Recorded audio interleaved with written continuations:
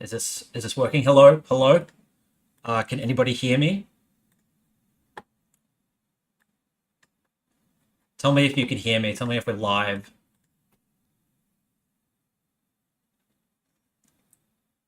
Hello, can you hear me? Please tell me if you can hear me. I could hear you. Sweet, we're here. Hello, everyone. Welcome to the live stream. Sort of an odd time to do this live stream, given that it's like right before the Easter break, and I assume a lot of people are going out tonight to sort of make the most of the fact that tomorrow is closed. But the good thing is we just had a MRP drop, which that's very nice. That's very convenient, isn't it? Isn't it, my guest, Anglo Election Insights? I've been waiting for it for 3 or 4 months now. Yeah, I was really surprised when I saw this. I was like, holy shit! Like we've actually got one. Like I was really surprised that we got another red. I thought it was over. I thought they wouldn't be doing any more MRPs. So it came the right time for this stream. So that's cool. Yeah, I guess this is like the final poll, MRP wise, I suppose. This is the one we judge it all Mm. against. Are you getting echo, by the way? Yeah, You are getting echo. Oh fuck! All like I right. can, I can hear myself.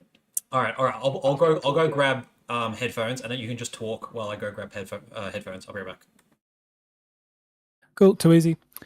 The other bit of news from today was the freshwater poll came out, and I think from what I recall, the primary votes were like exactly the same, but there was just a slight difference in preference flows. So it might just be indicative of freshwater just being a little bit easy on the coalition, a little bit friendly to them, but it could also be the fact that their field work was done from Monday to Wednesday, which is, I think, later than any other field work done.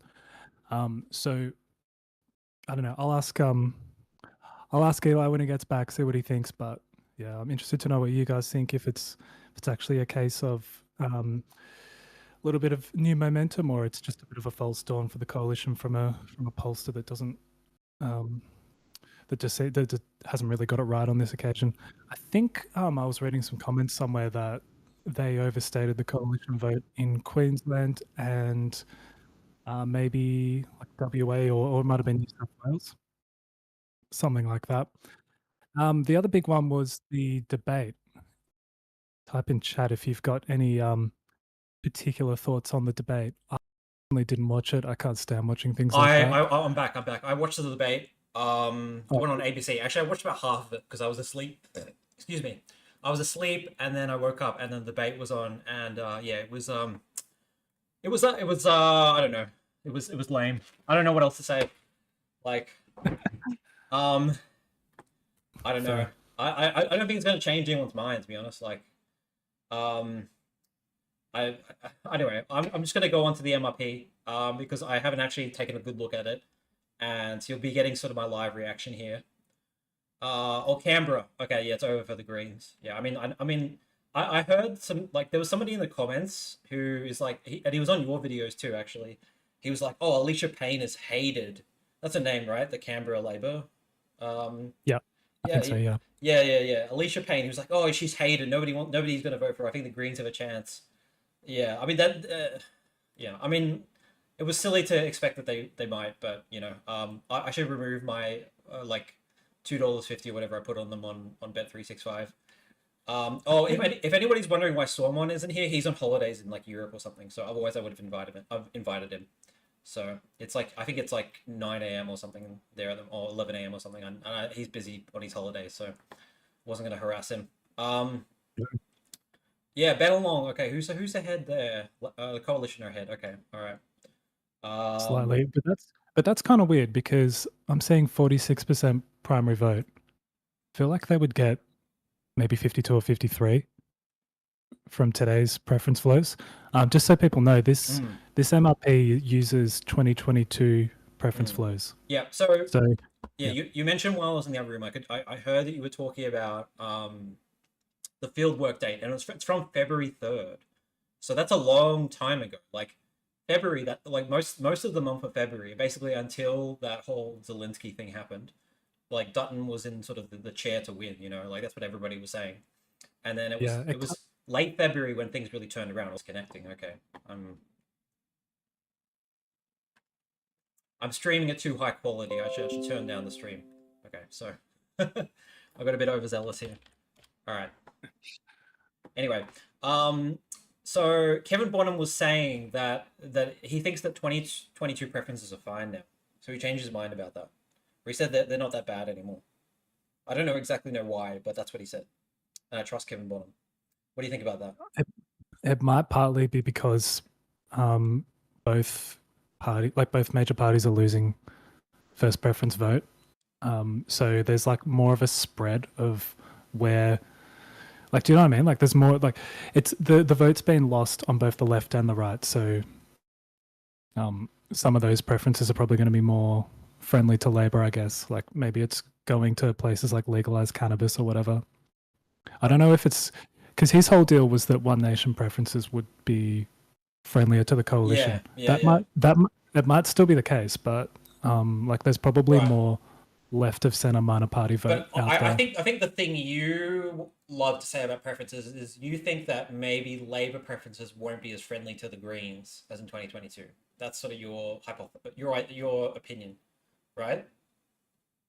Yeah, like, well, the thing is where that actually matters. The seats are so tight that like a small movement probably would matter, but I'm not saying it's going to change dramatically. There was have you heard of the Fanny Bay effect, where the Greens made the two candidate Yeah. preferred count in Fanny Bay, and somehow the coalition, like the CLP, won it from like 40% primary. Yeah. I see. I know what you're talking about. I know what you're talking about. All right. Yeah. Barrow, look at this, 54-46. That's weird, but you know that's the movement. That's the movement that's going on at the moment. Bradfield. Well, everyone was telling me in my comments that it's the teal that Julian Lees has to No. worry about. Oh, really? Okay. Yeah. In So Barrow, you mean? Right. So you think maybe they're just underestimating the teal here? yeah, almost Okay. certainly. Okay. All right. I mean, I'm not surprised about that because Brower is the kind of seat that I thought would be like sort of ripe for a teal. But Yeah, but I haven't heard about like if they have a strong campaign or anything, you know. So he's a good fit though. Like the right. Okay. Lisa, I think like he kind of works there. Okay. Yeah. All right. So this Claire, but we don't know which independent this is. Do we? I was going to say, look, yeah, we don't, and look at the Labor primary. I will give someone a lot of money if they think Labor's getting 20% in Calais. Right. Do you think that's too much? You think that's too much? Yeah, something like it's the same in YouGov. The model can't handle what's happening in Calais, which is an fair enough. incumbent. That makes sense. Yeah. Do Yeah. you think the Greens will get as low as 5% too? If not lower, yeah. Oh, okay. All right. Fair enough. All right. So Cowper is. I mean, yeah. I mean, we both gave the seat to Cowper last in our last predictions. So yeah, I don't know. I think just like of all the sort of challenges, like it used to be sort of Bradfield that sort of seemed like the most likely. Now I think it's Cowper. I mean, that's just what. Very super different dynamic. Again, look at the Labor primary though. 23. Right. You think that's yeah, overstated? yeah. Okay. All right. Well, it could just be that this Labor primary should be more on the independent. You know, it could be that. So. Yeah, but also that's a bit of a collapse in coalition primary, 33%. I feel like it should be maybe 37, 38, which still puts the seat in danger if you ask me. But yeah. All right. Fair enough. All right. Well, I think this is probably going to be generally this MRP is going to be better for the excuse me, I'm just drinking some coffee. I think it's going to be better for the coalition. Sorry, better for not the coalition than this MRP presents, or this MRP is going to be better for the coalition than the actual results are going to be because of the fact that the fieldwork date was in the past. I mean, depending on how the next 2 weeks go for everyone, you know. But I'd be interested to see what the total, like, you know how YouGov put out a two-party preferred like nationally as well as their MRP, so you could see it was 50-50. I don't know if they've done that for this. Right. So, oh, I see what you're saying. Yeah. I mean, I'd be curious to know too. I mean, you could work it out yourself anyway, but I mean, sort of, you could, Yeah. like just by calculating all the primaries. Anyway, Doe Bell is the really interesting one, right? Like, Yep. That's because you commented on that on the last YouGov poll that like the swing in Doe Bell is like pretty high there. Like it was like, I really should just go on to that YouGov. I think it was because what's it held on? About a 6% margin, something like that. Yeah, And yeah. the swing was 4.5, which was less than any of the neighbouring seats, including Patterson, which I felt should swing harder. All right, so we were. Okay, so yeah, look at this, 4.5% to the coalition on this one. So it's weird. It's weird what's going on. What's going on in Dobell? And I was looking at last night sort of the demographics of Dobell. I'm sort of trying to work out like how is this any different to sort of Patterson or something, like going It's down to slightly Patterson. higher. It's definitely higher income than Okay. Patterson.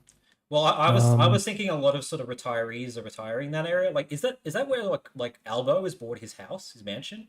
Is it in Dobell or is that in Robertson? It'd be one of the two. I Yeah. don't know the area that well. Yeah, I don't know either, but I mean, someone in the comments could probably tell me, but I'm sorry, I'm not reading the chat at the moment. I apologize, but I still haven't had a good look at this. Right, the independent seems okay, and Fowler, Gilmore, coalition ahead 51. Okay. Wait, just come back to Eden Monaro. Just remember that. So Mm. that's 43. So it's a 7% Labor Yeah. retain. Yeah. Which well, that's more or less status quo, right? Whereas YouGov has that one swinging to like within the margin of error, just about. All right, let me see. Oh yeah. I mean, I've never understood this. I've never understood this bullishness on Eden Monaro for the coalition for YouGov. I don't know what, like. It makes no sense. I don't see don't. it. I mean, like if you like remember that ABC article like ages ago, which it said like it was all about like stress in different seats, right? And Yeah, yeah, and Eden Monaro was one of the lowest ones. Also, there's like a lot of public servants who moved there, and they obviously wouldn't be happy with Dutton at all.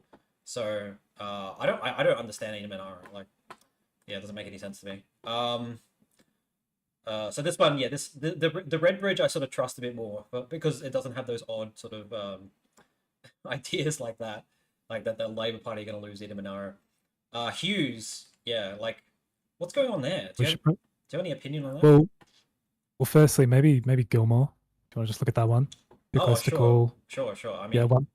I mean, 1% I'm not that coalition. surprised about this, honestly, because like, what's the margin at the moment? It's like it's about that, right? So that the status quo result that doesn't surprise me, but does it surprise you?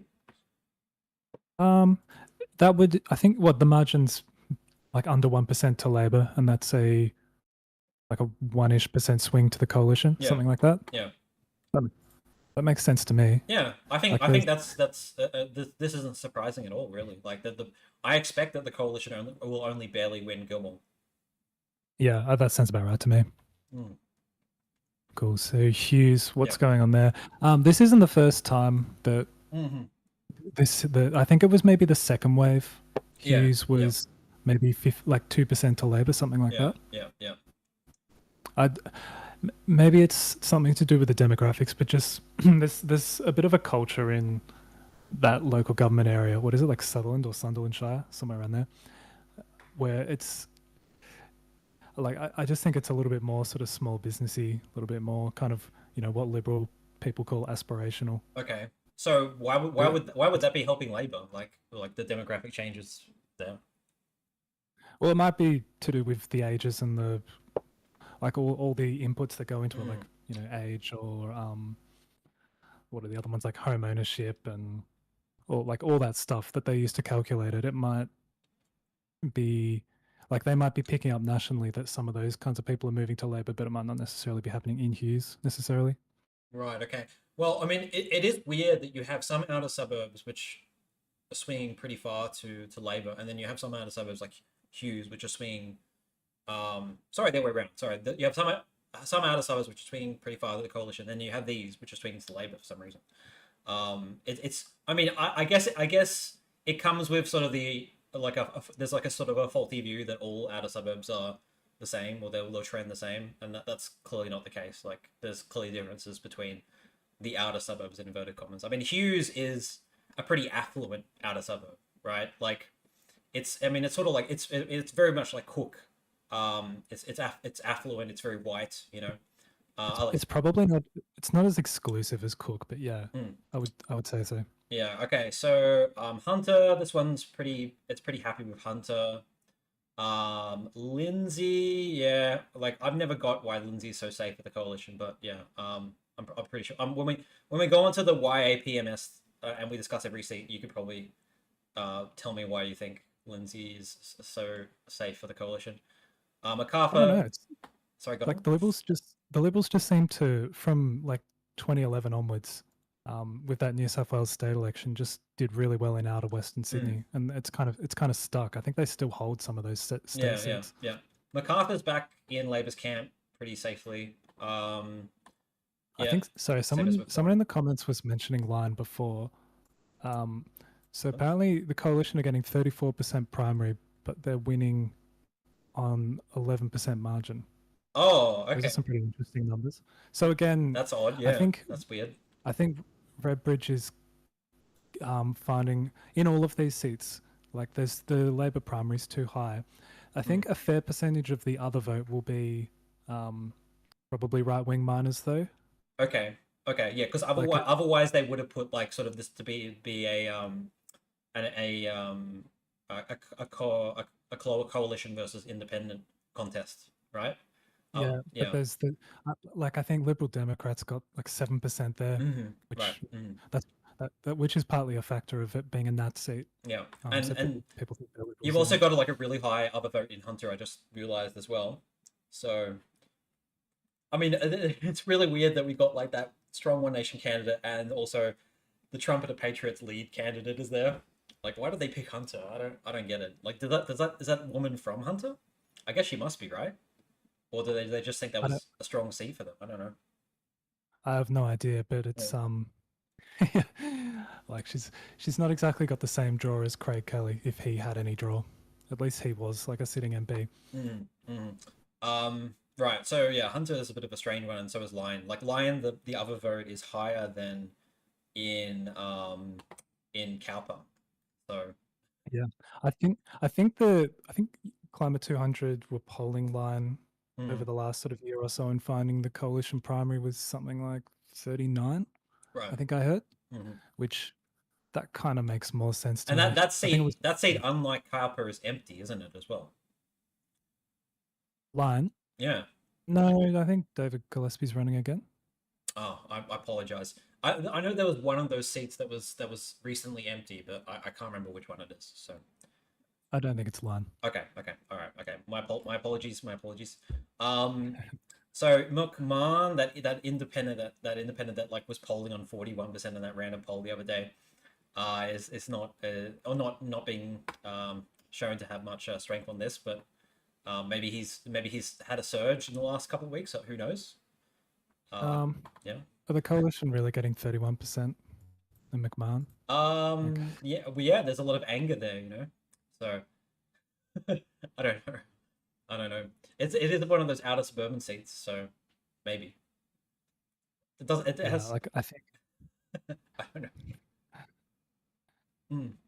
yeah, I mean these numbers. If they started their field work in February, that guy was barely off his feet, wasn't he? Yeah. Exactly. I mean, yeah. I mean, I think that 41% poll is bullshit, but I don't think Well, he. it's 100%. But I think Yeah, he'll the get. Bowen 19%. I think he'll get better than this than 19. Well, he'll. I mean, the coalition won't do as well, and he might get like 19%, but might be helped a bit by some other like sort of like right wing minor parties or something like that. Yeah, but I think this also suffers from the same thing as YouGov, where if there was an independent last time, there's a like an independent vote that's just higher Mhm. anyway. Like I'll have to have a look at what happens in Nichols, but it wouldn't surprise me if the other vote was really high, even though there's no independent. Right, so Shortland and Robertson are both really close. So that whole Central Coast area, this is picking up. As a sort of a danger point for Labor. Um, and I mean, it's picked up that before, and so has the YouGov as well. And then Werriwa, it's back. It's and according to this one, it's reasonably safe. It was that one that was the big surprise one in the YouGov. And then Whitlam, yeah, Yeah. pretty safe as well. So not surprised. I feel like 36 all on primary and Werriwa would be really close this time round. 36. Oh yeah, okay. Oh yeah, 36 for both. Someone say Right, I see. Okay, yeah. Okay. Lingiari, Labour. Oh no, coalition are ahead there. But that one's like sort of impossible to poll. So I oh, don't. you're right. You're right about Line, by the way. Gillespie is retiring. Oh, okay, I was right. Ha Yeah. ha. Sometimes I'm right. I'll just check if the stream's all going well. It seems like it's fine. I will get back to all the comments, by the way. I know I've ignored everyone. I will get back to reading all the chat. I just want to get through this first. Blair, Labour's fine. Bonner, I mean, Queensland's really boring. Let's see if there's anything interesting. Brisbane, oh, this this is the weird one. Coalition on 45%. Like, what do you think about this? No, won't happen. I mean, if this happens, I'll be screwed because I got like a lot of money on this not happening. So, I was gonna say, yeah. I told you not to do that just in case. Oh, Yeah, I just don't think it just seems bizarre to me. But okay, so Capricornia, yeah, Dawson, Dixon. we'll say just on Brisbane. Sorry, the Labor vote's only 21%. So the Greens have pulled well ahead in Brisbane according to this. Yeah. Okay. So, yeah. So, what do you think about the whole sort of Labor winning the seat now? What's your opinion on that? What's your This doesn't really change it for mine. True. I mean, I think probably a seat poll because there was that seat poll a while back, right? Like, who was it by again? Like, not the ones by like that, like those dodgy people. There was another one which was somewhat reputable, right? That had Labor getting the seat. It might have been. I think YouGov released like a. Was it UComs or something? UComs are not reliable. I think YouGov actually put out some Brisbane numbers of a sample of like 600. Yeah. Right. Okay. So yeah, I think that is more reliable than this. Yeah. Yeah. Dixon. Ford used to be like really close. Remember that Redbridge it was like 50-50 or something. It was really weird. Like really early. I think it was the first you got Redbridge MRP. Griffith. Yeah, right. Griffith, contrary to popular belief, Max Chandler seems okay here. Although the primary difference between oh no, I mean it really just matters that the Greens are ahead of Labor, and they are. So yeah. Easily, yeah. Groom, yeah. I mean, we didn't expect the independent. Like we haven't heard much from that independent. I think you said something about that. I watched your Teal series, and you said that the one in Groom is kind of on the low key this time around, right? Well, she was low key last time. She only got like 7 or 8%, but somehow like snowballed her way into the final count. That's right. Yeah, she was fourth. She was fourth, and she got into the two candidate. Yeah. Yeah. It's too socially conservative in Groom. Like yeah. I mean there was like some drama with that candidate the other day, right? But I think it's probably going to stay the same. I would think so, yeah. Longman, yeah. I don't know. McPherson Independent doesn't even register here. Just interestingly on Longman, it's showing the same result as Dixon. What you mean the exact same primaries as well, or just in general? No, just the same 3% margin to the coalition. Right. What do you find that? Do you find that surprising? Well, everyone's talking about Dixon. I've never heard anyone talk about Longman, even though they're right next to each other, right? Yeah, but people just talk about Dixon because it's Peter Dutton's seat. They sort of have but they're sort of a very similar profile both of the seats, right? Of course, but like if Dixon was actually quite close, wouldn't Labor be pumping resources into Longman?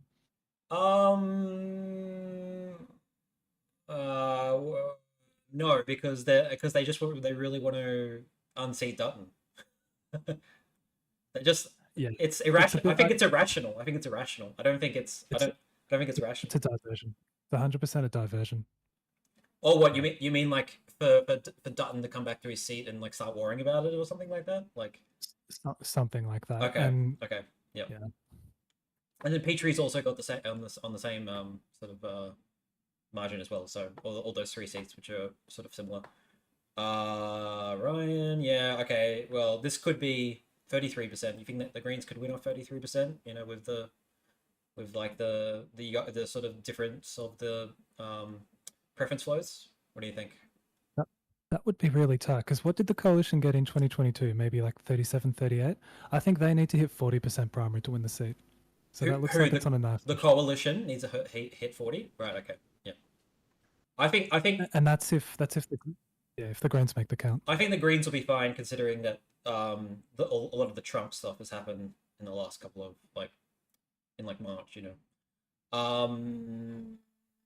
I know we disagree on that. We'll sort of get to that when we're going like seat by seat. Adelaide 62, 67, high sort of Brisbane's other come out one. a bit. Yeah.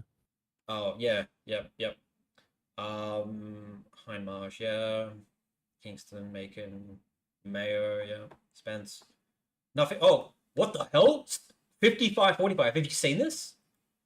On Sturt, yeah. What? What? What the hell? 55-45. What is YouGov has is like a 7-point difference, right? How is that possible with the coalition on 39%? 51.5. Well, I mean, there is that teal independent running, right? So, yeah. I don't think this poll's captured that properly. Other is on Okay. 10. That's bizarre. That is a bizarre result. It's the weirdest thing I've seen on this so far. 55-45 to Labor on Sturt. Damn. It's the same result in Boothby, with a similar primary vote count.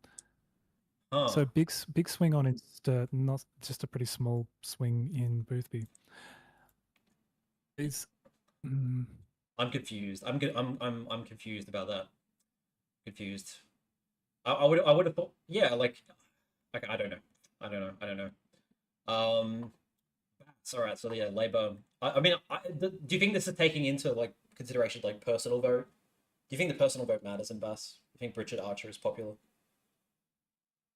I would definitely think that she's popular and that her personal vote matters. Yeah. Okay. Yeah. Well, I concur. I concur with that observation.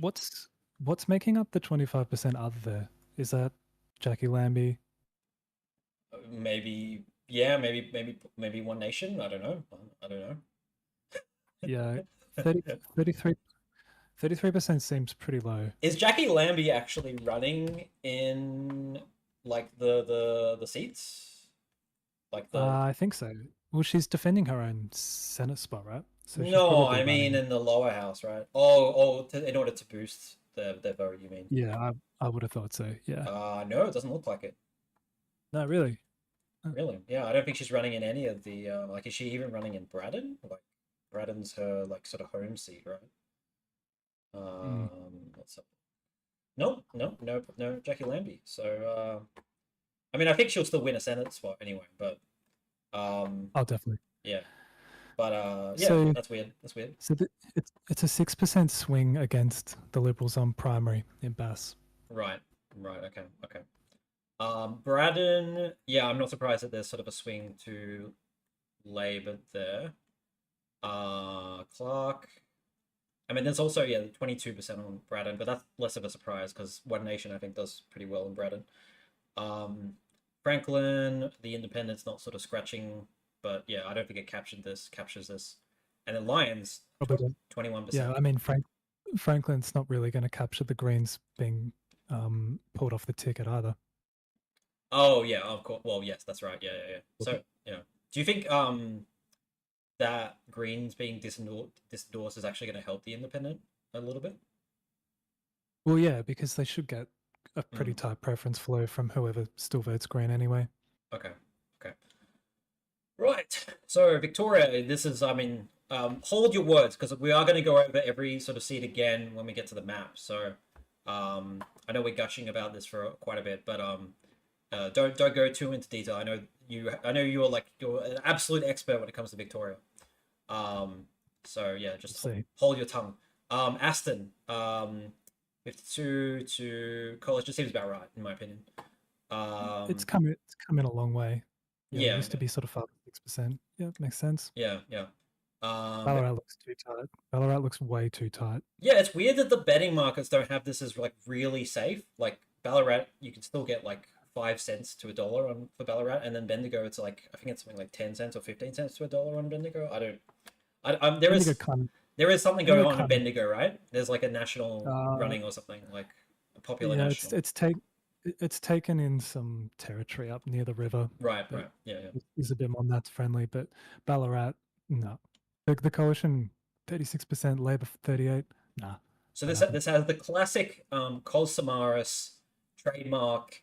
Um, Labor's doing terribly in the outer suburbs of Victoria, the classic Redbridge trademark, where they just boost the coalition's vote in the outer suburbs of Melbourne, I should say, sorry.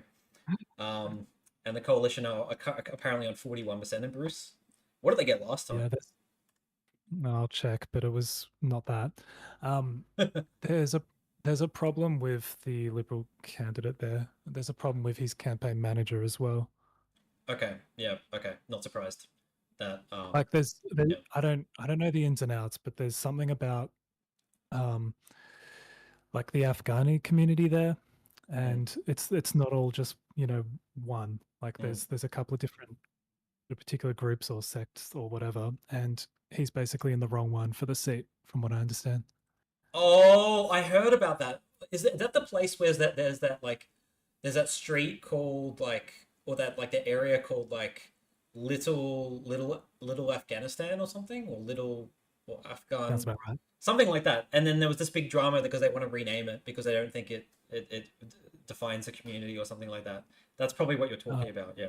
Um, I saw something on the it's news about that. something about the candidate themselves. So they got about 30% last time. And there's a pretty high right wing minor Whoa. party. Yeah, that's yeah, okay. All right, so Casey, Labour ahead. Oh no, Coalition ahead, but only just. Oh wow, Chisholm. That's a surprise. 53-47. So what? Yeah, 47% primary. So what's happening there? Why? Like I what are don't we know. seeing in the model that's taken Chisholm to there? Yeah, well, I think you uh, pointed out that YouGov was like saying that Chinese voters have flipped to Labour a bit more since the or previous stuck with YouGov, Labour. Yeah, or stuck with Labour, I yeah. should say. Yeah.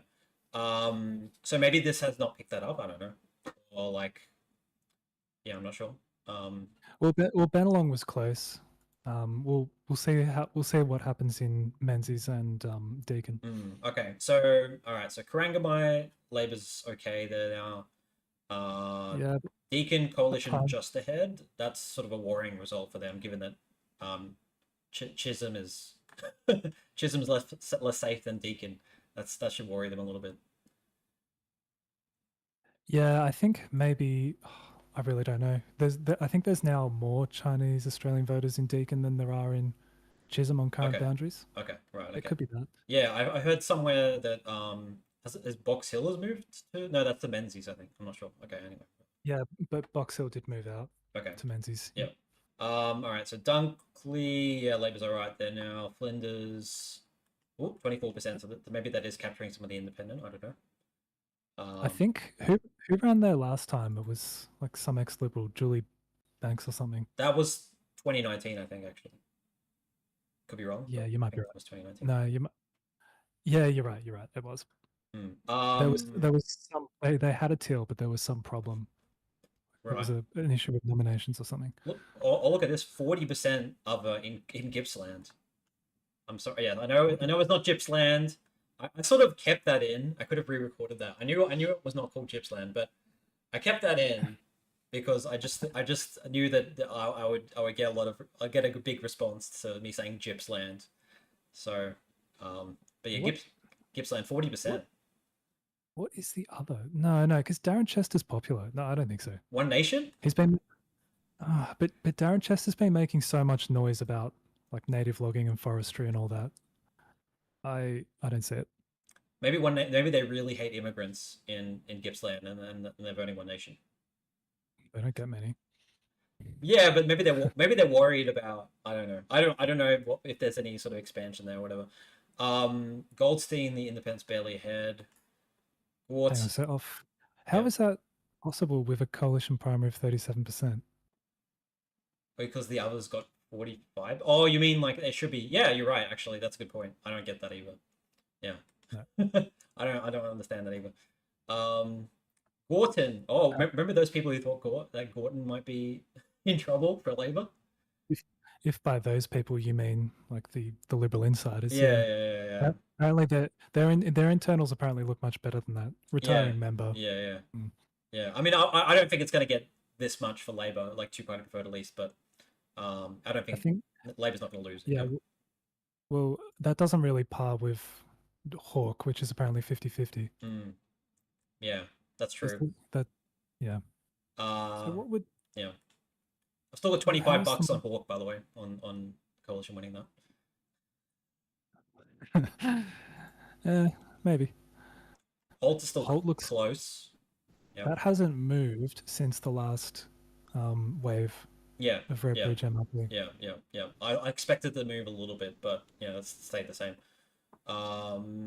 Isaacs, Jagger, Kuyong. Right, so Kuyong back in the coalition's tent, but Amelia Harmer has been With Amelia. 40% primary. Oh, right. Okay, yeah. Has to be- That's no.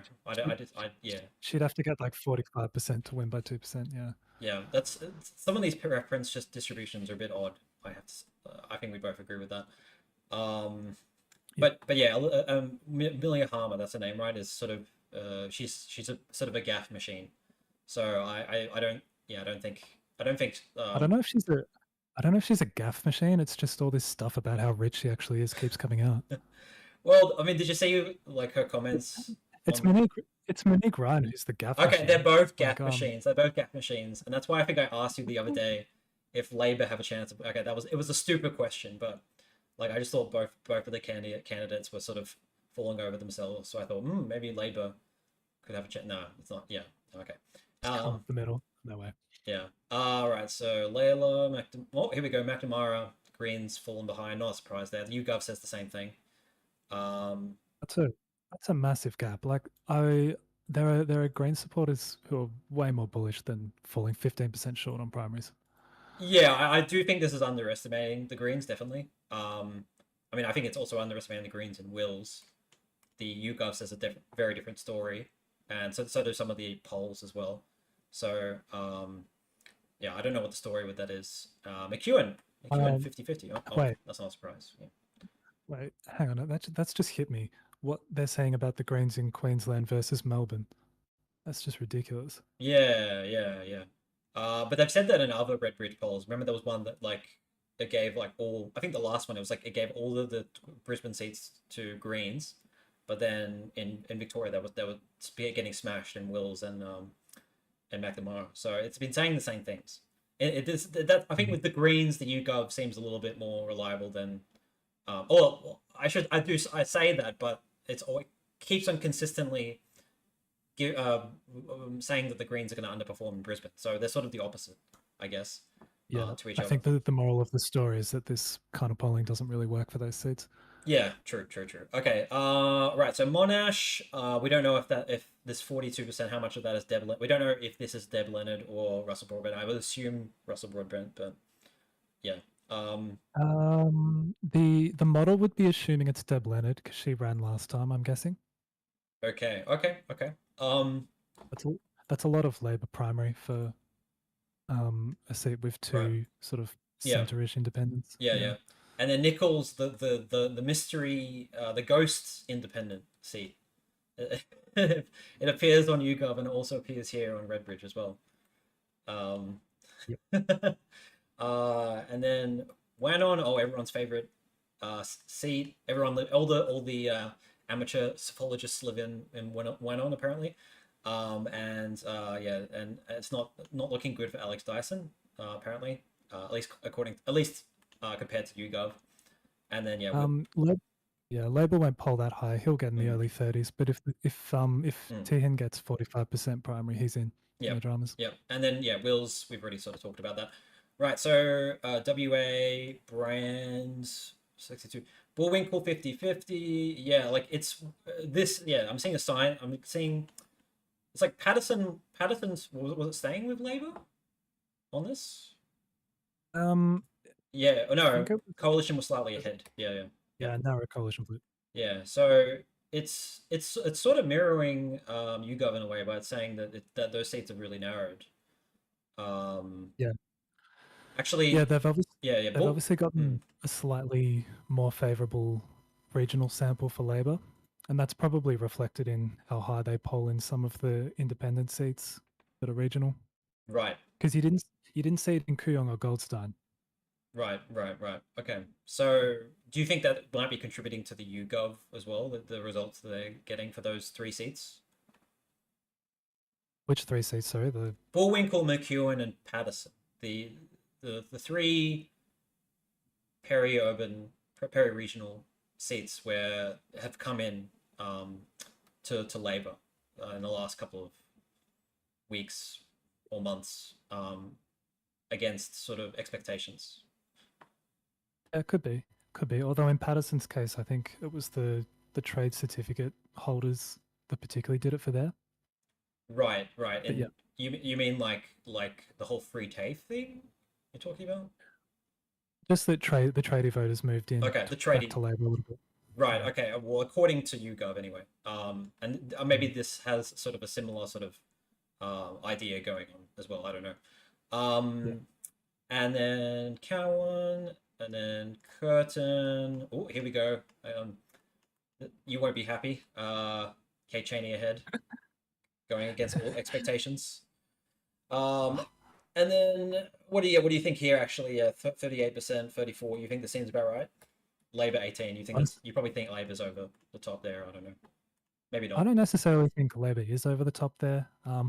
Maybe Cheney takes a little bit more off Labor this time round, but the coalition at 38, yeah, that probably, I think the top line figure is probably a bit closer if the Liberals do get 38%. But yeah, I can see that one going to Cheney on those figures for sure. I'm just looking at the rest of these. They all seem pretty expected, except I think more. I think will be a bit closer than that. But apart from that, I think these are all pretty like they seem pretty right. Yeah, Pierce has Yeah, come out, I've noticed, and Tangney's pretty solid for Labor now. yeah. I'm not surprised about that at all. So yeah, the betting markets sort of have reflected that. Okay, I'm finally going to read the comments now. I apologize for ignoring all of you. What is it? YouTube is not. I'm getting errors. Hang on, give me a second. Not receiving enough video to maintain. Oh, blah blah blah blah blah. All right, let me fix this. Okay, so I will just turn down the quality a little bit, I guess. So I don't know about these errors if I should like take them that seriously on YouTube and OBS and stuff like that, but whatever. Yeah, it's not resulting in any like display issue from mine. Okay, that's good. That's good. Okay, all right, glad. All right. So let's have a look at some of the chat here. I'm very sorry for ignoring all of you, in the chat. How do I scroll up? I just use an arrow. I don't know. I'm sorry. I'm a bit of a boomer when it comes to this kind of stuff. Oh, here we go. Okay, right. Okay. So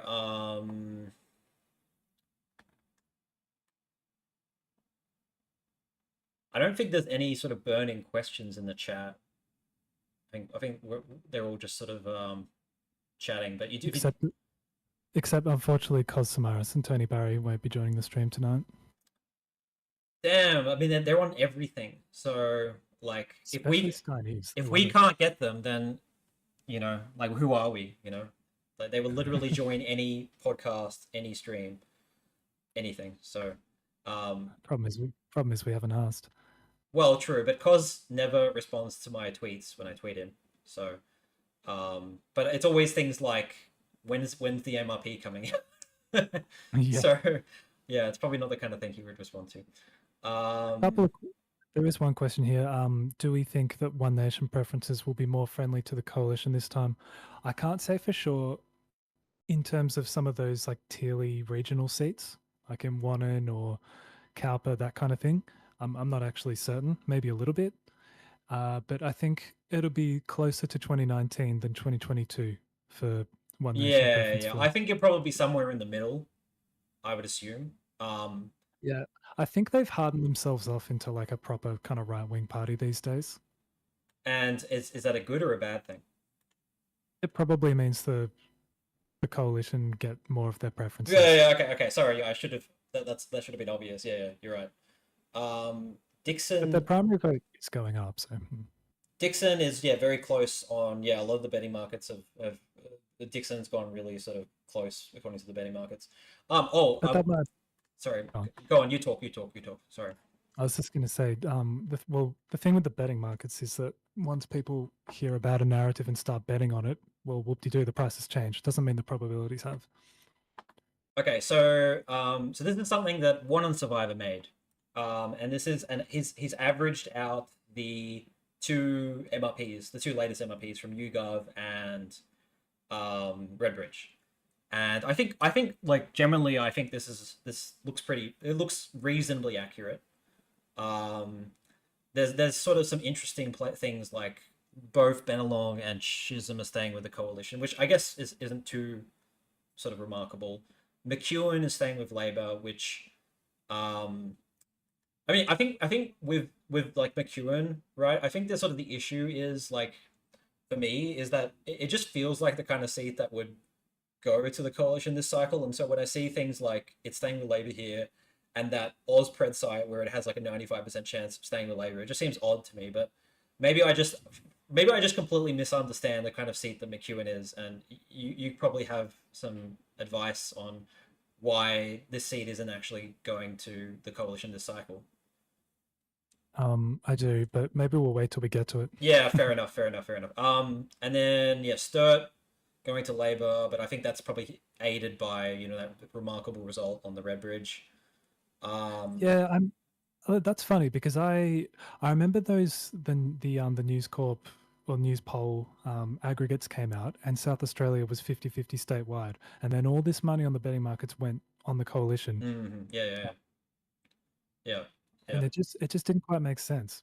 But I don't think 55. Yeah, makes sense. I some of those state polls in SA just seem a bit odd to me. Like with such a popular sort of premier, and SA like, I mean, there is definitely a rental crisis going on in SA because that would probably make people kind of a bit pissy at Labour. But I just didn't think that would really be the place to swing to the coalition. But yeah, I mean, I've lived there, but I should know. But yeah, I'm not sure.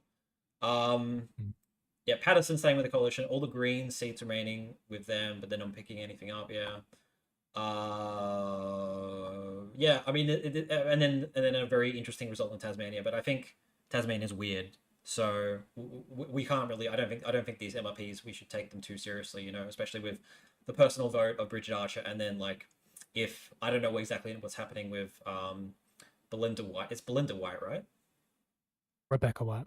I get that mixed up all the time. Rebecca White. I don't know if she's running a really strong personal campaign or not, but Lions, it's interesting because that A Forecast website is one of the few seats which it's saying that is gonna go to the coalition. Actually, feels to me as if the Liberal candidate is a real lightweight compared to Rebecca White too.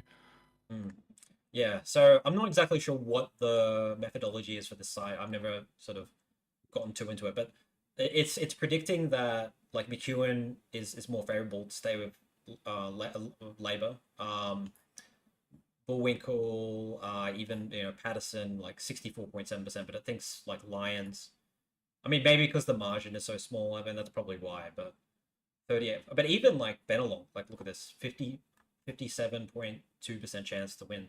So I just don't think my vibe is like I know that. Okay, I looked at your video. You made that pendulum video, right? And you said that like Lions is one of those sort of is like Lions and Lingiari are kind of like one of those what did you call them? Wildcards. Wildcards. I mean, they are wildcards. You are right about that. But I think they're safer to Labour than you present it. So I really should open that document again, but we'll get to that later or something. I just want to check the comments if I've missed anything. What about Fowler? So yeah, I don't know what's going on there, but that Tule, there was like a scandal on Channel 7 the other day. Something about she was. Is this where she was working as the staffer to Chris Haynes or whatever, and then she Yeah, applied for some community grant? Whoops. right. So I don't know if that's gonna, is that, do you think that's gonna damage her campaign much? I don't know. It doesn't help because she's meant to be like the, oh, I'm the real like Labor candidate, not the airdrop in Hmm. from last time round. It's safe. You can vote Labor again. I just I don't really know if Labor's been strong enough in government to win that seat back.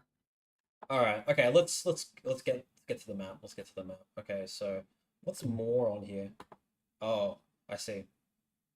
I see. It's got like 2022 stuff. That's good that they keep that, I guess. Okay. Oh, I'm just going to. I just don't like. Wait, where's independent? Oh, here. Right. Sorry. I just don't like the colors that they use for that, so I'm just going to change that. So,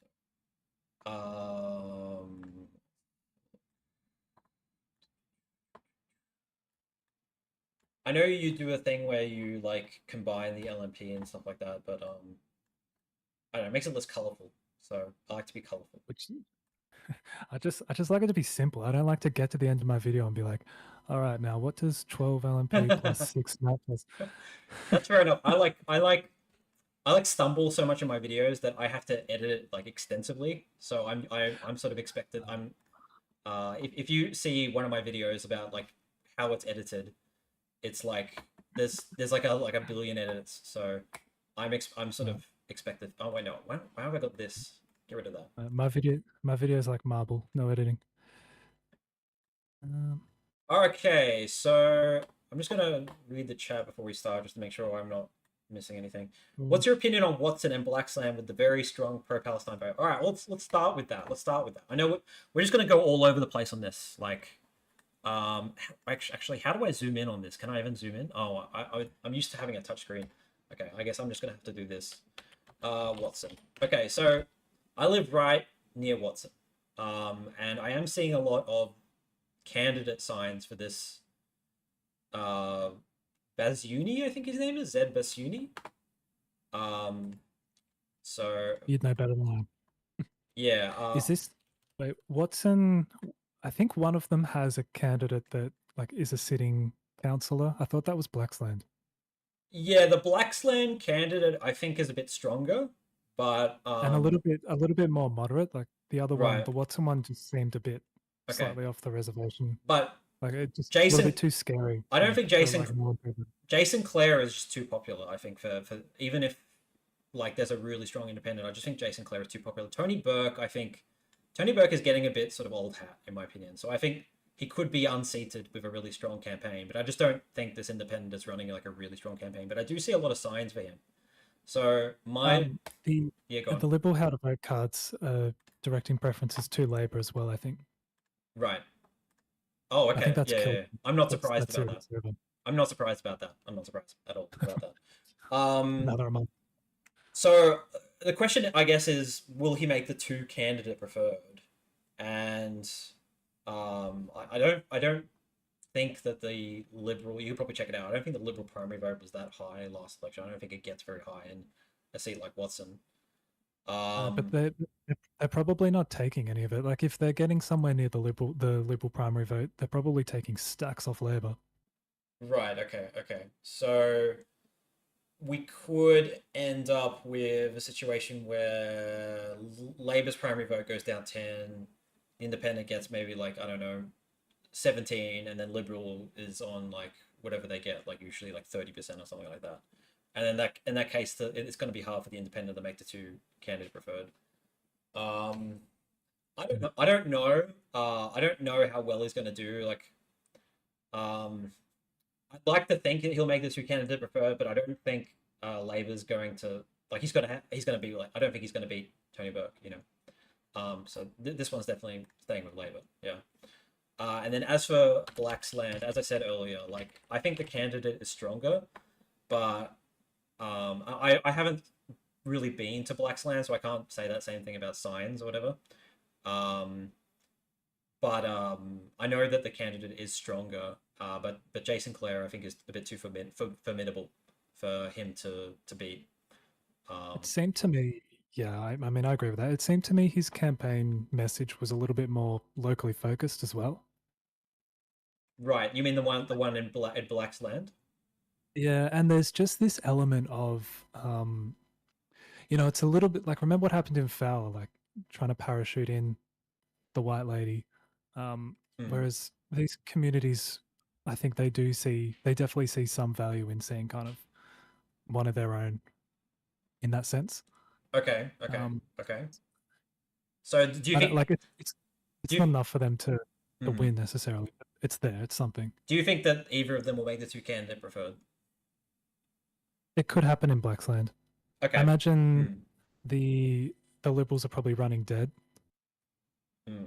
Yeah, actually, that's a good point. Yeah, like I think Jason Clare won't lose, but I do think that like in Blacksland with that's strong candidate making the two candidate preferred will be probably easier than in Watson. Yep, I agree. Okay, so where we have to go next? I was just see if anybody's saying anything in the chat and asking about. Okay, let's go to the three amigos, the Brisbane Green seats because they're always fun to talk about. Okay. So Brisbane, this is the one where you've been pretty um, certain for a while that Labor are going to take it. Have you changed your mind about this? No, No. no, So not at all. okay. And what do you think is driving that? What do you think is driving Labor to win that seat? Partly it's what happened at the state level, where Labor Okay. managed to kind of occupy that sort of green left space a little bit more. Um, the young male vote, I think, is going to be critical for Labor. Okay. I have to look more carefully at the electoral roll and figure out exactly what's happened, but I think it's possible, perhaps even Okay. probable, that So slightly less young people let's actually live in talk the about electorate. let's talk about the Trump factor because this is I think we have like definitely a disagreement about the Trump factor with the Greens, right? So my thought of sort of theory is with the Greens' opposition to AUKUS and the Greens' um, sort of whole stature of let's move away from America. That's going to be sort of appealing at this very time. And Albo is obviously supportive of AUKUS, and he said during the debate that he trusts Donald Trump, which I think was honestly one probably the. I mean, you might disagree with me here, but I think that's one of the biggest gaffes in the debate. He said he trusts Donald Trump and he trusts Xi Jinping, and I think I don't think that's very honest. I don't like, and I don't. Well, even if it's not honest, maybe even if it is honest, I don't know if people would really sort of relate to that whole idea of trusting Donald Trump and trusting Xi Jinping. Um, so He might have, if that's the case, he might have to consider uh, placing Rudd somewhere else.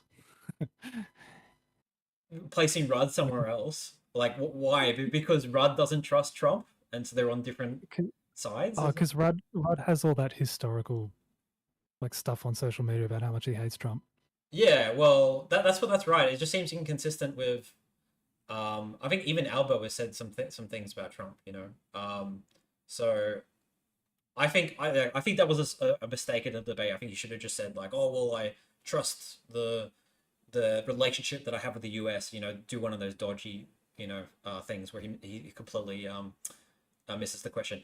But yeah, my belief is that Stephen Bates. I've heard mixed things. I've heard from some people say he's not in a seat at all. He doesn't do anything. I've heard other people say he's actually really a strong campaigner in the seat and he's there all the time, having barbecues all the time. I've heard people say that there's signs everywhere for Stephen Bates in the seat.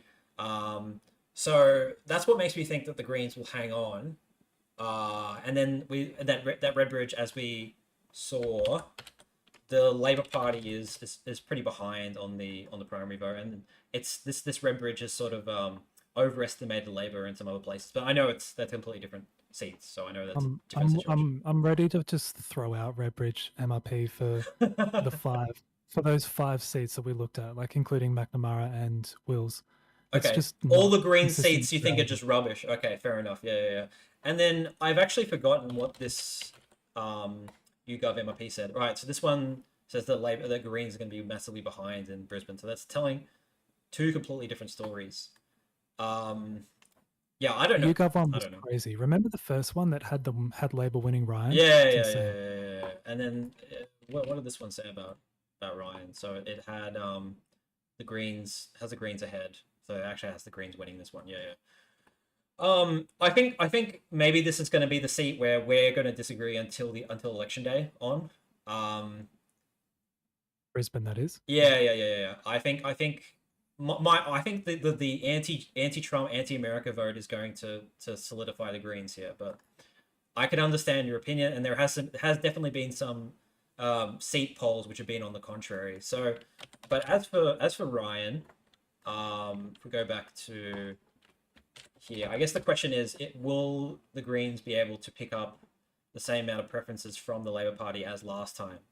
That's sort of been the question of the day So for Ryan. yeah, okay. So for me, it actually comes down to Liberal primary. So Okay. the order of exclusion, I think, is going to be the same. Labor are just Mm, too far away. I yeah. don't, and this is your sort of like tree Tory kind of area. Yeah. Yeah. Yeah. Like Yeah. it's not grungy in a city. It's it's a little bit more affluent. Like Labor are just nowhere near it. If the Liberals can get up to about 40%, I think they become very competitive. Okay. Okay. Well, I still don't know. We still need to know that campaign launch policy with the bloody mortgage tax breaks. We still don't really know the impact of that policy. There was a poll the other day which said, I can't remember who it was by, but the Labor's housing policy was favoured over the coalition's housing policy. I think By at this point, yeah, Yeah. Labor are winning the economic argument, Okay. Okay. and Yeah. Yeah. that's what's flipped fundamentally. Yeah. Yeah, yeah, yeah. Um, and I can imagine there'd be some sort of people in Ryan who'd be like, "Oh, it'd be really nice if my grandson can buy a house or something like that." Um, are they old people in Ryan? I don't. You probably know more about that than me. Yeah, there are, but also UQ's there, so it's full of Yeah, yeah, schools. yeah, yeah, yeah. Okay. But again, I think the Trump thing is more helpful in this seat than obviously the Gaza thing.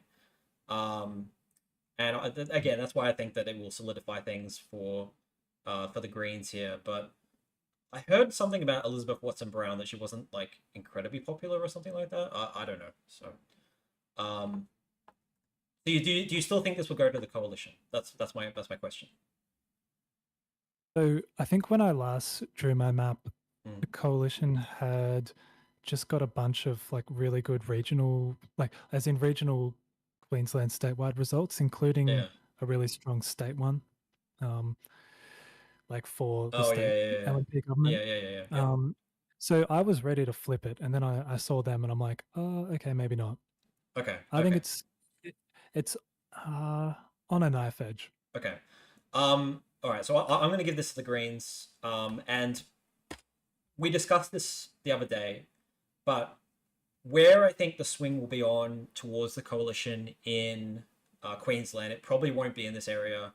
It will be in the in seats like Wright, Blair. There'll be a bit of a swing, obviously. Maybe Groom, up in this area here. Oh, I can zoom in. My mouse is not that great, but I can zoom in. Maybe in like Fisher and Fair. Well, not really. That's not really. Well, it is out of suburban. Sorry, Fisher and Fairfax, and then like. I wouldn't So call them out of suburban. There's a different thing going on the sunny coast and the Gold Coast. It's well, probably there's more affluence, right? So that's the difference, right? So yeah.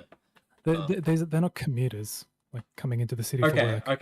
okay. So it's a different kind of outer suburban. This is what we're talking about earlier, that we can't like cast like um a single brush for when we say outer suburban. Yeah, yeah.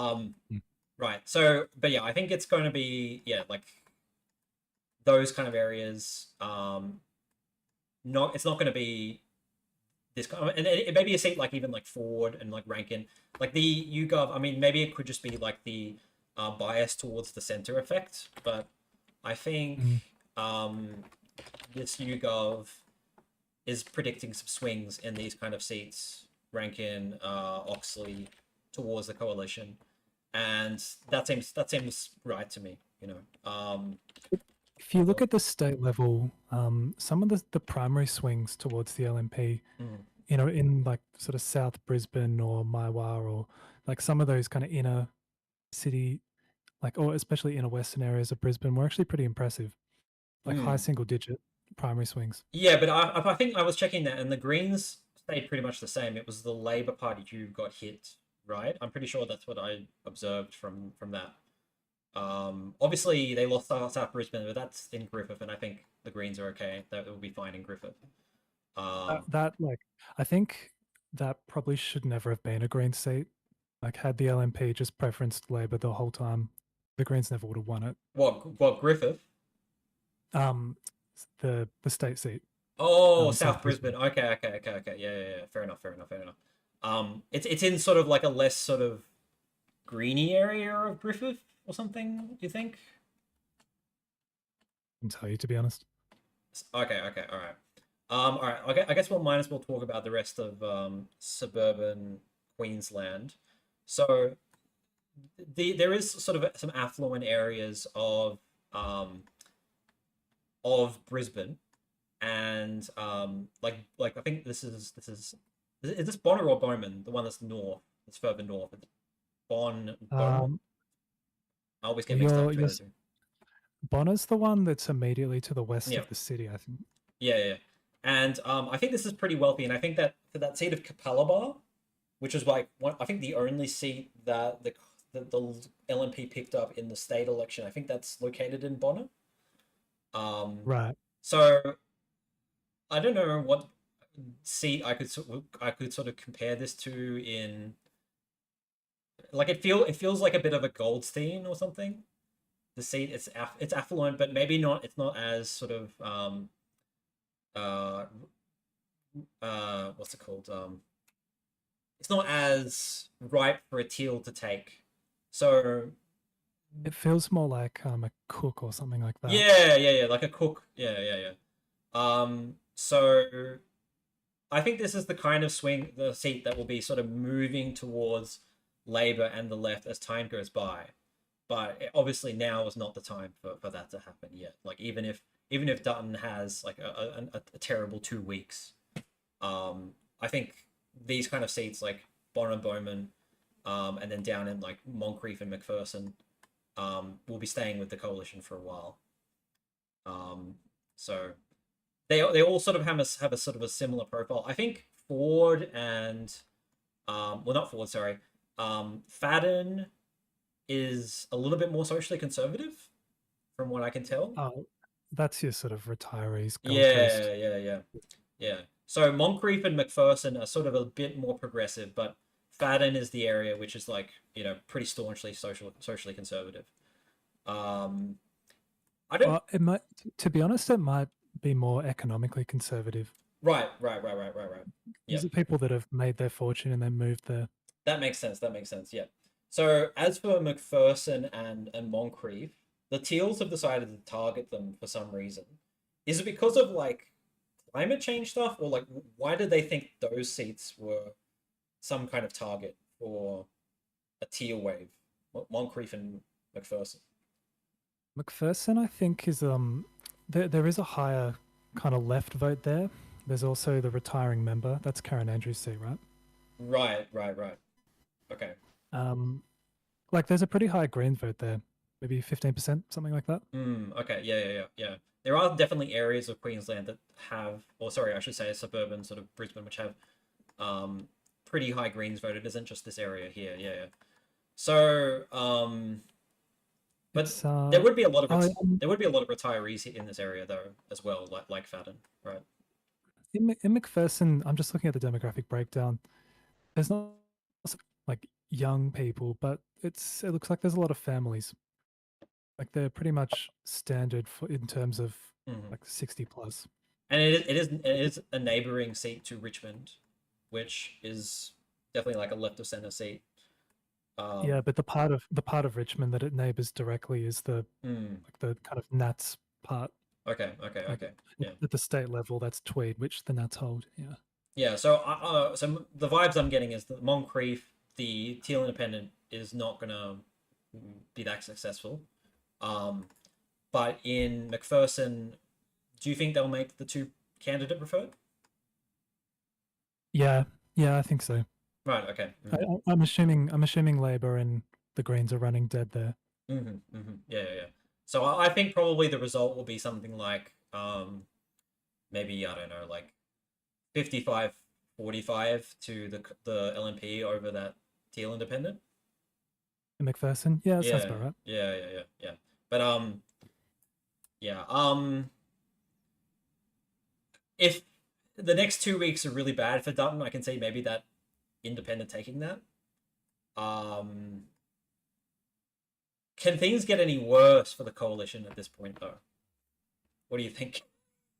What do you think? Um, what could happen? Well, yeah, I mean, there could be more gaffes for sure. Mm. Do you think that that Peter Dutton's gaff about Indonesia will hurt him even more? Like that was he admitted he made a mistake at the debate last night about that. Yeah, I mean, it probably holds more weight than elbow like falling over or whatever. Right. Well, yeah. I mean, they've tried to make a meal out of that, and I don't think that's.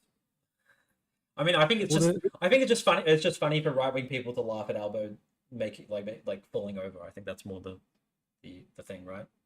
yeah, I think what was the talk today? Like it was all about that negative gearing modeling that Mm. Jim Chalmers requested like a year ago. They're really trying to hammer down on that and rekindle that 2019 vibe. Yeah, I mean, That's I don't think that's going to work. I stick. honestly don't think that's going to work because I think That's not sticking. It's not sticking. it's firstly it's not sticking, but also secondly, I think there's a growing number of people um that have become sort of not so antagonistic about those policies as well. I'm not saying they're popular, right? But like people are becoming less antagonistic against those policies. But I definitely think it's not going to stick. Um, I mean, there's going to be somebody on the radio who's going to like ask, Jim Chalmers and Albo, like, can you rule out negative gearing and capital gains tax? And they'll continue going like, oh, that's not our plan, and they'll get away with it. I think they're going to refuse to completely rule it out. So okay, so Ford. I just want to go back to the Red Bridge because this is the one where there was like at a point where this was like a 50-50 or something. Yeah, this has moved back strongly into just being safe for the coalition. I don't know what that other Red Bridge sort of identified here that made it close. I know there is sort of like a demographic change in a seat like this. It's more and more sort of immigrants are sort of moving into this seat. It's a very young state. Looking at the demographics, I just Right. see young families, heaps Okay. of kids, and Mm. heaps of like 30. Yeah, it's young. It's very working. It's sort of working classish. I think Ford a little bit. Right. Mortgage belt as well. It looks like according to both YouGov and Redbridge pretty much say the same thing, where it's just not going to really move very much. So, uh,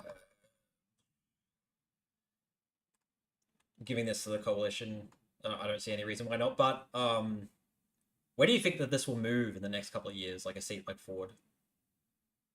I would have thought it's going more towards the coalition. Maybe not Okay. this time. They, the whole thing that's happened with the coalition is that they've lost the middle in the outer suburbs. They had it when they were winning the economic argument, but they've allowed, like, I think Labor's figured out that their left flank is probably safe, and they've been able to occupy the center a little bit more. Right. So, so Oxley, Rankin, and what's the other one here called again? Oxley, Rankin, and what's the other one? Your screen's miles behind, so I don't know where you're up to. Oh, okay. I see. Okay. All right. It's like it's Oxley, Rankin, Would it be? and Wouldn't be Lily or Morton, would it? Morton. That's right. Yeah, Morton. I think probably all of these three seats will swing away from Labor. But I think they'll hold on to all three easily. And there was a time, remember, when people were saying the Greens had a chance to win Morton. Do you remember that? Yep. Yeah. Yep, I remember that. Because I think the whole deal is that the sitting member got. Oh, yeah. That's right. He's getting the boot. He's getting quoted out. Yeah. That's right. Yeah. And I think that will probably hurt Labor there, but it probably would just make the swing harder to the coalition. It won't help the Greens have a chance there. So I just think incumbency is helpful, especially sophomore incumbency, and so that's why I'm so sort of bullish on the Greens for these 3 seats. But I don't think that they're going to sort of make gains anywhere in this area. You know, maybe their primary vote could go up a tiny bit, but yeah, I don't see them making gains in Brisbane. And then Lily is a little bit different. I think Lily,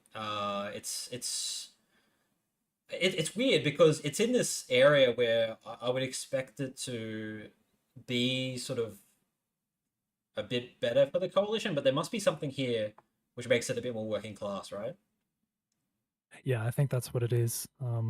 It's like a heartland Labor seat. This is Wayne Swan's old seat, isn't it? Yeah. And it got stupidly close in 2019, but I think Annika Wells. It's Annika Wells, right? She's got herself sort of entrenched in. Right. The Greens have talked about it as well, haven't they? I would assume so. I would assume that they would. Wow, this is a really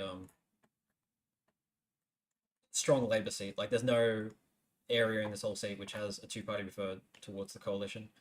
But is it near a beach or something? No, it's near the airport. But it's quite highly educated. oh, Sandgate. A lot of school leavers.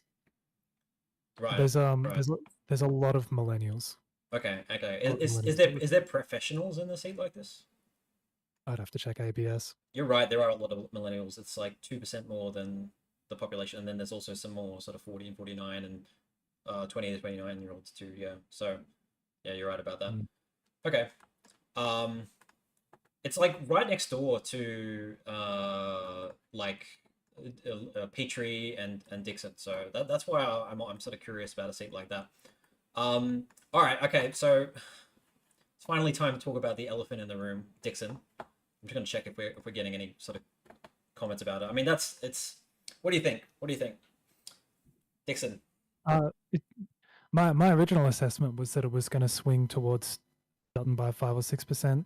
No, I'm thinking more like 2 or 3%. Yeah, I think that seems about right. I think that there is a bit of a hoo-ha about nothing. I'm getting sort of 2019 vibes about Dixon. Remember in 2019 that with like those Get Up people,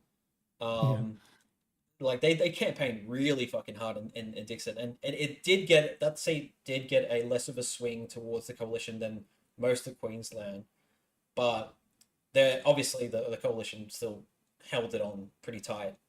I feel like Dutton was in charge of some unpopular stuff back then. Like I can't remember the exact political context, but he wasn't the most loved member of the government. Well, yeah, that's right, and I do think Dutton has improved his personal profile a bit since then as well. So so I don't see. I mean, maybe it could stay the same. It could like just plateau the two-party third, but I don't think that the Labor or Ellie Smith will pick up that seat. I don't think Ellie Smith will make the two candidate preferred either. No, the Labor are throwing too much at it. Yeah, and this is the problem when Till and Labor go hard at a seat. You have the Hawthorn effect, where ultimately what happens is the Till's preferences distribute, and they're nowhere near as good for Labor as it would have been the other way around, Labor to the Till. And I assume the Teal's also running an open ticket too. Well, that's what they usually do. Yeah. People in the comments, you made all that hoo-ha about how you like the different like parts of the coalition on the map, and then you've just made all of Queensland Liberal. Oh shit! Damn.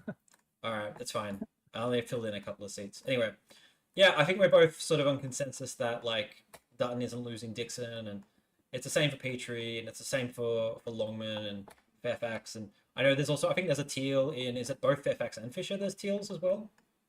So I think so, yeah. For similar reasons. Fairfax is an interesting one because it's literally Ted O'Brien, like the sort of architect of the nuclear plan. Oh, okay, right. Mm-hmm. Yeah, and that's all. It's also Clive Palmer's old seat as well, Fairfax. Don't forget that. Yeah. Right. No, I don't think there's anything There's nothing going on in Dixon or north of Dixon. You've got a No you got Logan. a bit of a electrical interference coming in your microphone, by the way. Do you know what that might be? No, no idea. I'll just straighten out the cables. Yeah, that'll probably fix it. Okay, so Blair, your kind of idea about this seat is that like it would be sort of ripe for the taking for the coalition, but there's like a lot of like young families moving out to the seat, maybe to sort of get cheaper rent or something like that. Um, that's sort of the Yeah, idea, so right? And I know there's like public it's housing kind of here as well, right? yeah. Like it used to be quite working class. I think there was some like mining and that sort of thing that went Mm. on, but it looks to me as if it's becoming sort of more like where I'm from, more like Geelong in that sense that Okay, okay. the primary industry is kind of moving out and Mm. the more public servants and professionals are moving in. I think I read somewhere that Labor's internals were actually like throwing up alarms, but when they Mm.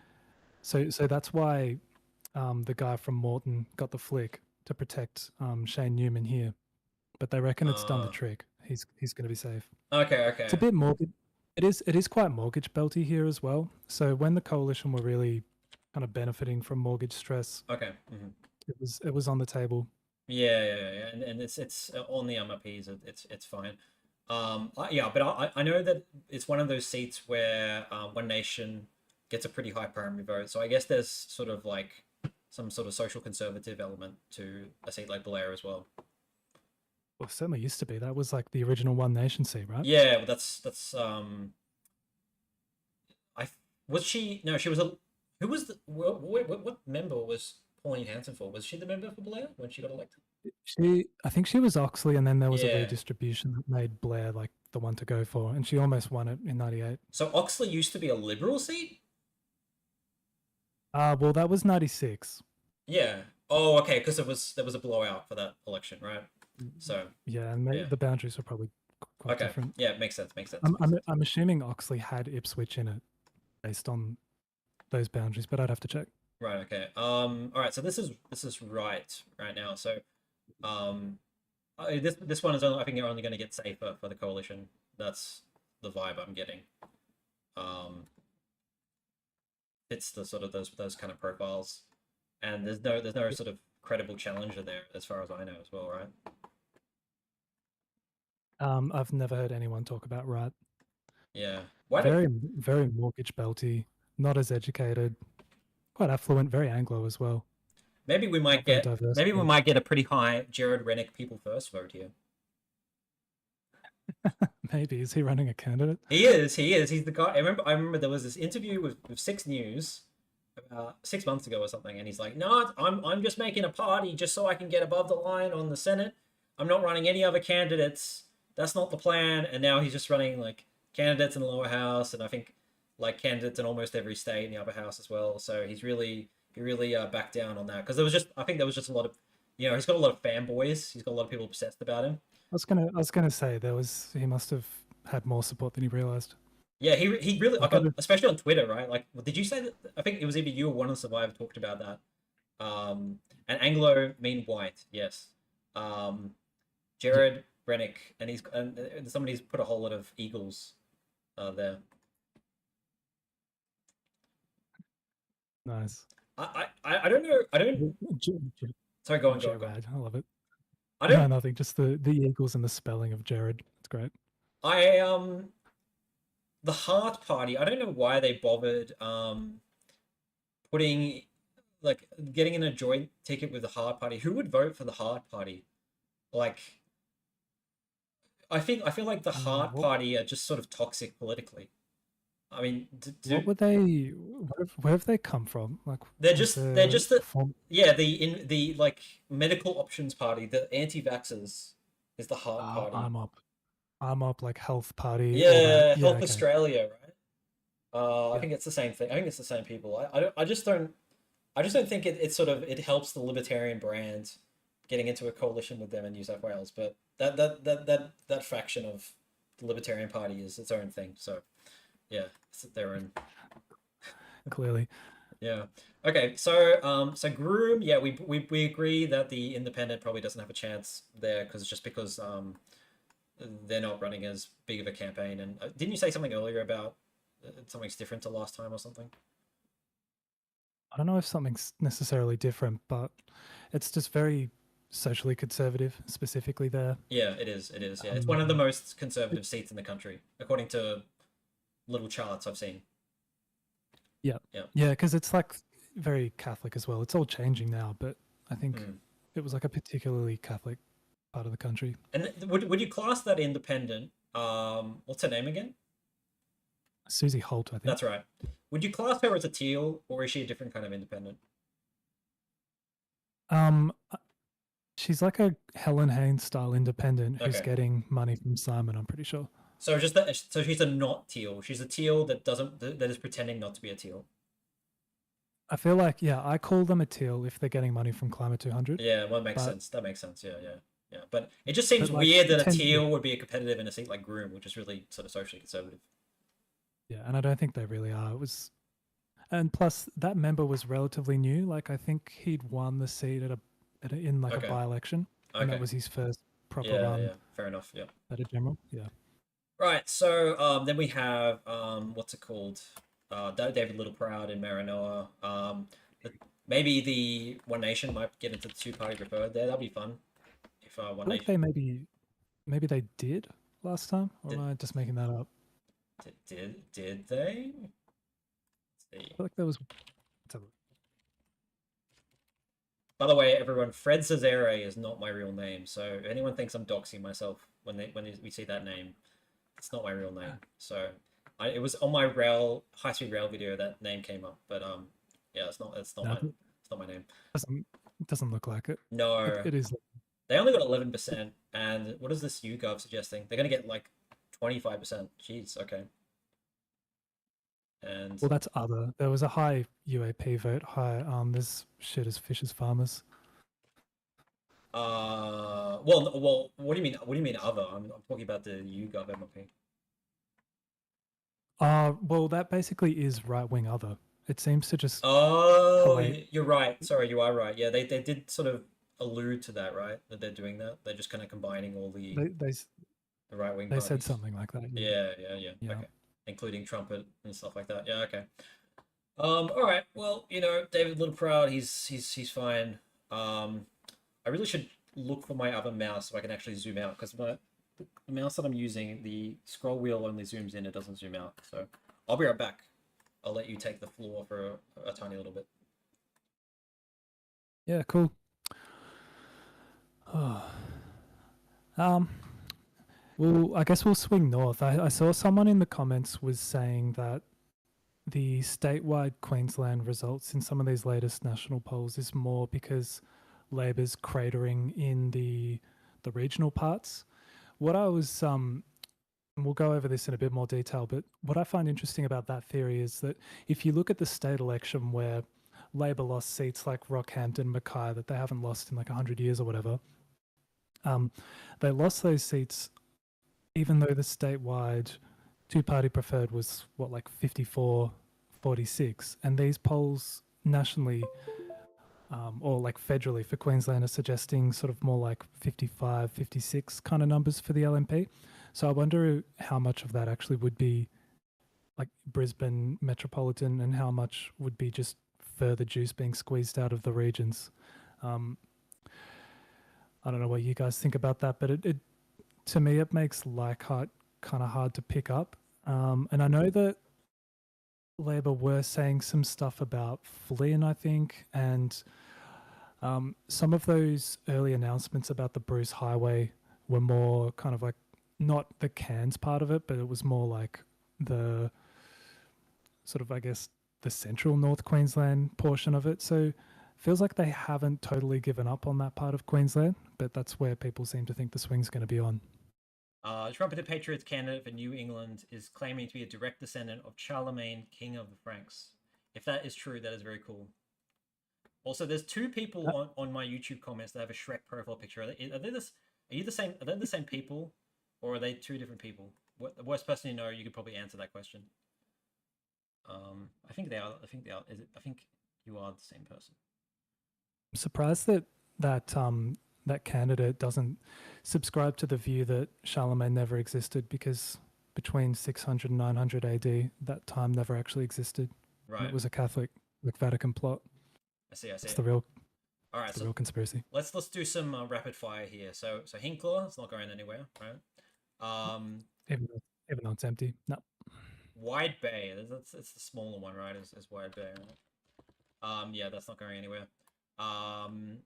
Might even get some swings towards the coalition in those seats too, right? Is this Flynn? This one here? What's up here? What's this one? Is this Capricornia? Flynn is the one with Gladstone and Rockhampton and stuff in it. I can't properly zoom out This- without clicking. So yeah. What is this? Oh, it is Flynn. That Okay. little, Yeah. So did you hear Colin Boyce?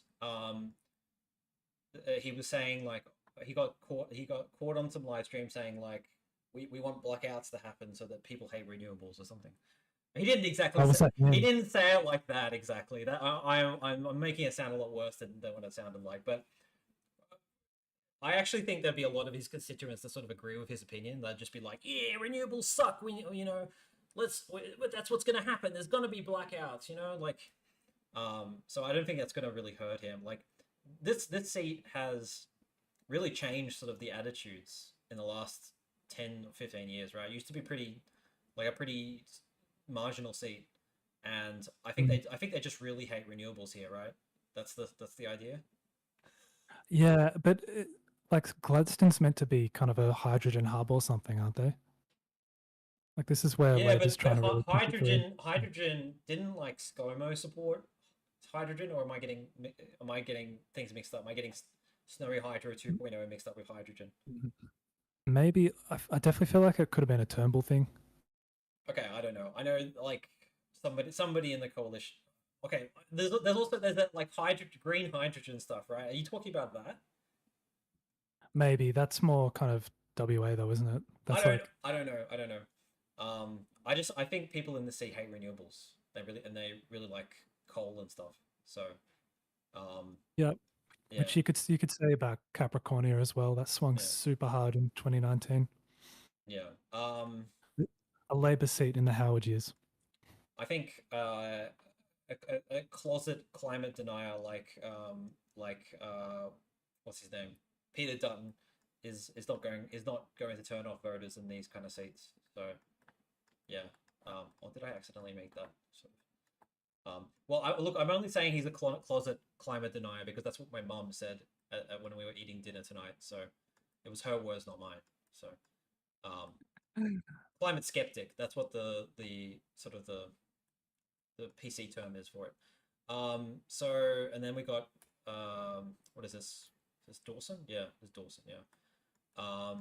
Is this Herbert down here? This little thing. Oh no, that's part of Herbert's the little one that covers Townsville. Yeah, up here. Yeah, I just saw this, and then I think there's like a river separating this area here. So that's Dawson. So what's this? Is this this Capricornia? Right. Okay. Yeah. Capricornia's the big one. Dawson's the little one centered on Mackay. Yeah. So yeah, if One Nation, be trying the little hearts out for these kind of seats, but if they can't win a single electorate in a state election, what chance do they have to win these big ass seats? And probably these candidates will be going on and on about immigration and wanting to reduce it and stuff like that, even if like Dutton's only promised a reduction of 100,000 a year. You got to what do you think? You think One Nation is gonna have any kind of chance in this area? No. Well, we'll just have a little look on this YouGov. Nah. Well, yeah, they're not even making the two candidate preferred. I mean, they might, but yeah, I don't know. I think Dutton is going to appeal to those kind of people. So yeah. It's safe coalition. The swings towards the LNP at the state level in Mackay are just insane. Yeah, exactly. All right, so yeah, Herbert, same story. Katter be all right in Kennedy, and then It'll be fine. Leichhardt. There was some drama around the candidate the other day. What was that about again? Do you remember? What did he say? There was just some historical stuff, because the LNP or the coalition in general just don't seem to be as disciplined when they're vetting candidates, and just so many like colourful characters end up getting through. Not usually in the winnable seats, but it's just what they do. You think it's going to affect anything? Well, I mean, a lot of Labor people seem to think that the sitting member who's retiring, what's his name, Warren Entsch, that he had like this massive personal vote that's now going to completely evaporate and make the seat really marginal. So maybe it would. Oh, I'm stupid. This is all I need to do. Yeah. Yeah. I mean, I think it's one to look at just because of the fact that the candidate itself has had some drama. But yeah, with those swings that we saw at that state election, that's what makes me think like, oh no, it's probably just going to stay in a similar kind of margin to what it was before. There's just too many people who hate Labor in this kind of in the Cairns area, right? I mean, Cairns is usually pretty marginal, but as you go further north, and it gets My very audio is regional. quiet. Okay, I'll turn myself up. Okay, sorry, go on. Sorry. Sorry to Yeah, I interrupt. think like the more regional parts of this seat are trending towards the LNP. I'll turn both of us up. So sorry, everyone. You might have to turn. No, I mean I'll turn us up slightly. There we go. Okay, so yeah, so James says he used to live in Watson and got. So that was a part of banks that got redistributed out, or was it just literally someone who just fanboying after? I don't think David that. I don't Coleman? think that part was ever part of banks. So yeah, I do find it a bit odd. Maybe he is just the David Coleman fanboy. You think David Coleman might be the next Liberal leader? Actually, don't you? What gave you that vibe? That was you, right? Well, it's a bit of a pet theory, but apart, like how many other names are out there? Because I don't like Angus Taylor and Susan Lee are just lightweights. Yeah. So who does that leave? Like who else on the front bench?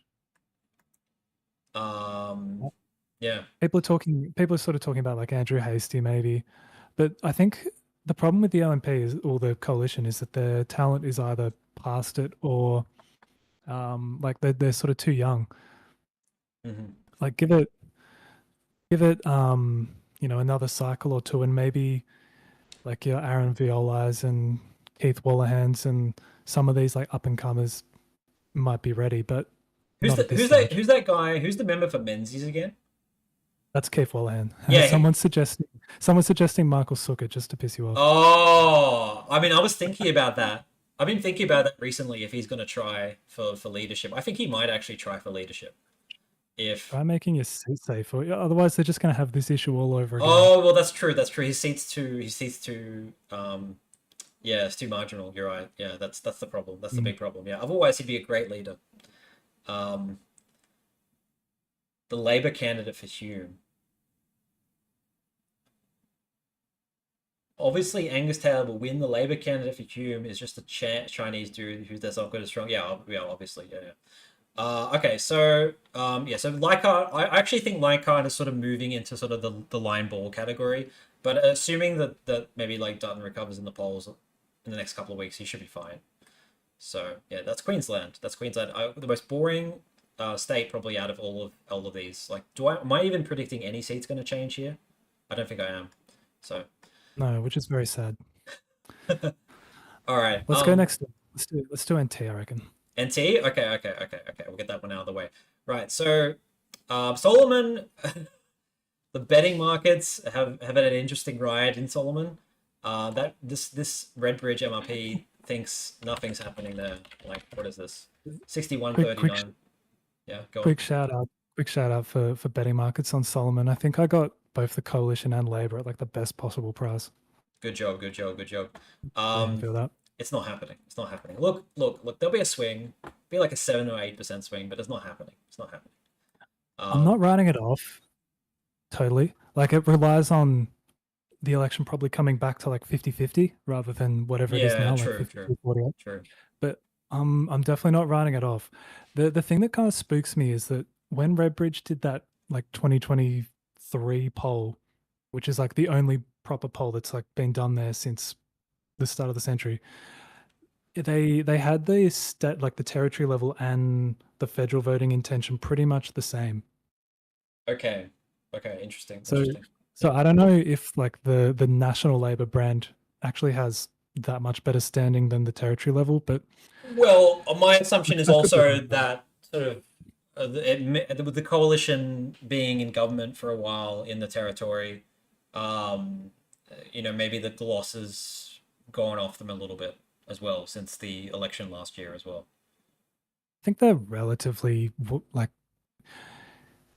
popular, but it's maybe it's more like the baseball bats have been put away. Yeah, kind of thing. that's what I think. And then there was some sort of drama about. I mean, of course, there's a drama about every state or territory government, but there was some kind of drama about them a while ago. I forgot what it was.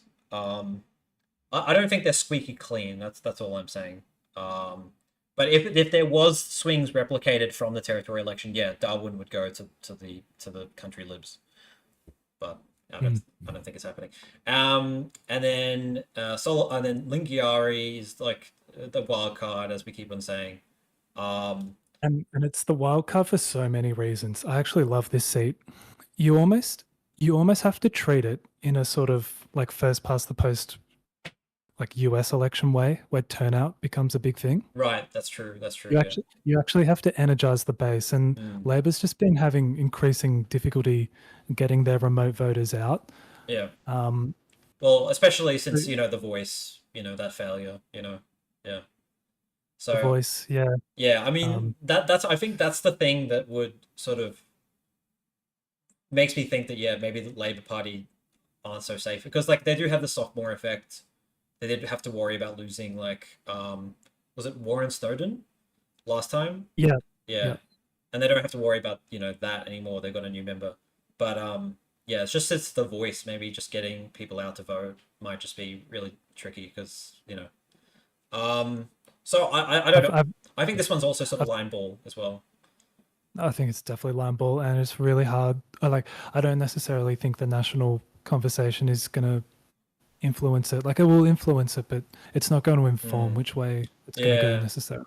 Yeah, I don't know. I feel like you'd have to be there to really know what's going Yeah, on. look, I'm sort of after sort of hearing your opinion on this, like I think you said something about it the other day as well. It makes me think like I'm not so sure about Labour maintaining this one.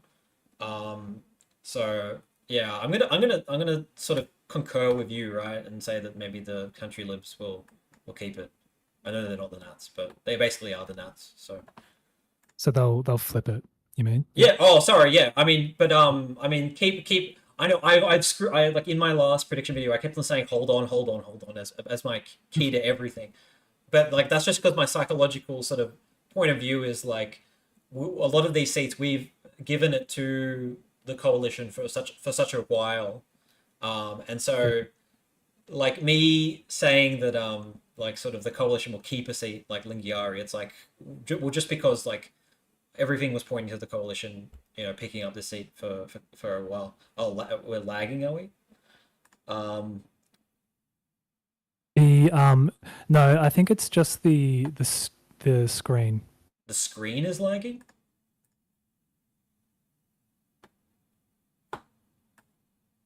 As in, like, what's lagging exactly? Actually, the whole thing is lagging slightly. So it's just that like when I've just tested it. When I talk, like 20 seconds later, what I say is actually heard on the stream. You mean it's not in sync with the video? Is that what you're saying? I think so.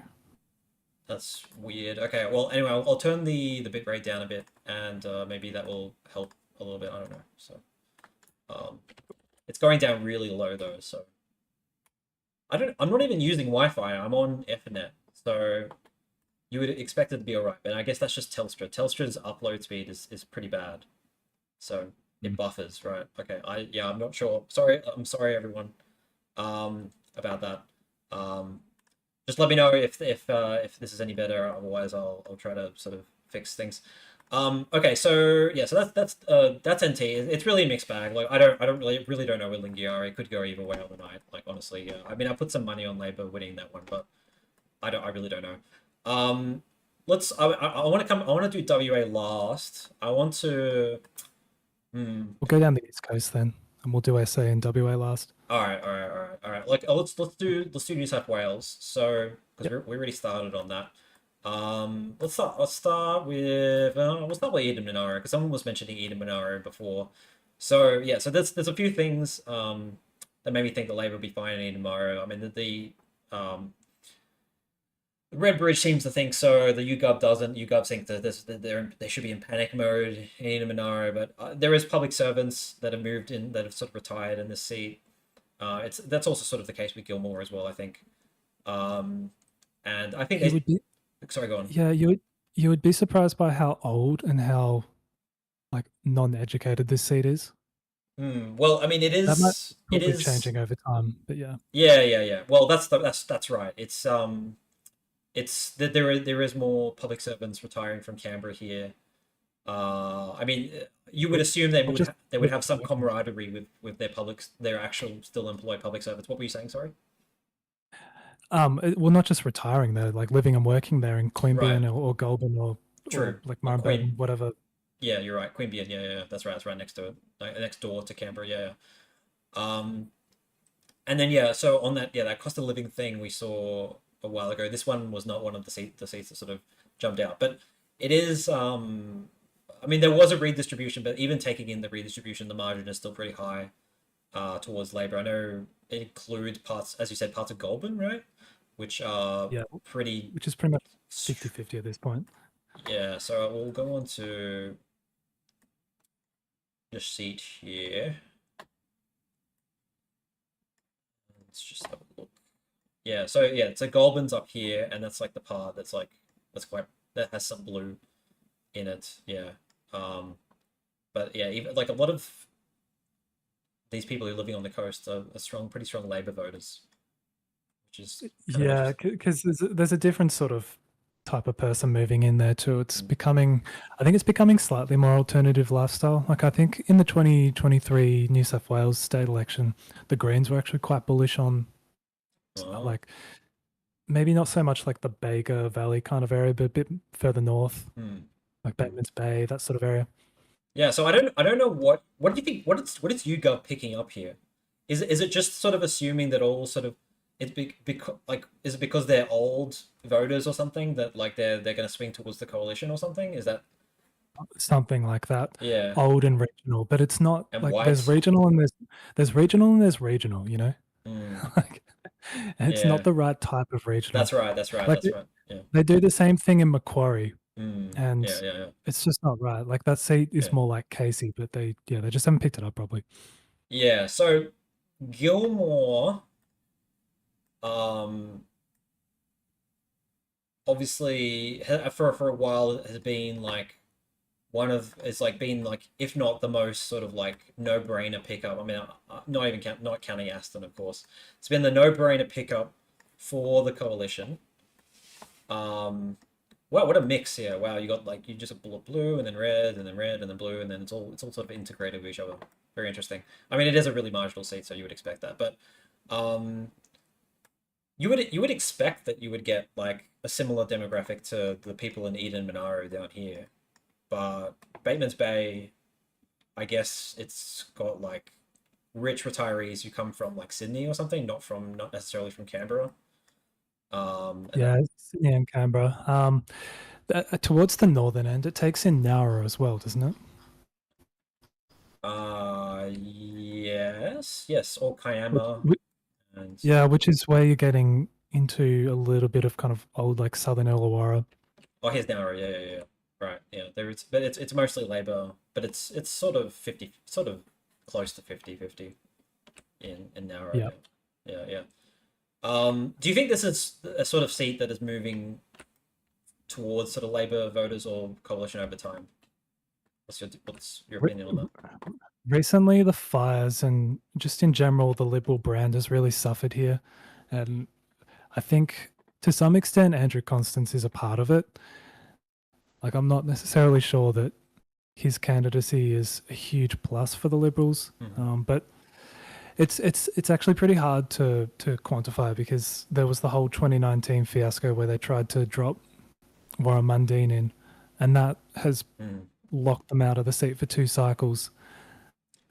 So to say it's trending one way or another is honestly hard to tell because there's these weird local factors. Okay. So yeah, Andrew Constance doesn't get the sophomore effect because he was elected back in 2019, right?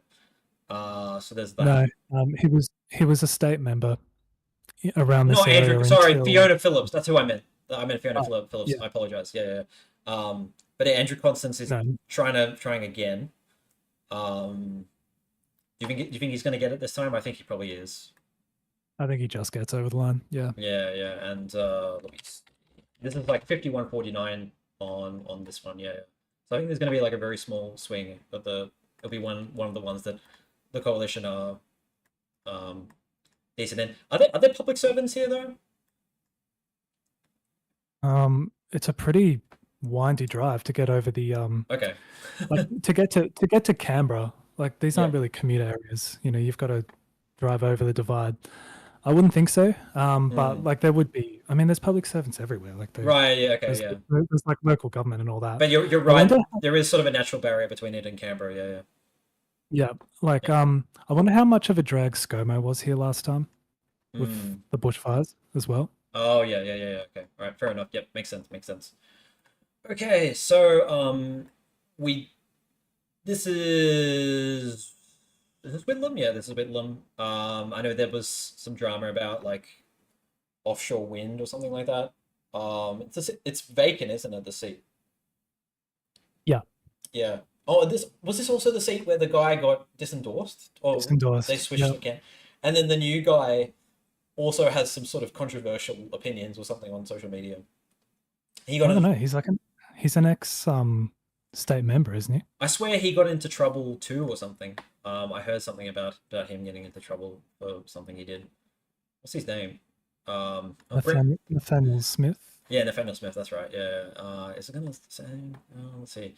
I could have sworn I'm looking at Poll Bludger and I can't see a Nats candidate, but I swear when I was driving through, I saw signs for the Nats.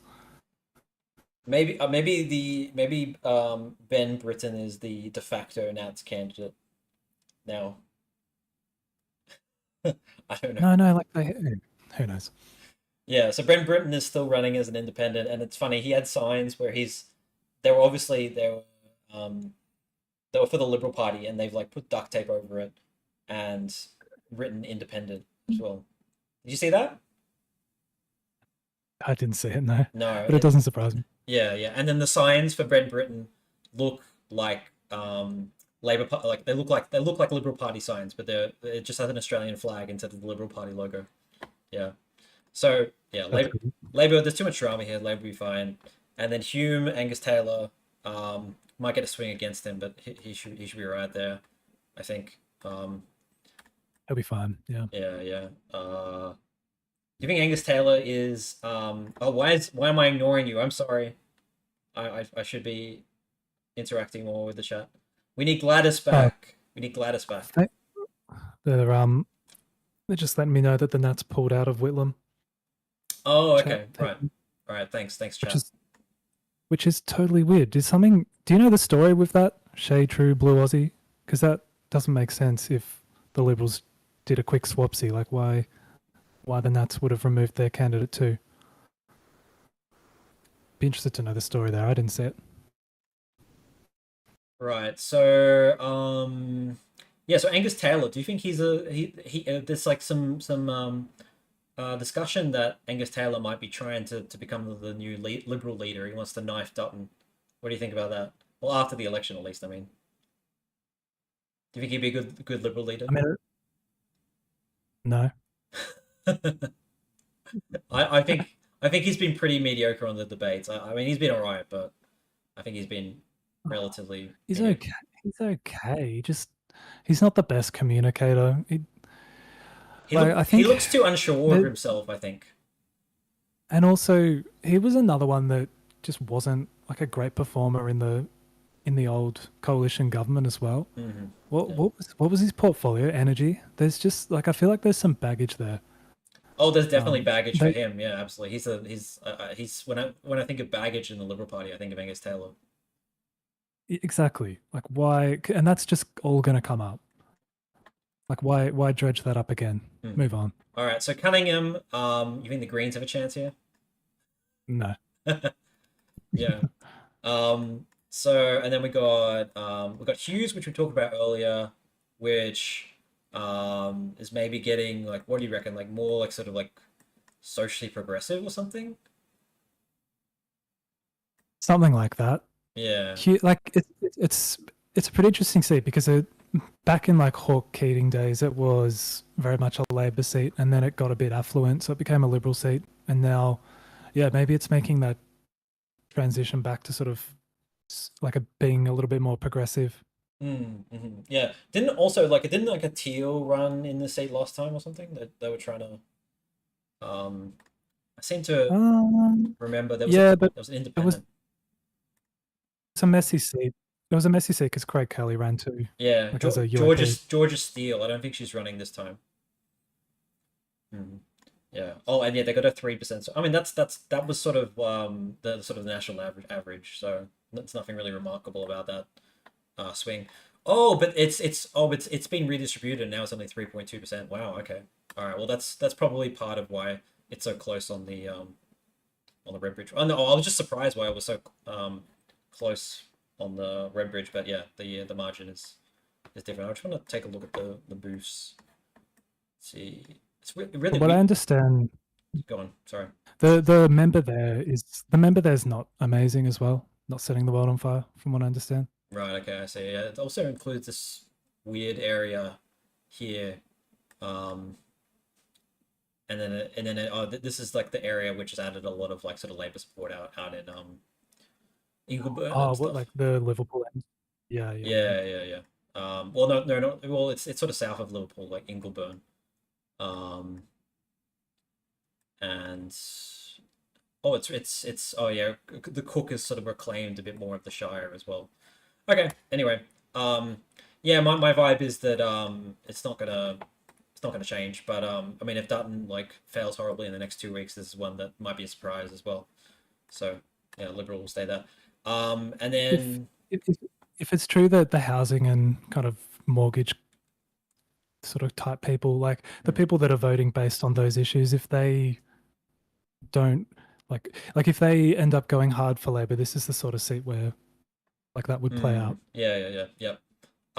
So MacArthur, the housing debate has moved in favor of Labor, at least according to those polls, and this is definitely sort of like a mortgage belt seat. So I have a feeling that like the coalition's housing policy on the tax thing might have pissed off a bunch of people who already have mortgages, because they're like, well, what about me? You know, like I have a big mortgage. Why aren't you giving me a tax break? You know, so it was. What do you think about that? Like they were definitely aiming for sort of the Zoomer or millennial vote. They weren't aiming for the Gen X vote. But do you think that the Gen Xers might have got a bit annoyed about that policy? Maybe, but those kind of people are also annoyed at how they've had 13 interest rate hikes or whatever, Yeah. and whether or not that plays out against Labor. But I mean, the Probably direct antidote for that would be mortgage tax cuts for people who already have mortgages. Though it wouldn't be a mortgage tax cut for people who are going to take on mortgages in the future.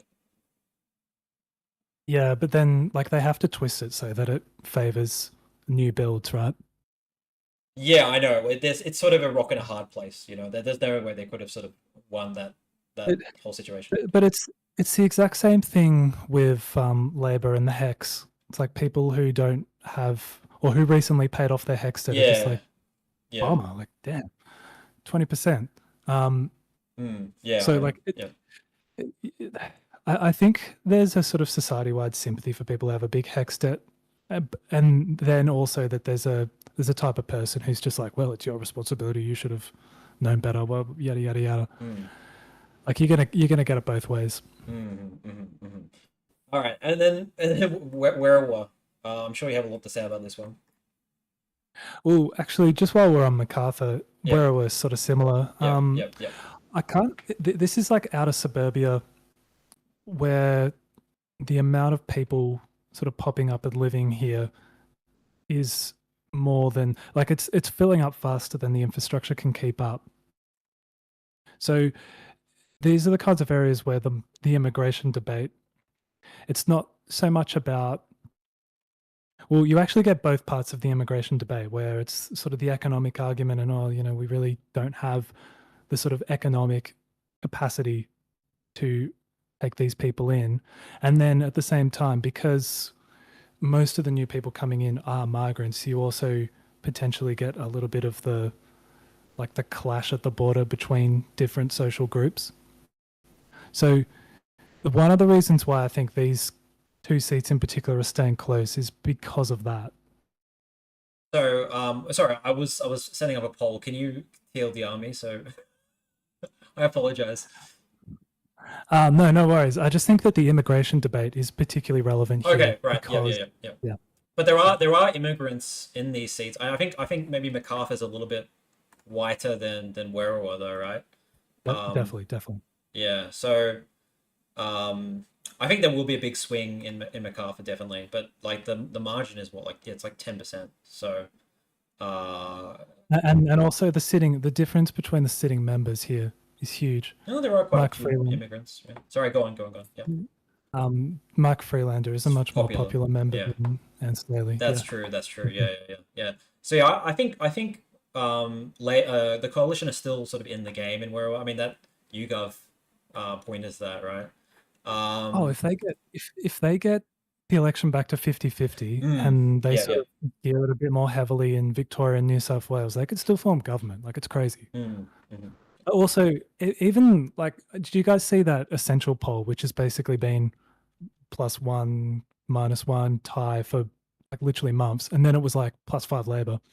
Even that poll was saying the same thing as Redbridge, which is that all the support that's swung to Labor is all still soft. Yeah, the election's still winnable. True. It's just but Dutton's political instincts are just so short. Even if he could win it, you just feel like he won't. Yeah, well, that's right. Like it's hard to sort of feel like Dutton is able to turn things around. Like every day, there's another sort of either like a small mistake or a sort of a larger mistake. And if there's not, someone digs up another stock trade. These guys are just filling in a map of which places in Sydney to avoid, i.e., all the red. Yeah. So no, I think that Labor will win Werriwa just because it will break the red wall if they don't. And do you understand what I mean by that? You don't like the aesthetics of it. No, I don't like the aesthetics. That's right, exactly. It's Labor too far in front for them to lose a seat like that. Yeah, that's right. That's right. That's exactly the case. Yeah.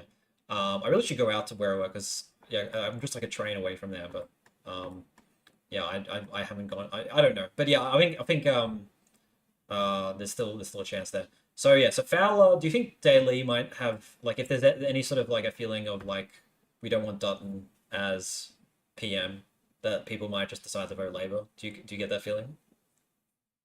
I think this is a little bit like Northwest Melbourne, where that sort of anti-Labor sentiment that was really building throughout this term of government probably just hasn't quite gone away like it has in some of the more affluent parts of the country. So I just think the Labor brand is too weak to beat a sort of centrist incumbent independent. Yeah, I agree with that. I think maybe some people around here are not sort of willing to give Dutton a go, but they still like the idea of somebody else being their representative for the seat, and that's exactly what Daly sort of represents. She's not sort of I don't think she's like Rebecca Sharkey, where she's been Rebecca Sharkey has said several times that if there's a choice, she would favor the coalition first. I don't think Daly said that she would favor the coalition first if there's a minority government. So I think that if she said that, she'd end up on her ass. There's absolutely nothing for her doing by saying that. But whereas Rebecca Sharkey is probably trying to reassure. Well, and she's safe. People know her. Yeah. She can say what she wants. Yeah. Basically, yeah. But Daly has kind of given off a vibe of that she could definitely go with the coalition though. So that's why I sort of bring up that sort of idea. But I think people are pissed off. You're right. The people are pissed off at Labor that maybe they don't care as much. Mm. And then okay, then we've got Banks, which it's like sort of like the sort of the rich Chinese seat in the south of Sydney. And that's not, and David Coleman I think is also pretty popular. So yeah, that's not going anywhere. He was the one kind of Liberal member who managed to like make proper links with that community and defend his seat. Yep, yeah. So he's probably it's his until he Yeah, retires. I thought that maybe that seat might go to Labor last election. I'm like okay. So in my Vote Compass video, I admitted that I campaigned for Labor in Reed. I actually for one day I campaigned for Z Soon in Banks actually, and I actually met both him and David Coleman. And there was this time I was like giving someone like a Labor leaflet, and I said, and I was right next to David Coleman, and I said, he's had a go, and now he's got to go. And then David Coleman just seemed to be just looked at me and just seemed so really like he just rolled his eyes or something. I looked really pissed that I said that. So that's my one run in with David Coleman. But yeah, he might. I mean, he's a moderate, and I don't think that the coalition are going to pick a moderate as their leader anytime soon. So that's why I don't think he's going to be the leader of the Libs. Anyway, Cook. How did the by-election go? There was the Labor didn't even was Labor even in that by-election? No, Labor didn't run. Yeah, so it'll be interesting to see how Labor goes this time in Cook. Yeah, there's predicted to be a slight swing to Labor. I think that the kind of seat that is probably going to move to Labor over time, but nowhere near that situation. I don't know what people in Cook necessarily felt about ScoMo. I think they liked him. I think they liked him. I mean, there was a swing against him, obviously, but he still sort of I think feels very at home in that kind of community. Well, what's the deal there? Is it sort of Bible belty? No, I didn't think it was. I would describe it as sort of like I would describe it as rich people who laugh as middle class. Does that make sense? Does that make sense? I think of it as pretty exclusive and pretty sort of insulated. Well, that's true. That is true. They do have their own sort of community there as well. And the chat, by the way, thinks that the Labor's going to win Werra pretty handily as well. Well, at least they think that the percentage of people think that Labor's going to win is pretty high. Well, the two of us thought that too, so that sounds about right. Yeah. I'm gonna have another poll, sort of preemptive poll for later. I'm sorry that I haven't done these polls earlier tonight. I was too busy getting carried away talking about seats, but this is sort of like I feel like would be sort of maybe a bit more even than Werra. This one. While you're doing that, Barton, at one point, I felt like Barton was going to have a big swing against Labor. Not enough to put the seat in danger, but that's probably over now. Yeah, it's over. I mean, it's just the characteristics of the seat is just so strongly Labor. I'm not exactly sure why that is, but it just is, you know. Like there were some Liberal people, like maybe in December when things were going really well, they were like, "But we took it in 2013." It's like, nah, it's a different seat now. It's I think that it was the redistribution was totally different at that point, wasn't it? I think it was more sort of over in this area where Banks is, right? I think so. Yeah. It's too. I don't know how to describe it, but yeah, Labor's going to keep it. I mean, it's empty, but Labor's going to keep it, and there's no real challenger there. Yep. Kingsford Smith, institutional left, very pissed at Dutton over his public servants crap. So yeah, that's not going to go anywhere. And then Wentworth. Would you think there'll ever be a time where Labor could win Wentworth? Yeah, whenever Allegra Spender retires. Right. Okay, that makes sense. Yeah. All right. I think I'm in agreement with you there. But yeah, Allegra Spender will be fine there. Like Um, the recent electoral history of Wentworth is just messed up by Turnbull. He was so popular there. and then we have Grainmore and Sydney, where the Socialist Alliance, are they running in Sydney, actually? I didn't actually realize that Socialist Alliance was still a party, but yeah, they are running. Rachel Evans. So, Go stand on a booth. You'll know that they're there. what have you been there? Have you been to Sydney? Oh no, but we get Socialist Alliance down in Victoria all the time Okay. because they've split off from Vic Socialist. Yeah, yeah, So yeah, yeah. like back when in Geelong, like I'd see them all the time. Yeah. I think that this is going to narrow this Greens versus Labor a little bit. But I don't think by Is that that much. is that because of the fact that like Plibersek has been environment minister and Labor's record on the environment, like with the way like they're clearly going after sort of your more working class vote, and they're doing so Yeah, yeah, yeah. by sort of compromising on their left flank a bit. Also because sort of with the whole housing crisis situation, Labor's kind of been a bit, weak on that stuff. So I think the Greens will do a bit better in a seat like Sydney. I mean, this is not expecting it, but I don't trust this MRP. I'm curious about. I feel like in terms of like the housing stuff, I would have thought Albo's seat would be more in play for that. Like obviously it's not with Albo True, as the true. member, Yeah. but like if it was a generic candidate, I would actually think the Greens would be reasonably close there. Also, there's people in social housing as well in Sydney who probably are a little bit pissy at Labor because Labor wants to sort of redevelop that as well. So that's another thing. Okay. Both of these seats, there's particularly like going to be a bit of a swing to the Greens, and I'm not surprised. But Labor will still hang on to them. But yeah, they're going to become less safe. What do you make of like those that the YouGov polls have been really strong for the Greens in New South Wales? Do you think that's in like Western Sydney or in this kind of area, or like what's causing that? Like there was like results of like 17% or something to the Greens in. Well, I have no idea because they've got their vote dying in the ass in central Queensland. They've got their vote doing what in Central Queensland? Like YouGov was the one that had Labor picking up all of the the central Brisbane seats, right?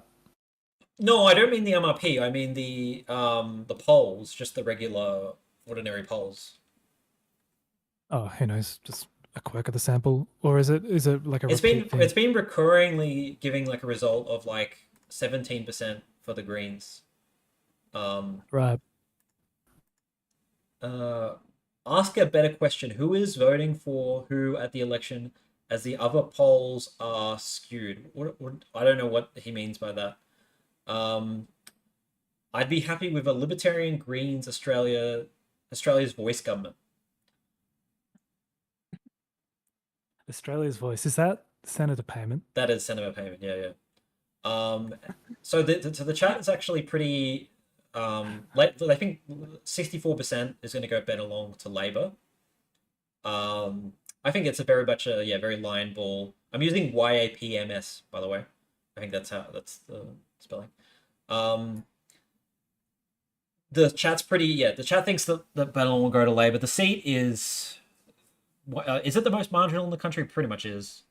And Hold the phone. Hold the phone. We've got Teaspoon here. He thinks that I'm better looking than you. look, I'm not even going to contest that.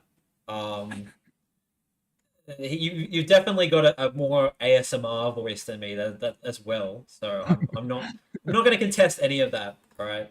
You could fall asleep to my shorts, that's for sure. I saw that comment, but I have to agree. I have to agree. And you take advantage of your ASMR voice as well. You know what you're doing. He knows what he's doing. So yeah, Ben along. So yeah, like okay. So it was interesting in one of your videos. You said that like there was like there was that sort of controversy that he was tied to sort of the CCP or something, or like some Chinese businessman or something like that. And I don't know if you were implying that that might actually help him, or you were just saying that like he was close to the Chinese community, and that's going to help him. Like what were you trying to say on that in that video? I can't remember what you're referring to. From what I understand, I've had commenters tell me that there some possibly dubious money has been Yeah, funneled that's it. through That's them. it. It's like these Chinese like mobsters or something. Yeah, like it just you just get a little bit of that Gladys Liu about it. Yeah, that's right. That's what it reminds me of. Reminds me of Gladys Liu. Yeah, yeah. So, It's not, but it's definitely not like Sam Dastriari level. yeah.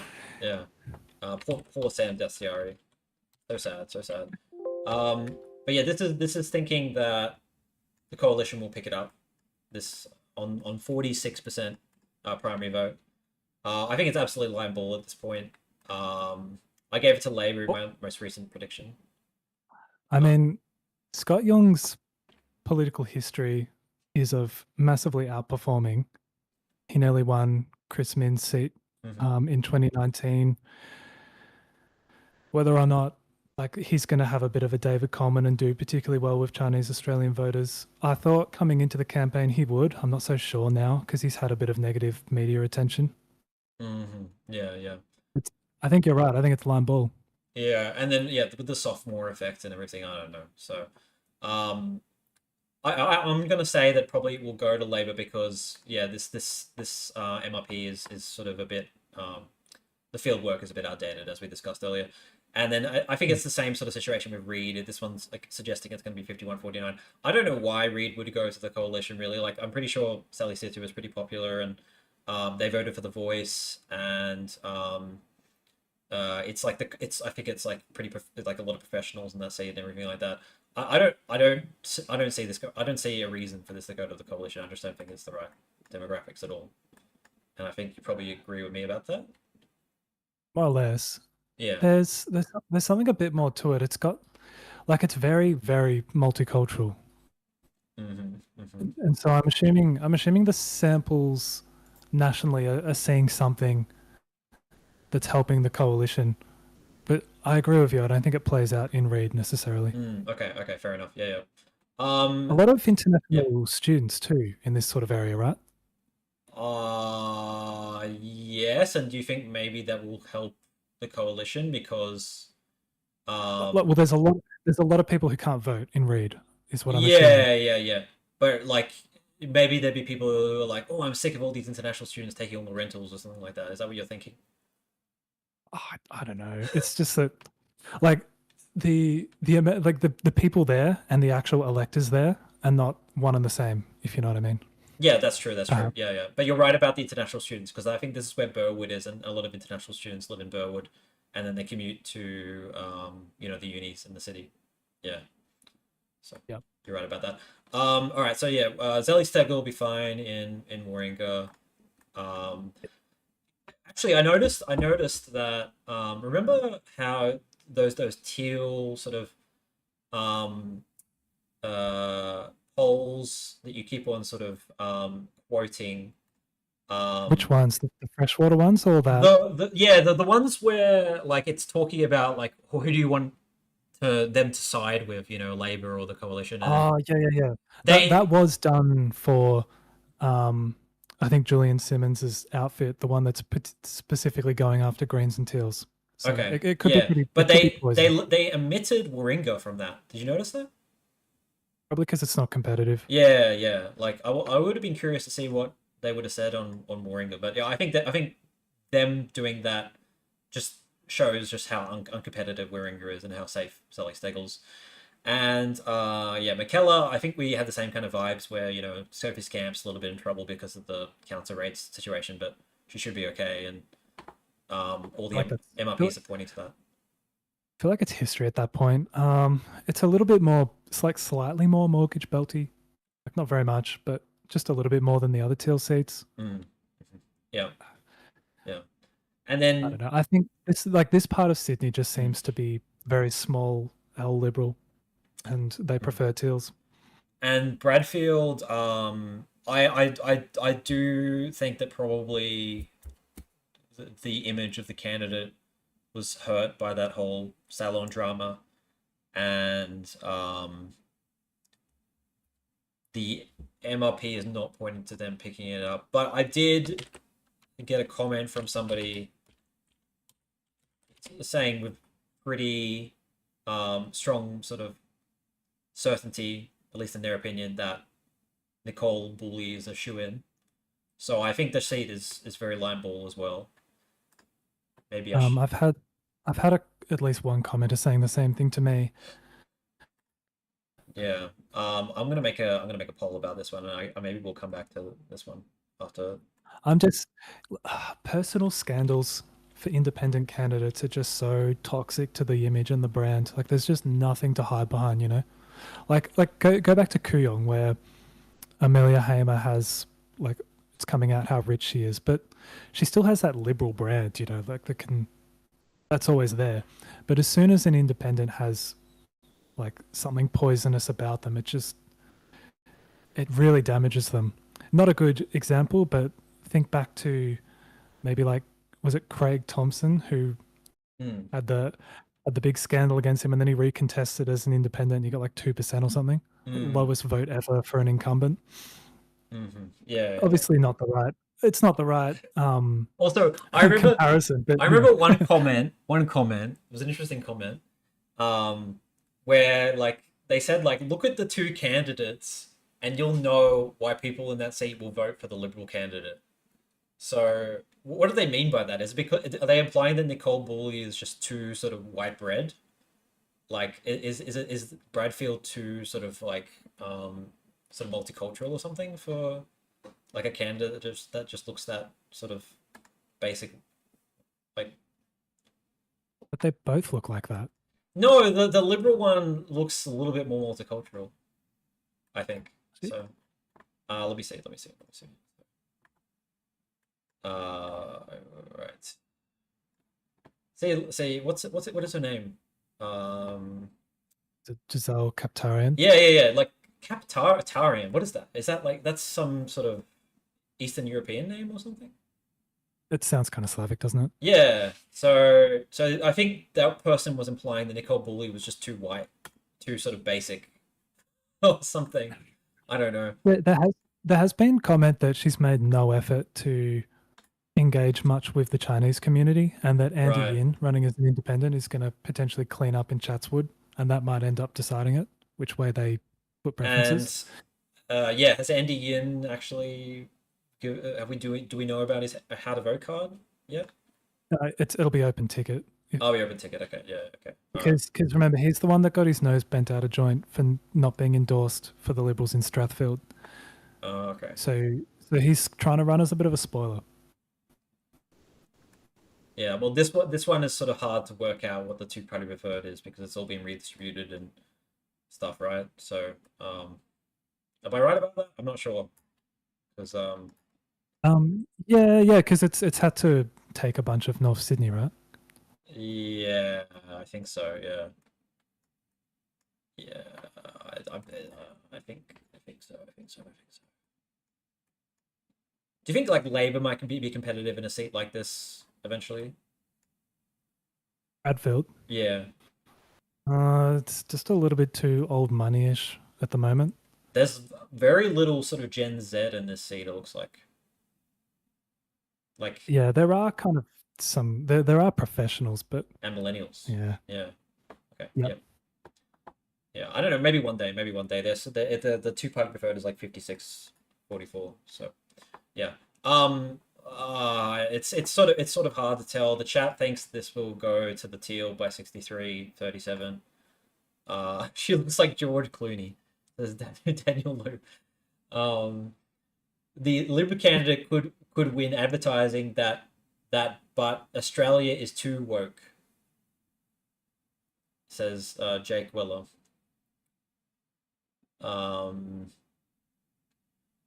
I do feel bad for Kylie Atink too, but I think she'll be back if Albo decides to expand the parliament.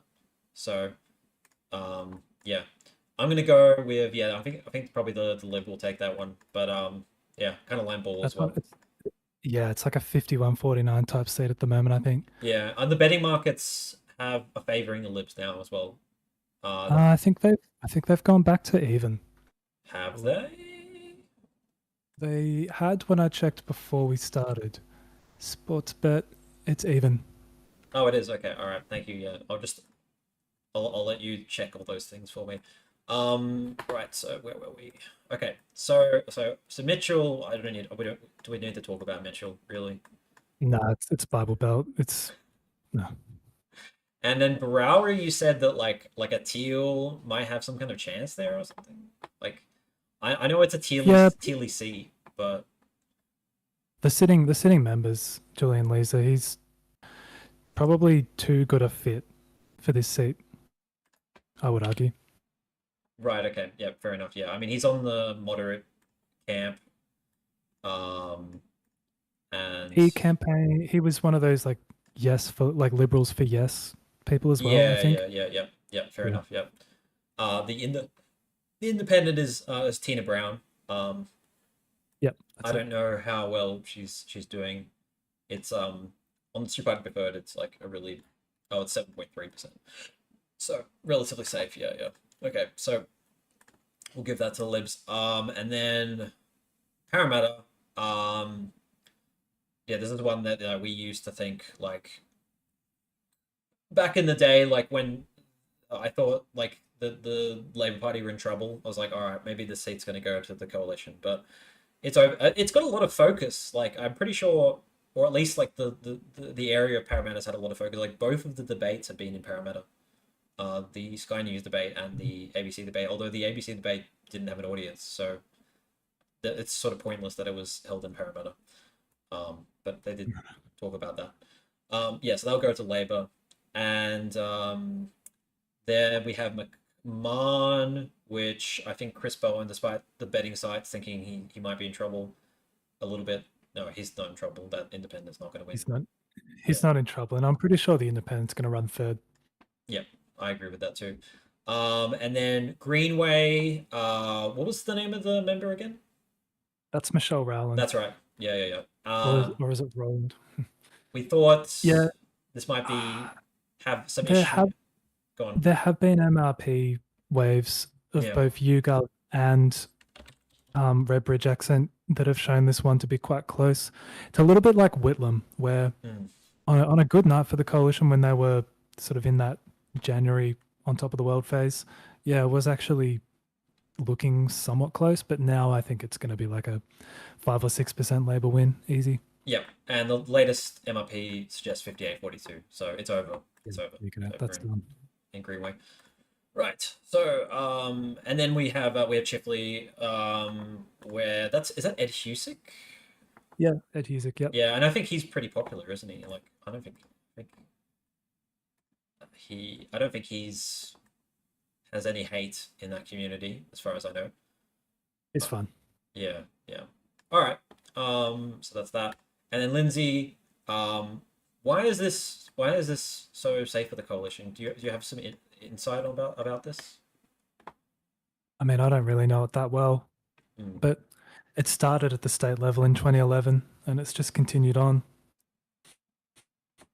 Maybe I don't really know. I don't know much about Lindsay. I haven't paid attention to it. It's just safe. The independent was auto-selected when people clicked on the poll. I don't exactly know what that means.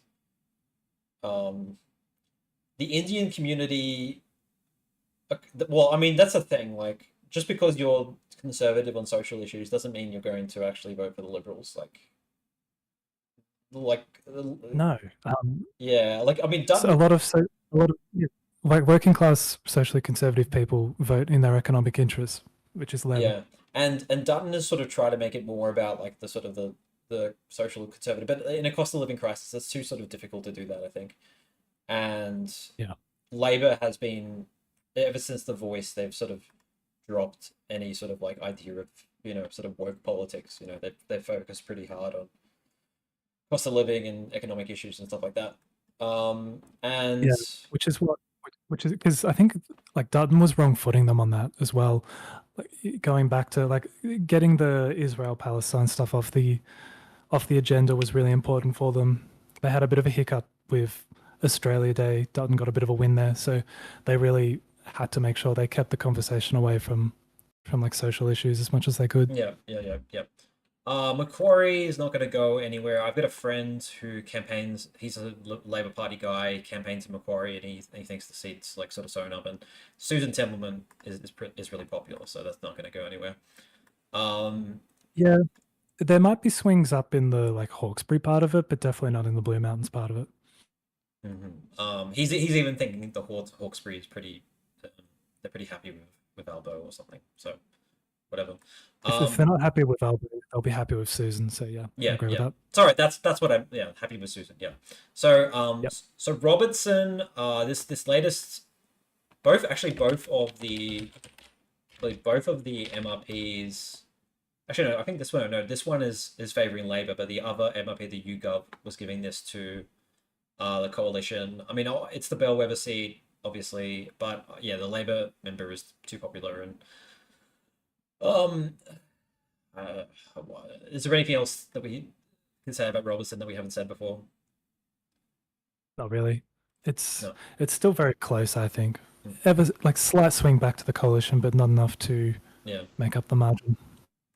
And then we got Shortland and Dobell. Shortland has actually been in like a Labor seat, I think, since its formation, which is what I found interesting. Why that there was the YouGov, I think they gave it to, was the YouGov they gave it to the coalition, or was it the, I think it was the YouGov, yeah. What are they sort of picking up in this kind of area, a lot of these MRPs, which is suggesting that it could go to the Libs? It's working class, it's lower income, there's mortgage stress, there's a lot of trades workers. The energy debate is particularly relevant here. Like Shortland, Patterson, Hunter, I think the energy debate is very central to those seats. Yeah. And do you think Labor is winning the energy debate at this point? I think it depends where you are, because they're not winning it in Flynn, but they're definitely winning it in central Sydney. How about the Central Coast? What about the Central Coast? That's the question I know everyone's lips.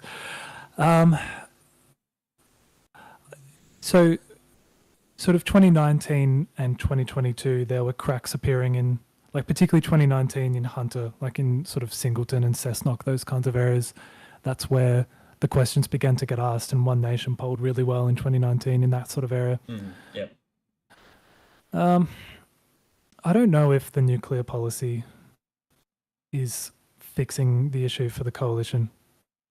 Yeah, I mean, we discussed this the other day, but I think they haven't sold it incredibly well. Like they haven't. It's just a liability for a lot of people.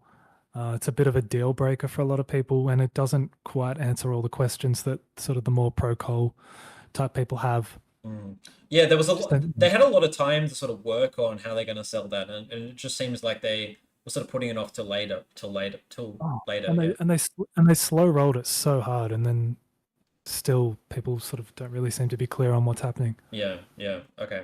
So I think that maybe I don't know if campaign launches actually mean anything, but I feel like Labor probably should have launched their campaign in Newcastle or Wyong or something like that, because I think this area is sort of more precarious than the suburbs of Perth. But I guess it was more that they could get Roger Cook on stage, and he's really popular and stuff like that. It's probably, I mean, he's a lot more popular than Chris Minns, so I guess that's why. Yeah, I mean, I don't know about Patterson, but I think the rest of these will go to Labor. Yeah, I think we're going to look back and say that Dobell in this survey was like the last. It was like the MacArthur of the last. Yeah. It's a random outlier that doesn't quite make sense. Yeah. And then Patterson is sort of the big sort of question mark. It's sort of like if the Liberals don't win Patterson, like Dutton's gone. That's it. That's it for Dutton. That's it. Patterson for me, I forget where I put it on my pendulum, but I think it was like 59 or 58 or something. Like it's one that they just have to win. Yep. And it shouldn't be a challenge. It shouldn't actually be that hard. That's right. Yeah. So I think the Libs will pick it up, but yeah, it's looking less and less likely if the polls keep on deteriorating. And then Hunter, It was Uh, for a while, sort of in the bag, maybe for the coalition, but it's yeah, it's not happening now, I think. the local member is campaigning so well as well. Mm. Yeah, He's just he's the right guy for that seat. And then there's going to be sort of vote splitting on the right because of Stuart Bonds as well. It's not going to come together. Not this cycle. all right, so yeah, Nats will take Parks, Libs will take Farah, um, Nats will take Riverina, Nats will take New England. Tony Windsor isn't running. I thought he might have a go because he did say in 2016 he'll be back, but he's not back yet.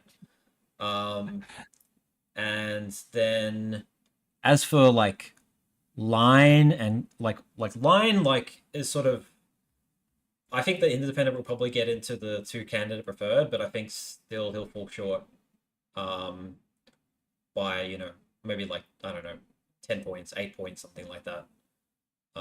Yeah, I agree. Yeah. They would have to get the coalition down to like 33, 32% primary vote. And I think it's going to be stuck in the late 30s. So Yeah. easy. And then Page, Kevin Hogan is just too popular. I've seen him on TV. He's actually pretty likable. And then Cowper, both the MRPs are giving it to the independent. There was like a, you know, that sort of, I don't know if you could really trust that poll. I think it was by Climate 200, which gave it to the independent. Yeah, I'd feel better about that if they were giving it to the independent by like 5 or 6 points. That's true. If the independent does win, it's going to be by a very slight margin, I think. You know. I don't know a great deal about the sitting member, Pat Conahan. I don't know if he's particularly good. I don't know about him either. So I think this will be another one I'm going to put up as a poll because I'm kind of curious. I feel like the independent is just a really strong candidate, like one of the strongest in the country as far as independents go.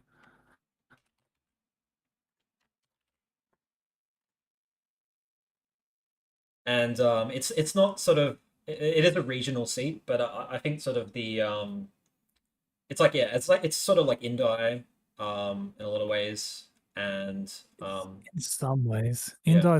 Indi's full of villages. Cowper, it's got two main regional centres Right. that are very different in nature. And then even some of the little towns are quite different. Like you go from Bellingen, which is super like, it's like forest down in Victoria, or like Castlemaine or something. It's quite lefty. But then you go to a place like Kempsey and it's just Nats heartland. Right. But oh yeah, I was looking at demographics, and you know, there's quite a few. I mean, there was like, I saw like there was like, it was like social and care workers, but I would assume that would be mainly for like older people, like they're working at like nursing homes or something. Is that what that is? Maybe. And keep in mind that Kaz Hayes was like a high-ranking nurse. Right. Okay. She's really well known in that industry too. All right. Well, if yeah, if an independent picks up any seat this election, is going to be Cowper. I agree. Yeah. And then Richmond, there's nothing. The Greens look like the only ones campaigning, I will say. Right. And the Nats candidate is having a go. Okay. Yeah, because you were there a couple of weeks ago, weren't you? Yeah. Yep. So, how do you think the Greens will do? Oh, Mandy Nolan. Mandy Nolan, wasn't there some drama about her or something? Like there was some controversy? I don't think so. She's a comedian, so like there's stuff that she's done that's pretty kind of wild or whatever, I think, but I doubt people care up there. Right, okay. Yeah, see, she said something that was sort of controversial. I can't remember what it was, but if she's a comedian, then what do you expect? I don't know. Well, the Nats candidate has said way more Oh, really? Okay. controversial stuff. Yeah, it's full on. Like your classical sort of non-properly vetted coalition candidate that that belongs in like UAP or whatever, but runs for the Nats. Could it possibly be like a Greens versus Labour contest? No. The retiree vote in Tweed and Ballin is just too strong. Okay. It's sort of like, it's like Griffith, like obviously very different, but like the coalition just probably can't get kicked out of the count. Okay. I'm going to give this to Labor just because the MRPs are not picking up anything there. I mean, as we've discussed before, the MRPs probably like. Well, it says It's not it says the other vote is the 30 here. all of the inputs into the MRP about like, oh, this person owns a property and is old, therefore they probably vote coalition, just doesn't really apply in a place like Byron Shire. So I wouldn't trust it. It has the coalition vote in Richmond at 22 though. What do you think about that? Well, that's about what it was last time. Okay. Wait, so how did the coalition enter the two candidate preferred? Because, Oh, the Greens are probably- on 10 and the others on 30. I see. Okay. Yeah. the Greens will get more than 10. It's right wing minor party. Okay. Like fair there's a very sort of what you would call awake kind of thing going on up there, which does Awake. sort of, you know, like awake as opposed to asleep with the masses, whatever. That's kind of enough. like Okay, there's a yeah, very yeah. green left part of Richmond, and there's a very sort of Okay. right wing minor party. It's like in a sort of the right version of woke is awake. yeah. It's like, but they're not conservative. Like they're not based. Okay. You know. All right. Okay. Yeah. Okay. It's actually really close to poll for who will win Cowper. It's 59% Teal, 41% Nats. I want to see if there's any poll we can actually do where we get sort of a controversial result. So I'm gonna go. Who will win? Actually, no. Forget Richmond. Let's do Calais, the city we're about to talk about. Okay. I have 3 options there. And yeah, I know this will make it interesting. G, and I don't know who the Nat candidate is, but Sam Farraway. I'm just gonna write Nats because I don't want to try to spell Faraway. I'm gonna make a fool out of myself. Correct. Good call. Okay, so there we go. Right, so Claire, I feel like you've studied the seat more than anyone in the world or something. I don't know. It seems like whenever I think of Claire, I just think of your what you've talked about the seat. So I'm just gonna let you to sort of sum up what you've said before, because I don't want you to repeat yourself too much. Well, what it all comes down to I'll be right back. I'm gonna get a coffee. I'll be right back. I'll let you talk. Okay. All right. Fair enough. I don't want to talk about Calais though. I want to talk more about Richmond. What do you guys think about Richmond? When I was there were green signs everywhere, and like you can sort of see why 25 years ago it would have been in that seat. Like when you go up to Murwillumbah and you drive past all the sugarcane fields, and you've got the processing plants. What are they called? Like mills, sugar mills, I guess. And it, it would have taken in areas around sort of Lismore and further north, and there would have been, like obviously like agriculture and heavy industry, but pretty much all of that has disappeared. And so the Nats vote is more or less just held up by like retirees who would probably rather vote Liberal, who live kind of up and down Tweed, and then particularly down in Ballina, which I don't know if you guys have been to Ballina, but it's like super daggy old people with just a little bit of Northern River spice thrown in. Quite a funny place, actually.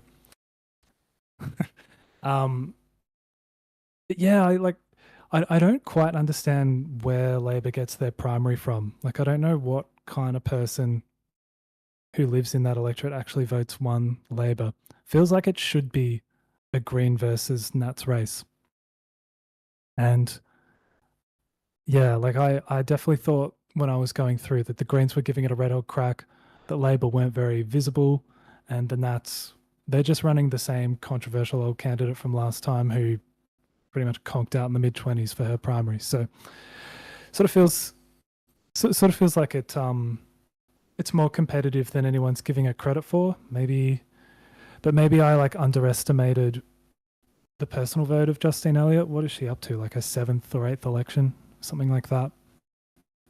So yeah, it could be close, but I don't really understand why there isn't more of a conversation about how close the Greens are going to get this time. Because all of those factors that I talk about as to why the Greens might be vulnerable in the city just absolutely don't apply in Richmond. And if anything, because that's the other thing with Richmond is who's moving in, who's moving out, what's changing about the place. If anything, I would have thought it's just getting more sort of green lefty, like emanating from Byron out, and it's reaching like Mullumbimby, Brunswick Heads. It's getting out to Murwillumbah, up to Kingscliff, whatever. It just seems to me like it's becoming more and more greeny, whereas no one's talking about it. And in the inner cities, the housing crisis, the rental crisis is just kind of pushing more young people out into the suburbs, back with mum and dad, that kind of thing. Are we talking about Clare, Richmond, or just stuff in general? Richmond and stuff in general. I was just waiting for you to interrupt me. All right. I was just saying that like Richmond, not enough people talk about it. I don't like the reasons that the Greens might not be as competitive or like as ascendant as they have been in the inner cities before. They don't apply in Richmond. They don't apply in Richmond? What do you mean? Well, I don't think. Firstly, what's the Greens' big issue? Like it's obviously the environment. Like that's not a huge part of the national conversation at the moment, but it's always part of the conversation in Richmond. Always.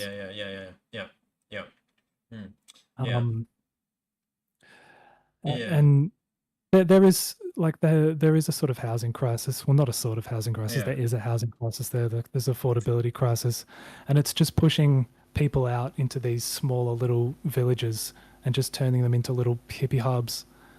So to me, the demographic change is not more boomers retiring from Sydney. It's more kind of hippie people just spreading out amongst the rest of the... So going back to Richmond, like what in your opinion, what's the percentage chance that the Greens will win them? I think it's like 40. Okay, so it's really close. It's really close. Have you put money on the Greens winning in Richmond? No. Oh yeah, I did, because Sportsbet opened them at like $5 or something. Yeah. Which was just stupid. I remember that. They've come into like I think like $2.75 now or something, or $3. It's close. Yeah, exactly. Right. We can move on to Claire now, though. Okay, so what did you say? Did you say anything about Claire while I was gone?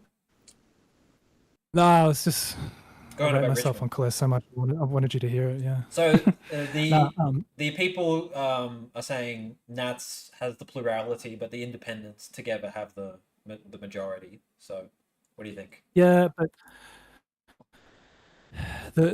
so my whole thesis is that it comes down to whether or not Andrew G peels off enough of the Nats vote, and also a little bit of the Hook vote, the people that probably like naturally would vote Nats but wanted to punish the coalition in 2022.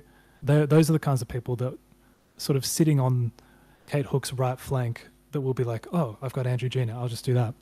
So whether he can kind of collect from both sides and come up the middle, stay in the count and win, that's what it comes down to. But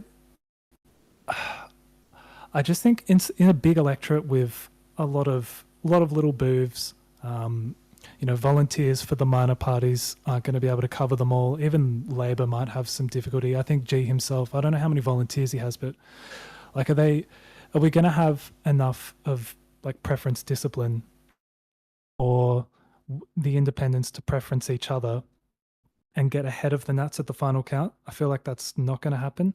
And the Teals always run an open ticket, right? Yeah. I haven't confirmed it, but like I'm pretty sure Kate Hook will run an open how to vote card. So if she's still getting 20% of the vote, she's not going to be able to funnel it properly into Andrew G's column. But I did notice that Labor have Andrew G number 2. Right. Okay. So he's probably a pretty good chance of making the candidate preferred. I'm gonna say that Andrew G is gonna win the seat. I had him down for him winning the seat like ages ago. Like I think in my first prediction back in September last year. And I remember that. Yeah. And then I think I changed my mind because I saw those MRPs, and now I've just seen this MRP which has him winning when he's come in a lot. Like it used to be these Redbridge MLPs used to be just he's not going to win the seat. So now I'm just like, all right, fine, I'll give it to him now. Especially Kate Hook's getting popular. I think maybe there'll just be enough sort of coalition hate at the moment that these people who put Kate Hook will be like, all right, well, I'm just going to put Andrew G before the coalition because stuff the coalition or something like that. But I don't know, maybe the regional fund or the petrol tax will sway them. I don't know, like maybe. Maybe. Yeah. Also, like nuclear and energy is an issue here as well. Yeah, that's true. In Lithgow and Bathurst particularly. Do they like it? Do they like nuclear or do they hate nuclear here? Like they just like coal. Right. I feel like Andrew G would be on the side of coal. Yeah. Yeah. He's very moderate. And then, Well, and then he there's would that be whole on thing he with, would be on the side of coal over nuclear, right? Like, what's his stance on nuclear? oh God, I don't know. I think because it wasn't just The Voice, the reason he quit the Nats. There was something about like some flooding in the Central West, and he didn't want to toe the party line or something like that. Oh, okay. I see. Okay. All right. Well, yeah. Okay. So the ACT. Oh yeah, we have nothing really to say about Bean and Fenner. I think like nothing's gonna happen there, and then like the Liberal Party have just given the complete middle finger to the ACT. And then, they're not even going to win the Senate seat. Like that's probably over as well. Yeah. Do you agree with me that they're going to get under 20% in the Senate? No, I don't agree with that. Oh, okay. Oh, okay. Well, they got 24. They got 24% last time, so which I feel like is pretty close to their floor. Okay. And then Canberra, yeah, Alicia Payne, that one commenter thinks that the Greens are in with a chance. Yeah, but yeah, I mean maybe they'll get close, but yeah, it's public serve territory. So yeah, it's fine. Or Labor. All right, we're gonna leave Victoria to last because that's your big knowledge the word, the knowledge surplus. I don't know, like what's your knowledge surplus? What do you bring to the table? Nothing. Like I'm a tool. I'm a tool of all trades. I know a little bit about everywhere. Yeah. Good. I'm not great with WA. You'll have to tell me. So where are we doing? All right, let's do Tasmania. So do you know I actually lived in Tasmania? Fun fact. Did you know that? That is a fun fact. I lived in Launceston for a time. I lived in the Cedar Bass, so I should know about it. But from what I've been told with Bass is that they're relatively conservative. They did vote no to the Voice by a relatively strong margin, but according to Kevin Bonham, sorry, go on. That's with what's her name, Bridget Archer campaigning for yes. Yeah, but from what Kevin Bonham has said, they salute people who don't toe the party line. They like that in Tasmania, because it's sort of a bit, the way their parliament works is a little bit wacky, and I think there's maybe a history of that.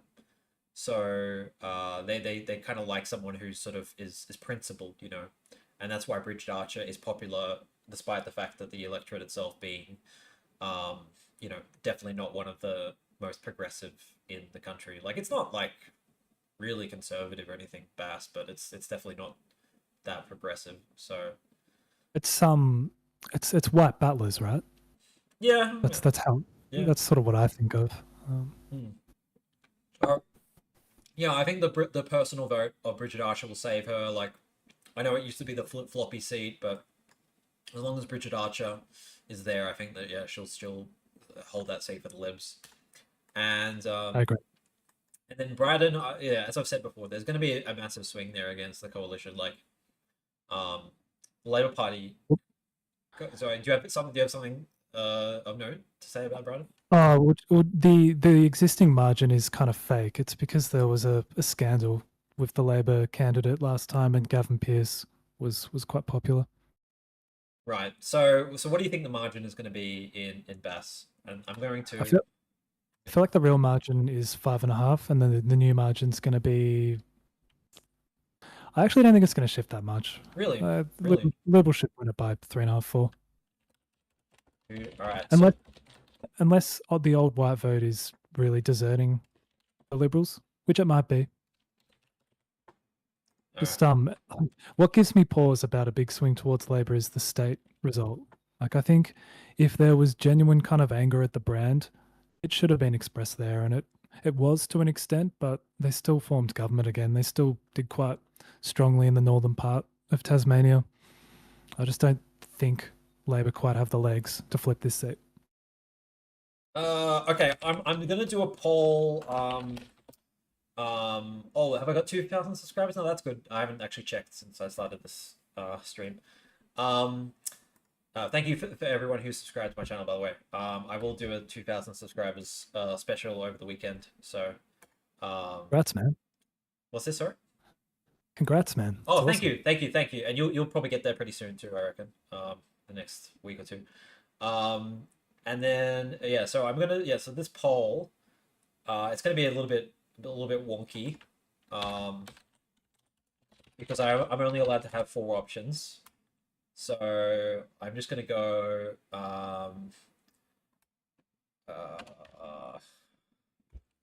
I'm just gonna go coalition. Hang on. There we go. Coalition, Labor, Greens, Teal, Left Wing Minor, or One Nation, Right Wing Minor. And then for Left Wing Minor, I'm including if you were voting for the Jackie Lambie Network, or the Sustainable Australia Party, you're gonna have to vote for a Left Wing Minor. So I'm gonna count them as left wing. Does that sound right to you? Well, Jackie Lamy just strikes that balance that no other political party really does. It's the socially conservative, economic, leftish kind of vote. Yeah, it is. Maybe that's much. It's much too simple of an explanation, but they seem to occupy a political space that no one else is really trying to occupy. Jackie Lambie Network. Yeah, it's sort of like the dirtbag left. I don't know, Jackie Lambie Network. The dirtbag left. She's on the left. Some people say she's a centrist, but she's on the left. Like on the issues that matter, I think she's on the left.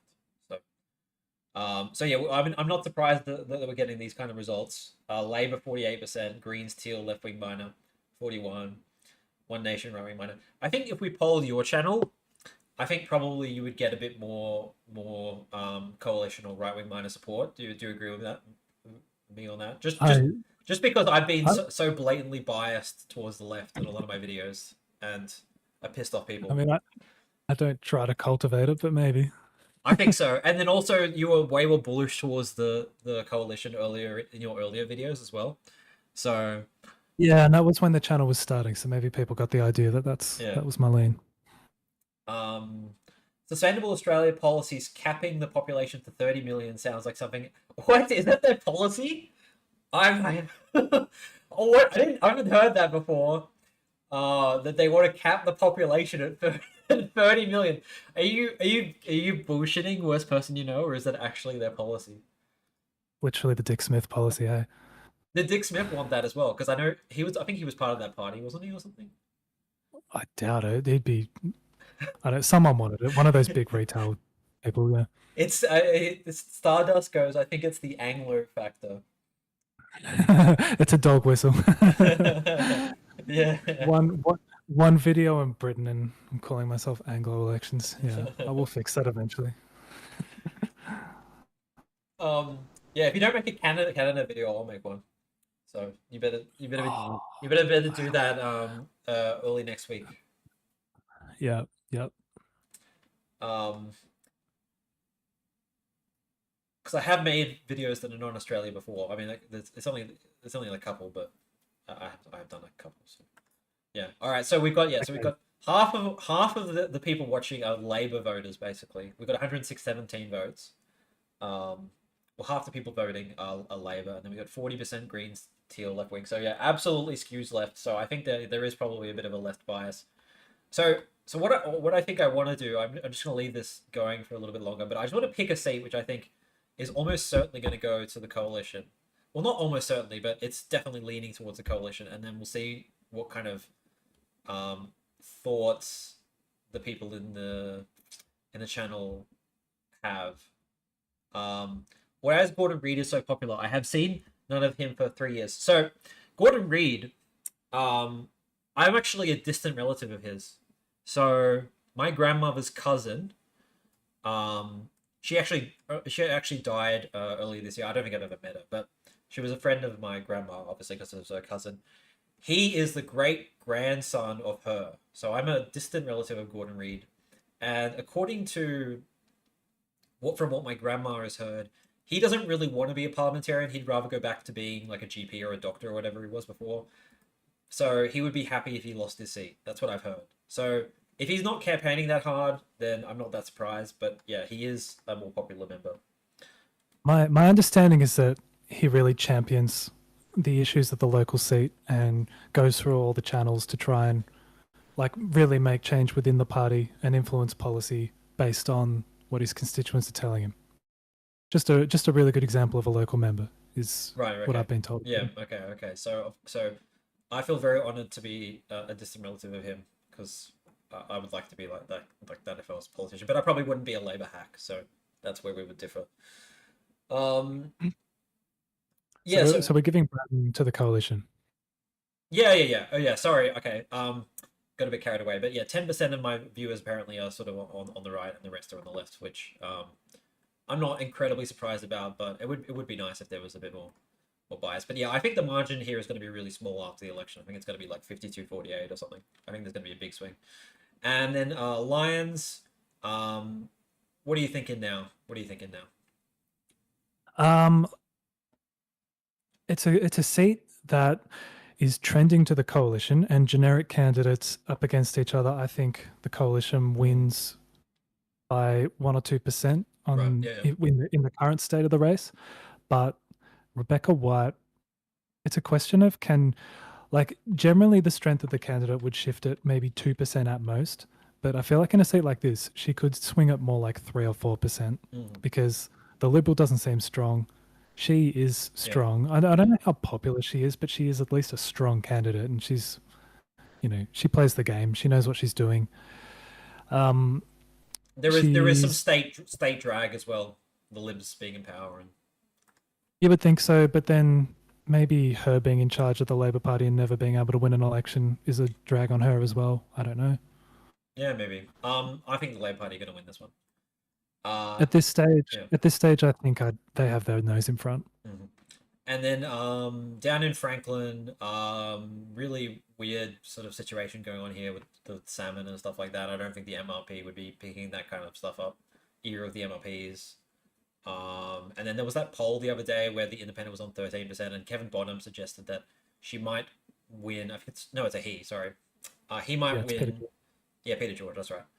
He might win if the Liberals preference him, and of course they haven't. So it's probably going to go to Labor at this point.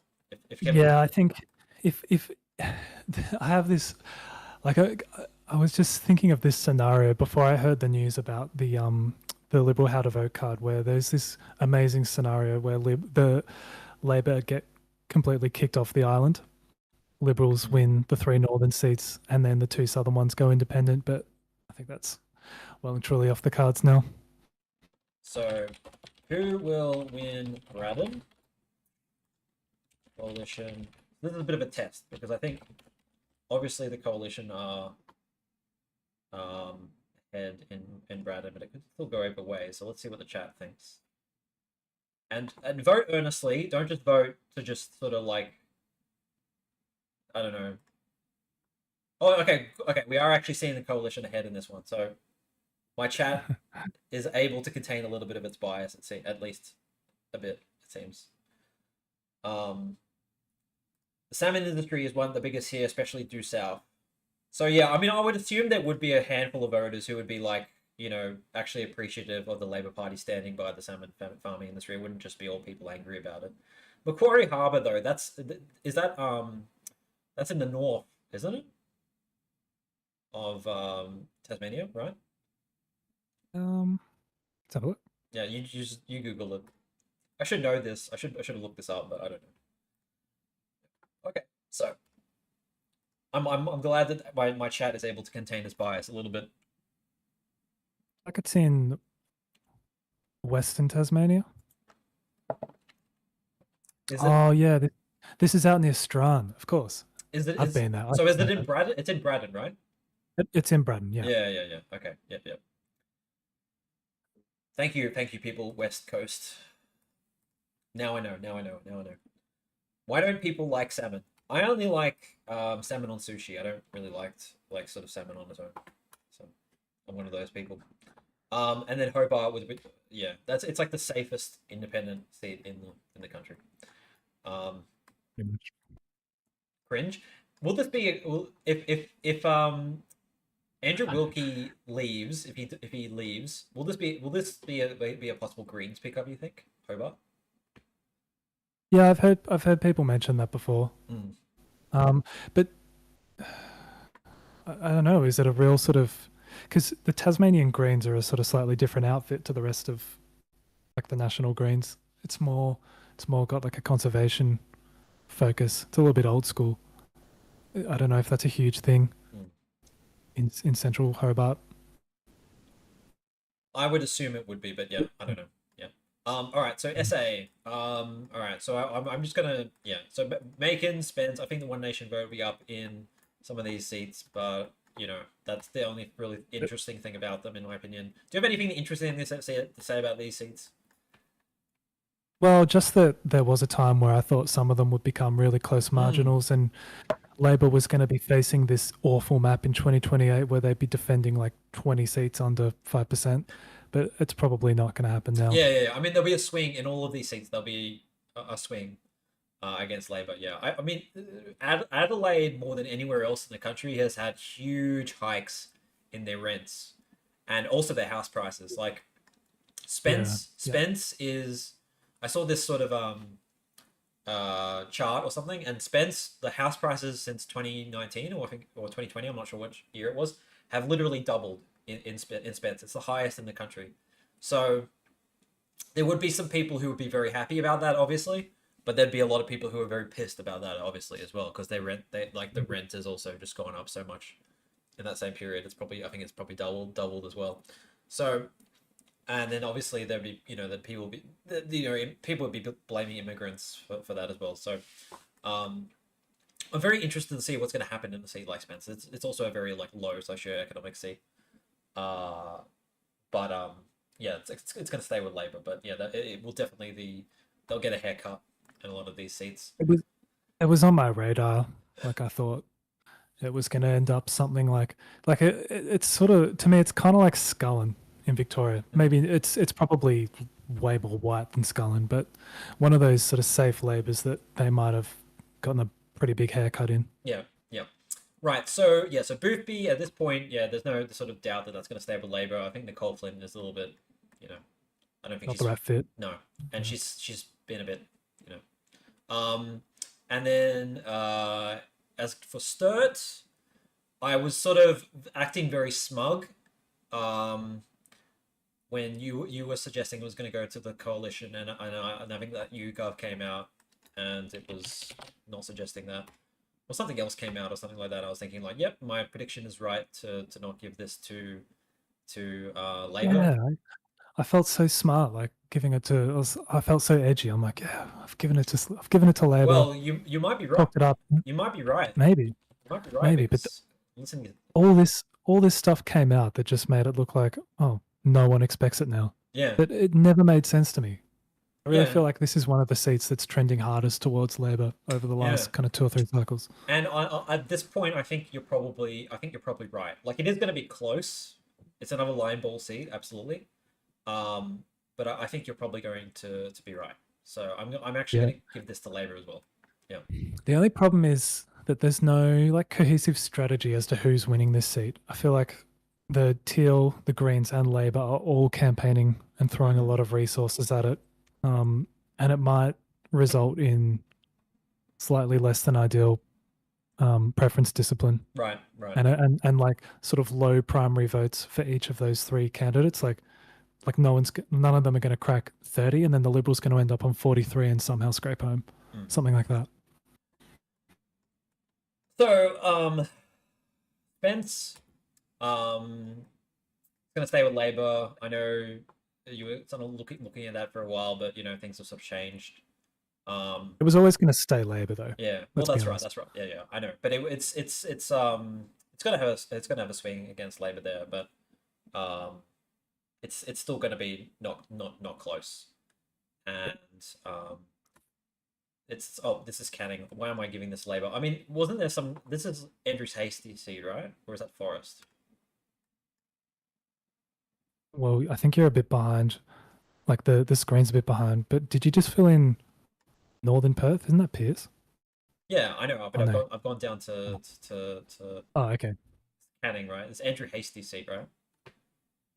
Yeah, he'll be okay. There's enough sort of like defense personnel and that sort of thing who live in that seat apparently. Right. Okay. And then like that WA election presented that Labor's not going to have a problem in Hasluck or Perth or Swan or Cowan. I don't think that Independent's going to win Fremantle. I think that's that one. And then there's but and then this one. What's the last one called? The one down the bottom. Brand. That's right, Brand. Yeah, they're all good. What's this one? What's this one called again? There's Swan, Perth, and then I'm like my brain is Are you fizzling. talking about? Are you talking about Tangney now? No. So No. Oh, more Curtin. Swan. It's Swan, Perth, and then Cowan. Sorry, that's it. Yeah. Okay. And Labor's all fine there. And then Tangney, it looked like for a while that it's going to be close, but I think at this point Labor's going to hang on. I think they've signed it up. Yep. And then and more, it's going to be close, but this MRP doesn't think it's going to be close. It's like 54-46. So yeah, I think probably we'll stay with the coalition, but with Ian Goodenough doing the open how to vote, that's what makes me sort of suspicious of something interesting happening there. And genuinely running as a spoiler. Yeah. I don't know if he's gonna like. I don't know. Will he attract any Labor vote? Like High Point 2022 Labor vote. There were swings at the state level against Labor that were a bit more significant in the ones that overlap more. What do you think? Who do you think is going to win in more? Coalition. They'll get like 43% primary. They'll get the job done. So I'm just gonna do another test of the viewers again, just to see if they're biased or not in more.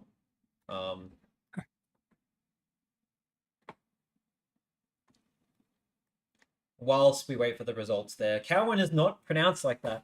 How was Cowan meant to be pronounced? I'm sick of pronouncing everything incorrectly. How do you pronounce Cowan? How do you pronounce it? Well, it's just Cowan, isn't it? Well, what am I saying wrong? Cowan. Oh, Yeah. it's because I elongate the A. Okay, I see. I think so. Yeah. The amount of LNP campaigning I have to endure in Tangney is terrible. It's funny that they think they can win that seat. That's amusing. Yeah, no, if she can't win that sort of smaller state seat, I don't think she's going to win like a big electorate. And like, although with Labor kind of running to the right, it's the sort of like maybe she kind of has a chance because she sort of by getting so close, she made a name for herself. I just don't think she's got enough time. Like she's going to run out of runway. True. She only just got rid of her citizenship or something, right? Just before the election. Yeah, literally, like I think they had to put like a special request into the British Embassy or whatever. Yeah. The consulate, yeah. Yeah, Goodenough isn't trying. Yeah, that's what I've heard before. I don't know if you're the same person who said that before, Shovel, but I've seen one Goodenough sign and 50 Barton signs, the uncompetitive teal. Oh, okay, interesting.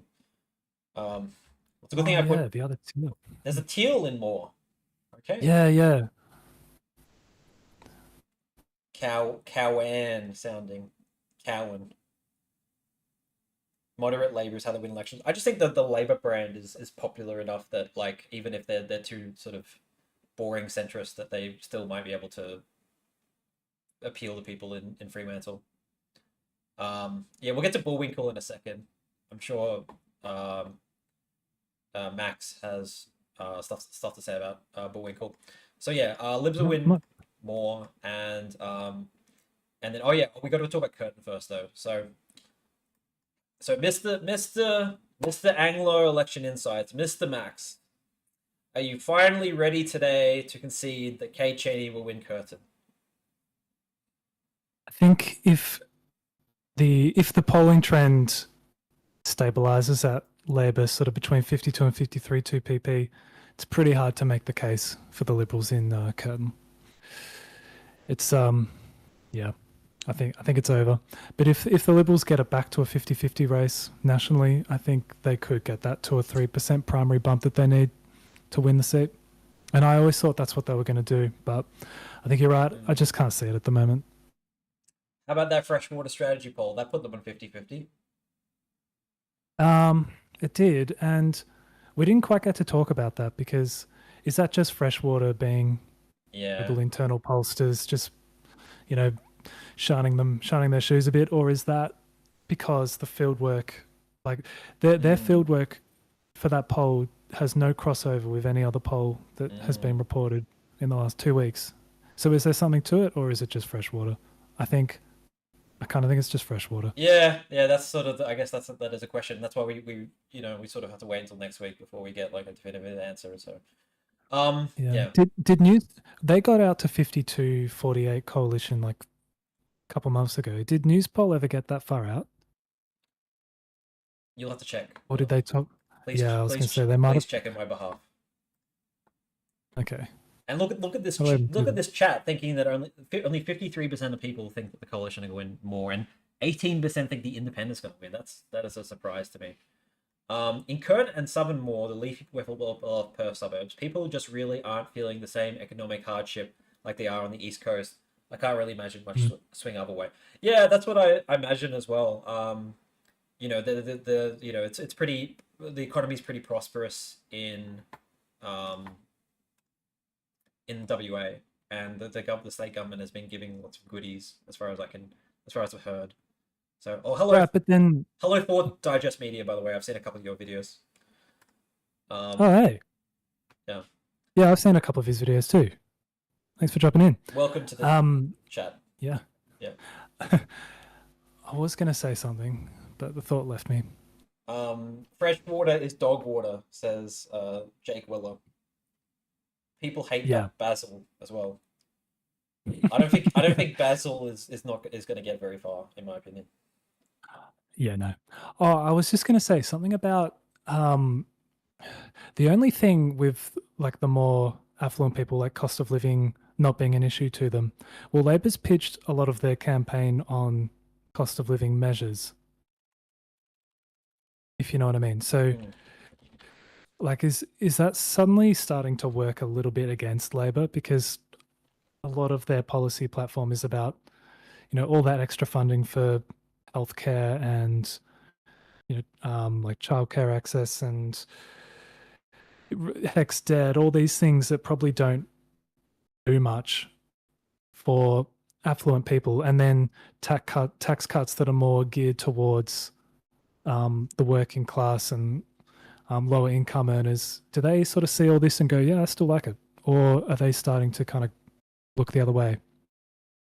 Because is there a bit of a new dynamic opening up there? I don't know if there is.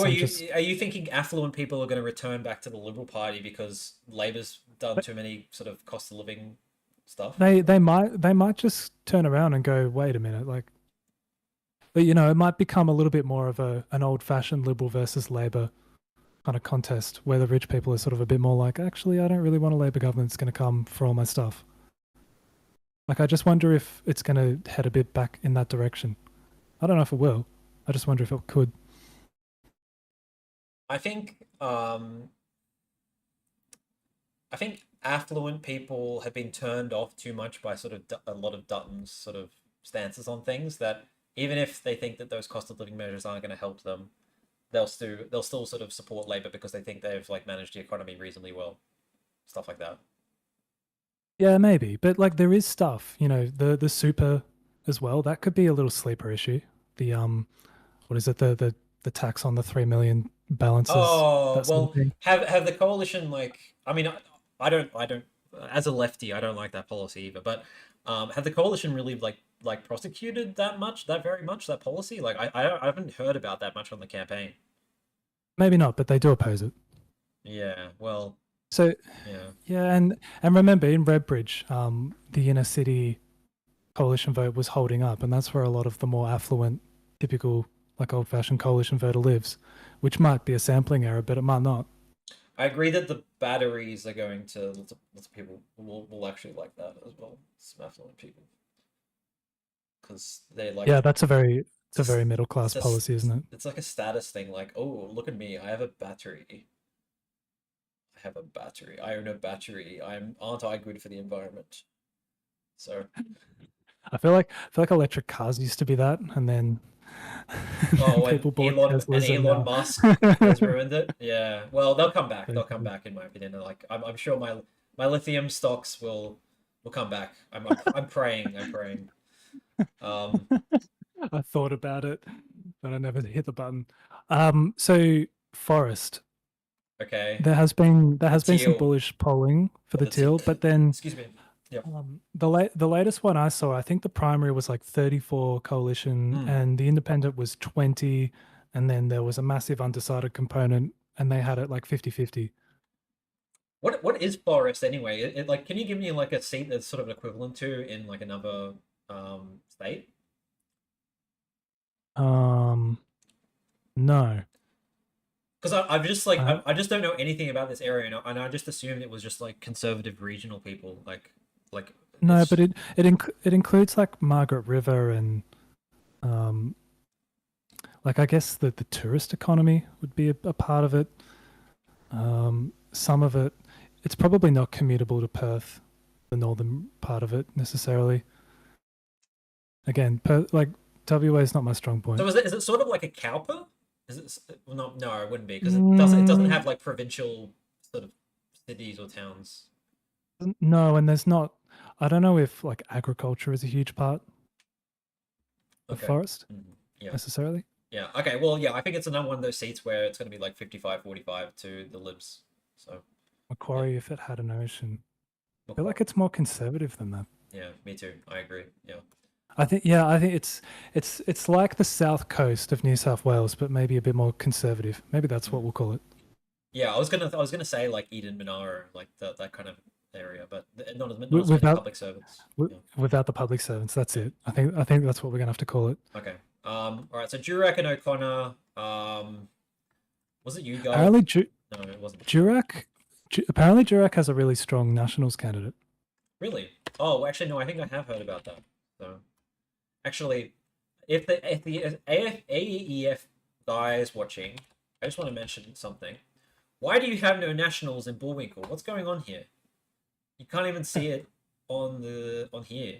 What's going on? He used to have is it Anita Wells, or as like 2% or something, and now there's just nothing here. So what's going on?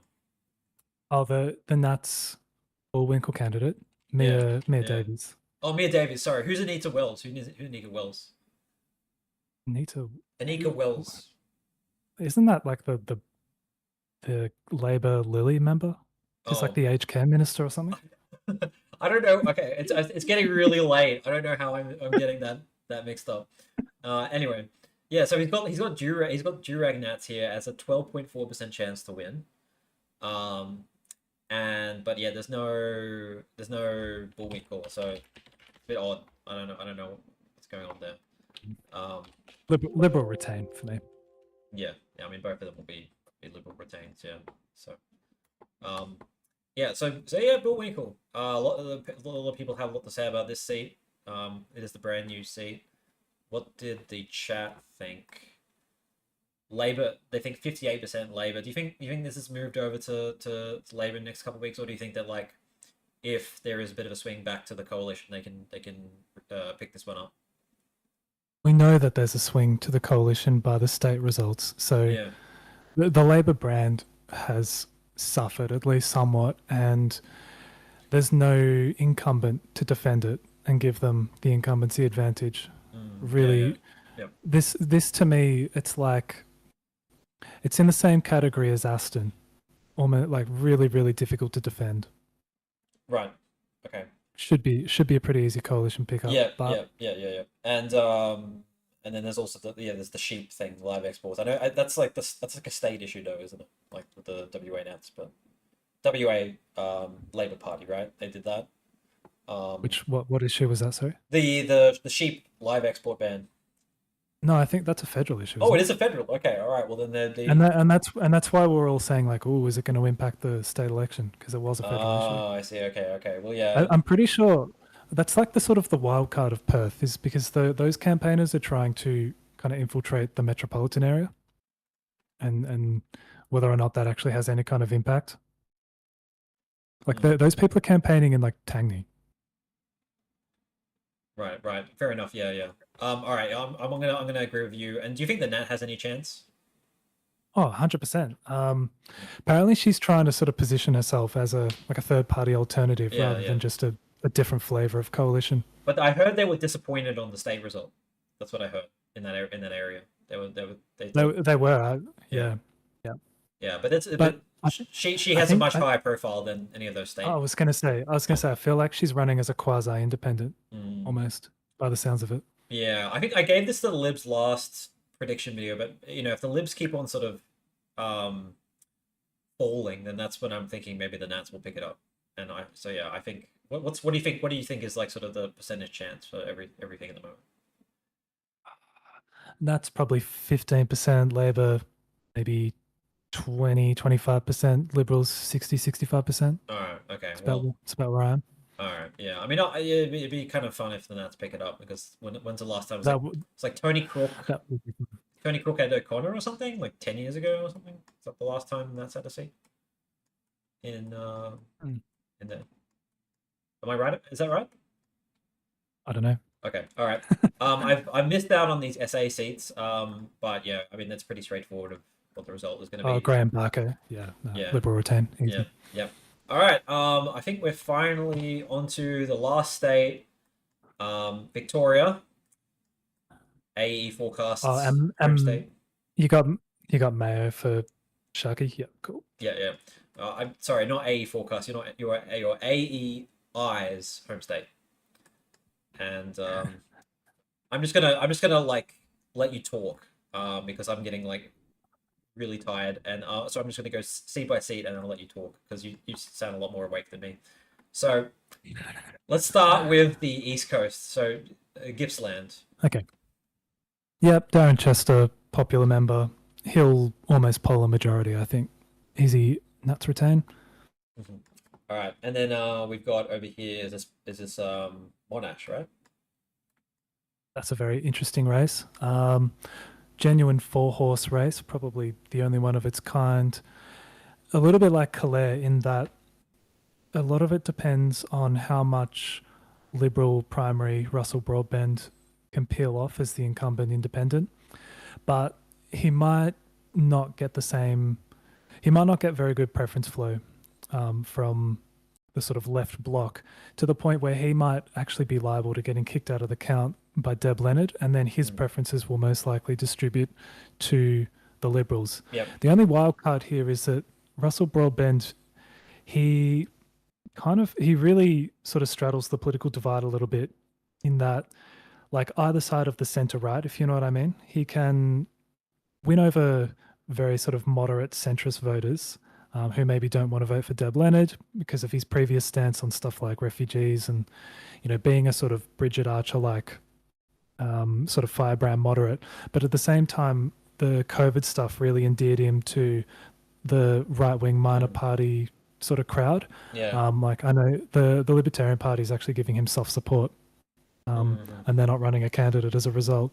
So he could potentially pick up enough preferences from the left and also sweep the preferences from the minor right, keep himself in the count, and then take out the Liberal. But I don't think the Teal or the Labor will have the legs in this seat to knock off the Liberals.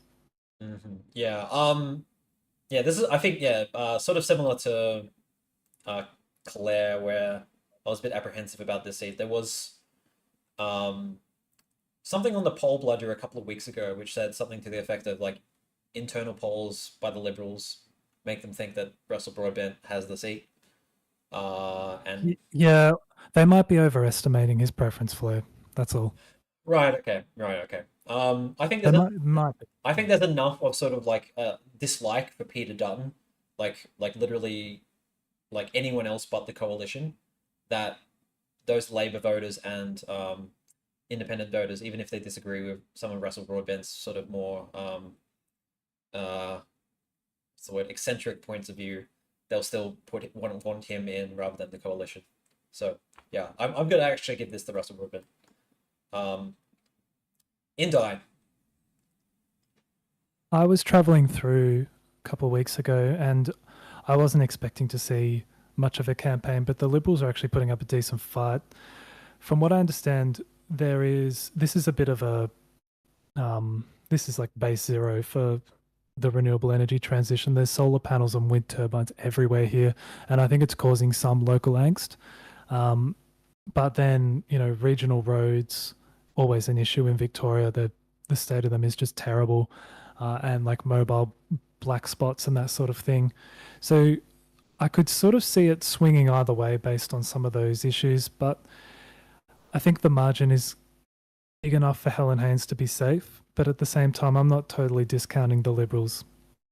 In a better cycle, there'd have been a better chance, but there's just something kind of bubbling away in Indi, I think, and it could be an interesting one to keep an eye on. Maybe a bit of a swing against the independent, but still not going to. Yeah, because the Liberals must have seen something. Like there must be a reason why they've diverted resources to it. Yeah, because they've got plenty of seats that they need to defend against this type of candidate. They're kind of going after Helen Haynes. Yeah. Okay.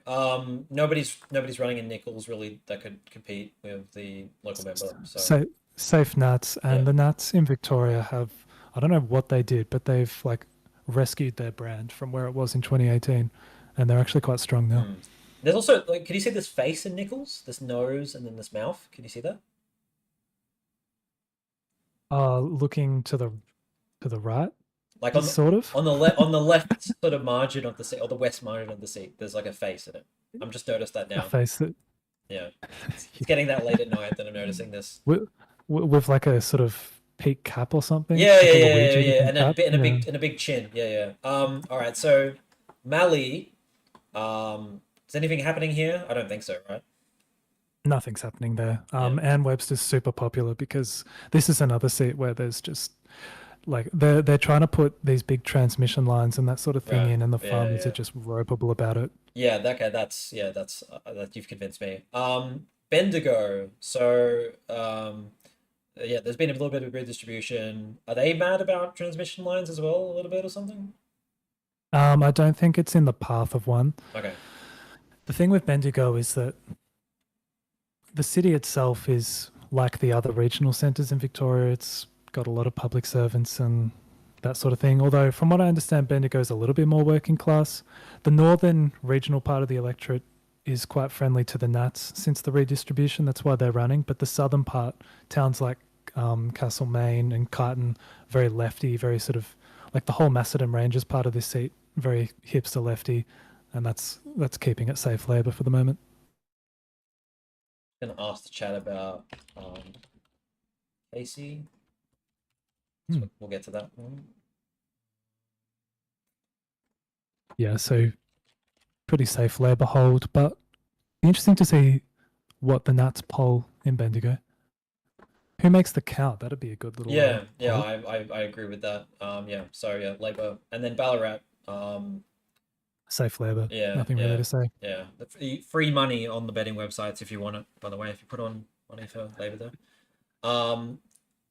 We'll come back to Hawke. Corio. This is the one where you name drop me and you're like, Aussies are like thinks that like Corio might actually go to the coalition. Like, firstly, it's Corio. Secondly, you name drop me all the time in your videos. Yeah, I know, but it's so embarrassing because I know this is a safe seat. I just think there's probably going to be a bit of a swing and a bit of a rejection against Richard Miles here, but. Yeah, I don't think it's going to go to the coalition. Like, you're overestimating how like working class it is. It's not anymore. It's full of like health workers and teachers and like the public service is just taken over. All the manufacturing's gone.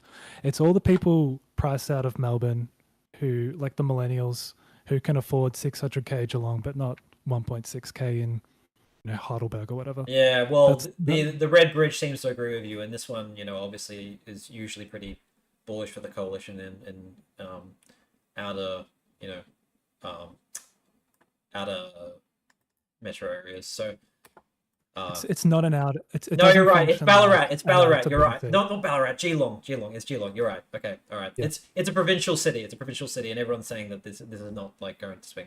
So yeah. Okay. And then Corangamite was looking like it could go somewhere before, but now I think that's over. Why? It's on a big margin. Like Yeah. Corangamite is trending hard towards Labor. There was a thought that because of the scandal with the overlapping state seat of South Barwon, what's his name, Darren Cheeseman, that might, like, there was a bit of anger about him, and that might cause some problems. But this seat's just contracting into such a Labor-friendly area, so no, they'll probably win it by 3.5 or 4%. Yeah, yeah. All right. I'm just gonna go across the what is this called again? This Or Phillip Bay. Yeah, yeah. I'm gonna go across to Flinders. You think the Independent has a Okay. chance? They're probably just going to run out of runway. Like, maybe they had a chance. I feel like the Liberals are just chronically underrated in this area as Okay. well. Okay. All right. Yep. They when Greg Hunt retired, they got a swing to them. Huge swing to Sam Groth at the state level. I just feel like the southern part of this electorate is just too affluent. It's too liberal. Yep. Fair enough. Dunkley, Holt, and Bruce. Okay, Dunkley. Maybe 2 months ago, the Liberals had a sniff. Not anymore. They probably, like, if there was something really going on in Dunkley, they would have nearly won the by-election, I think. Yeah. Yeah, I agree. Yeah, I agree. Yeah. And Holt and Bruce. Holt, the margin's just too big, and maybe that it's sort of similar to Werriwa. Like, this is very, it's not just outer suburb, it's kind of outer growth corridor. Yep. Like, it has Clyde and the south of Cranbourne, where it's just crappy roads and crappy PT, real sort of melting pot, new young families. So it'll probably swing a bit harder, maybe 4 or 5% away from Labor. Bruce, we already discussed how there's an issue with the Liberal candidate. There's a cultural thing gone wrong. They've really botched the campaign there. Julian Hill is, I know he's popular nationally. I don't know if he's actually popular in that seat. The Labor should hold on there. Yeah. And then we've got Hotham and Isaacs, which they're not going anywhere. Isaacs was like kind of looking a bit funny. Like, you sort of look at it and you think, like, on a really good night, the Liberals should be competitive there, but Mark Dreyfus is a good member. Yeah, exactly. Hotham, no. That's Claire O'Neill as well, so I think she's pretty popular. It is, yeah. Yeah. She's fine. It's held on like 15% or something too. Yeah. Latrobe. Really popular local member. Right. Yep. What's his name? Jason Woods. Yeah. And that's an area that actually swung to the Liberals in 2022. So it's trending that way too. Yep. Aston. People keep forgetting that it was won at a by-election or something. Like, the Liberals won this seat. The Liberals won this seat when Alan Tudge was under like a scandal cloud in 2022. It feels like, I don't know. It just like, and Labor had that by-election win at the absolute like peak of their honeymoon. And the depths of Liberal despair, when people were sort of saying like, oh, are they ever going to form government again? You know, all that. It's a Liberal pickup. Something has to go seriously wrong for them to lose that seat. Like, they're losing Sturt, they're losing Moore, they're losing all these other seats before. I agree. I completely agree. All right, so Menzies, I think we're just going to color that in blue because the local member there is pretty popular. There's also an independent running as a sort of spoiler to Labor, I think. Like, and she's running an open ticket. So I think that's record. It's over. Yeah. All right, Jagger, Scullin and Corwell, like, you still think there'll be a haircut there? There'll be a haircut in Corwell, Scullin as well. The very northern parts of these electorates are like the worst kinds of outer suburbs you can imagine. And there's just going to be so much like frustration, whether or not that, like, I think these are the kinds of areas where big primary swings against Labor, but maybe not huge like two-party preferred swings. The Gaza issue could be at play in the southern part of Cornwall as well. So the Green, and I think there's some sort of like Fatima Payman aligned independent running in Cornwall as well. Oh, is It's that actually okay. something like that. It's actually there's a bit going on, and Do the you mean do you it's mean not like do dissent. you mean like Muslim votes matter? Like same Yeah, I think so. Like yeah. I think, but there was more to it. Like they were endorsed by the Greens, and then they defected like a month ago or something like that. Oh yeah, I did hear about that. I forgot what that was though. Yeah. Yeah. All right. Well, I think both of them will Yeah, go to Labour. Yeah. they will. Yeah. And then we got all of these sort of western suburb seats where there's nothing really to show that like Labour are in deep trouble. You know, they'll get it. They'll get probably a bit of a haircut, but it should be all right. You know. So Yep. yeah, Peter Dutton hasn't sort of won them over. That's for sure. Cooper. And is it Jed Kearney? She's Oh safe. yeah, that's right. Hopefully. Yeah, that's right. Yeah. Got that personal vote.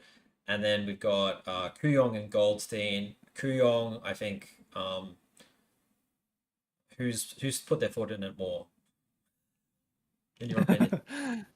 I think Kooyong is changing. Like it feels to me like Goldstein could still be a Liberal seat, but Kooyong's almost at the point where it's just barely like a traditional Liberal seat anymore. There's Yeah. the demographic change has been a bit more accelerated there. Yeah, yeah. That's. I Um, mean, it doesn't feel like it should. It should be a liberal. Like, just look at where it is. It's such like inner city Melbourne, like just to oh, the have you east. been?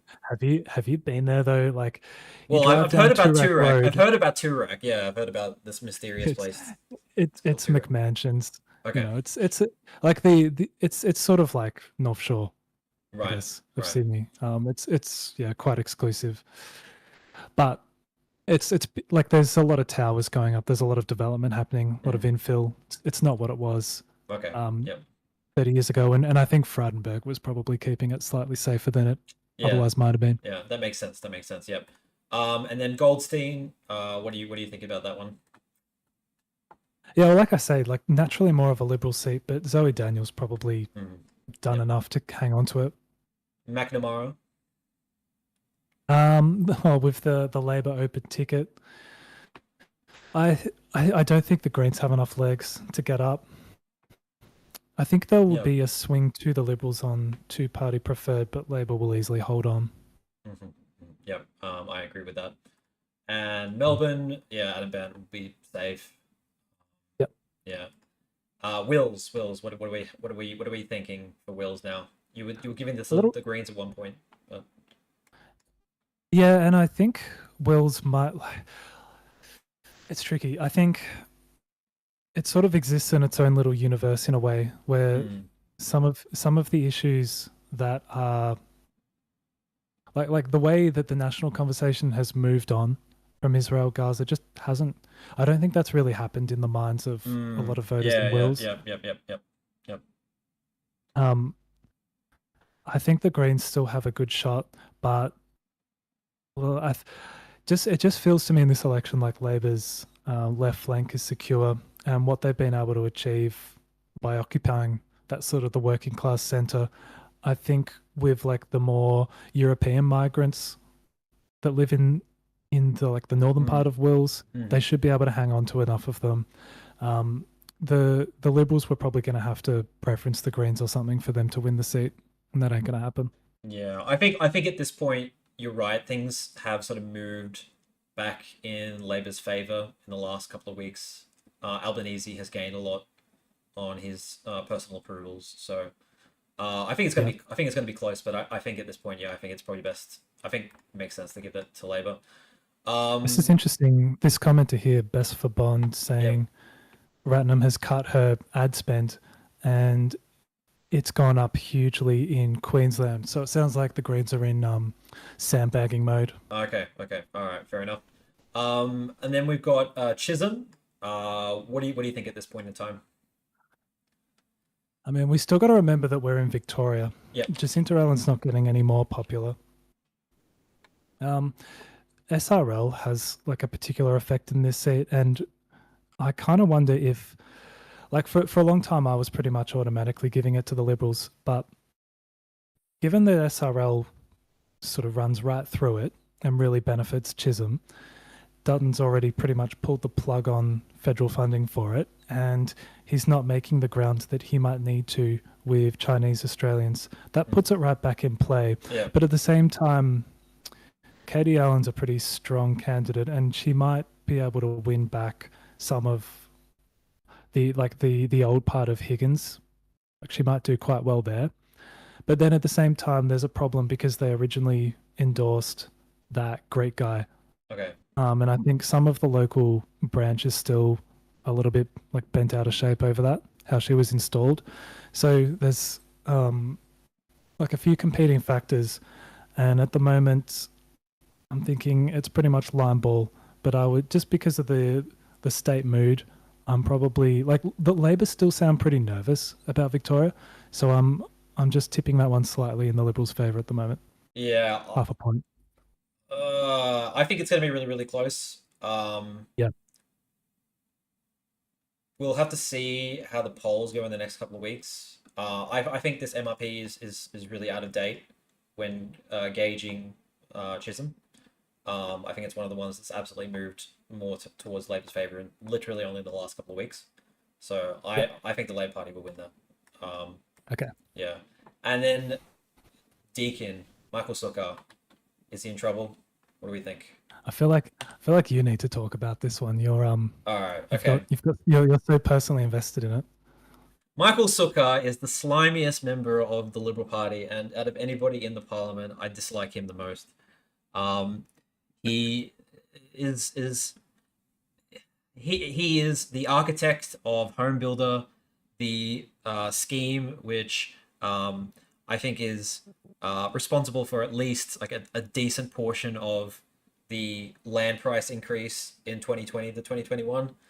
And he has sort of like the goal to talk about that he wants like wages to move faster than the increase in house prices.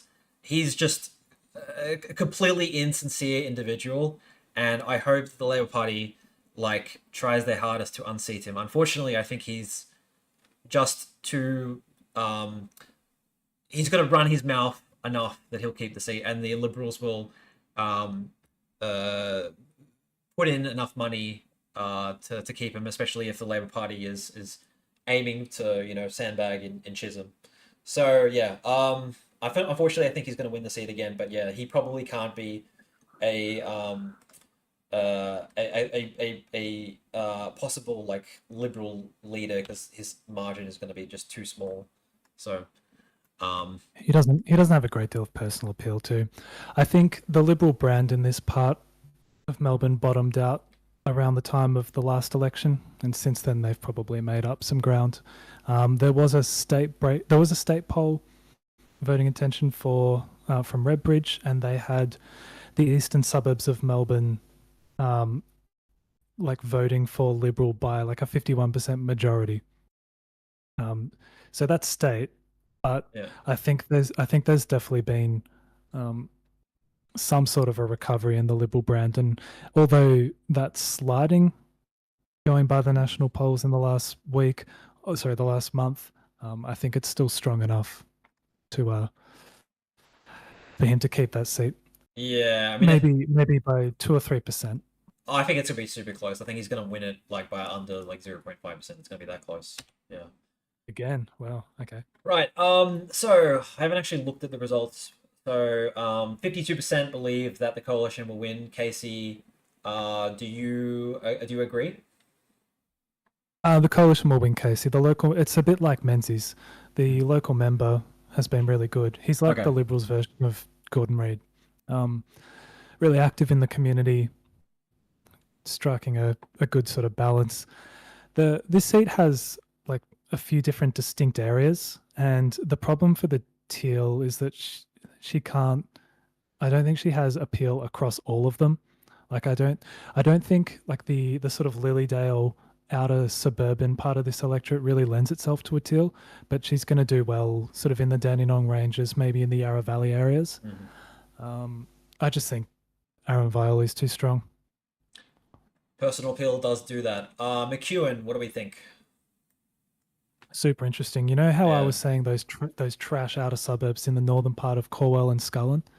Some of them are slowly getting redistributed into McEwen, and this was a seat that incumbency has tended to favour heavily. So the Liberals actually hung onto it in the 2007 route, and Labor hung onto it in 2013 with the same incumbent. He's always like on a narrow margin, but he always comes through. I think Rob Mitchell is his name. I just worry that he's kind of losing because there's more of this outer suburban sort of new migrant families coming into this electorate right at the southern end, that he might be losing some of that personal connection that he has with the electorate. Yeah. And this is a part of Victoria where, like, you know, the roads suck, and there's definitely some anger at the Allen government. I think it's probably enough to push the Liberals into the slight advantage, maybe 1.5%. Yeah. I agree with that. Yes. And I think this had that on 50-50. Oh yeah, it was. It was on 50-50. Yeah. So yeah. And then which I think that's partly their sort of, because it's a regional seat. Like they give Labor a bit of a bump, but I don't think it really exists in this particular seat. Right. Okay. And then for Hawke, do you think that the lack of infrastructure of the coalition is going to make it very difficult for them to have a chance on this one? So by that you mean the lack of like party infrastructure? Yeah. Yeah, and it's contrasted with Sam Ray, who's like a factional warrior, and a previous like Victorian secretary or national secretary for the party. So he would have all sorts of resources to tap. It's an interesting seat. Like, it's a little bit like McEwen in the way that it's got some commuter towns and regional areas like Balam, Bacchus Marsh, and when there's a sort of perception in Victoria that as soon as you leave the western suburbs of Melbourne, like that's where the state ends, according to the state government. And there's like sort of infrastructure neglect, and there's a feeling of abandonment. There's anger over suburban rail loop, but is it 7.6% worth of anger? Probably not at this stage. I think it's in the same position as Wirrawa, where it's not the cycle where the Liberals are going to overturn high single-digit margins. I think Labor will keep it on like maybe like a 2% margin or 1.5% margin. Or like it'd be close, but Labor will hang on. Yeah. Dutton keeps visiting it. Yeah, I've heard. So the internals might be a little bit more bullish than what we're kind of thinking, but if it's a 50-50 election, it's competitive. Yeah. Okay. We'll get that to Labor. And then finally, I believe this is the last seat. Oh, we made it home. Yeah. One survivor survived this, and you're currently surviving it. So please tell us about your thoughts on if Alex Dyson has a chance. He definitely has a chance. Is he too much of a cartoon character to pick up the seat? He's really trying to tone that down. He's really trying to come across as this chill dude who's independent. He's going to fix the roads. He's going to, invest all this money in childcare and healthcare access. So like the big issues here, the crumbling road infrastructure, like it's honestly terrible. It's really, really bad. And then because you've got sort of, it's an older rural electorate, but it's not farmy like Gippsland or Mallee. It's a bunch of like small regional cities. So you've got Warrnambool, you've got like working class cities like Ararat and Portland. You've got more kind of agricultural service centers like Hamilton and Colac. And there's a lot of issues about people who live in these 8,000, 10,000 people towns who want proper access to aged care, childcare, healthcare, all these like services. And they do feel as if maybe changing the member will help deliver that. And I think that's what Dyson's really trying to tap into. There's been very little sort of focus on the teal issues of 2022. Let's put it that way. But yeah, as you say, in terms of personal appeal, Dan Tehan has, like, he's kind of molded himself into a country MP, and it comes across in a somewhat, like, it sort of comes across, I would say. Whereas with Alex Dyson, he does have a little bit of that weird city blow in. Even though he is from the area, he doesn't feel like a local, if you know what I mean. And I just think there's going to be enough hesitation from enough people who might consider voting for him that might just think, nah. Whereas if it was someone like a Kaz Heiss, I don't think he'd have that problem and he'd be favourite. Okay, so we're gonna give that to the Libs. Is that the consensus? Yeah. I'm feeling like it's my feelings are just a lot more basic. Victoria doesn't like Labor. Alex Dyson getting he's Labor light. You know, he's a green or a Labor in a teal in a independent clothing, and so they're gonna elect Dan DeHaan. But I say that. But can you confirm, because we've had some variation of reporting from the chat, but can you confirm that there has been a YouGov dropped? I'm just looking at this. Apparently, like 40 minutes ago. Really? Two MRPs in a day? Are you kidding me? Wait, another MRP? Apparently. What? No, it's just a YouGov poll, isn't it? Is it? I'm pretty sure. It's just it's a national poll. That's yeah. Labor's got a 3% lead. So yeah, out from 52.5, Labor 33, Coalition 33, Greens 30, One Nation 7, down 1.5. Oh, okay, that's interesting. Anthony Albanese is down 2 in approval and up 2 in disapproval. Peter Dutton's up 2 to 40% and down 3 to 50%. Oh, okay, he's improved. Little change from 48 37. Okay, so Dutton has improved very slightly. But the poll was conducted Friday to Tuesday, so similar fieldwork to right. Yep. Freshwater. Okay, so now that we've got this, I'm just going to do a little funny. And I'll do this. So, I don't think there's much else I need to change.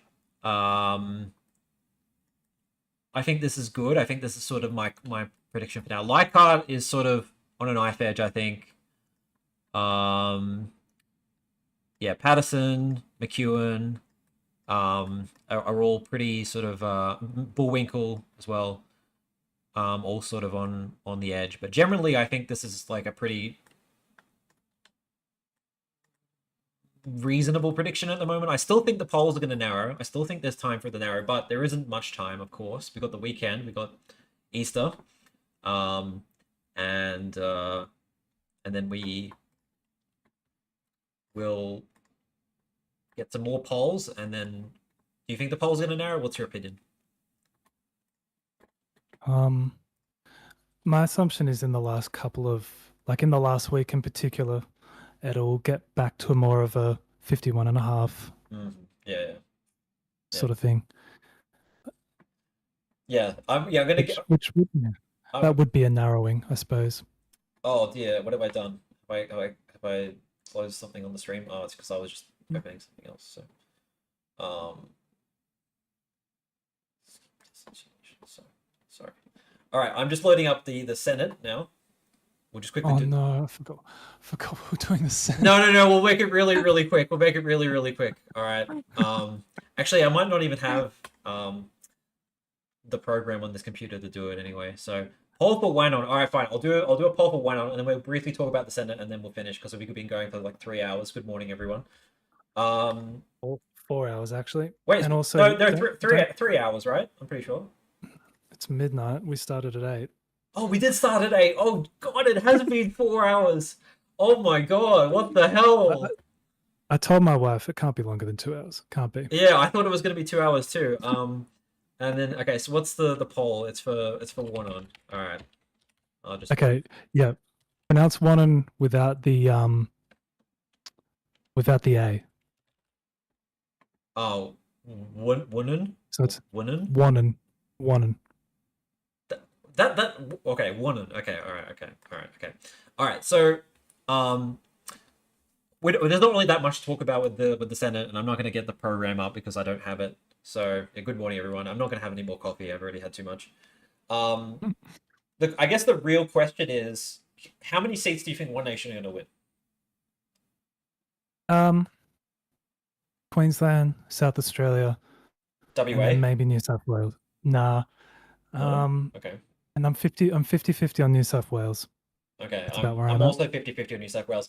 Who's gonna win the last Senate seat in WA then? I guess the Labor? Liberals. Who? Liberals? Really? Yeah. Have you seen the polls in WA? What's their primary? Like really low. Like the Liberals are polling like 33% or something. Something really low.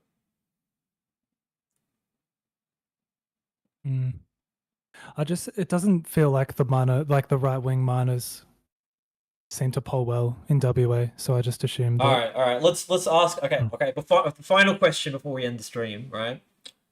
Like, I just feel like a right wing minor needs 5 or 6%, and I just don't know if anyone's going to get it.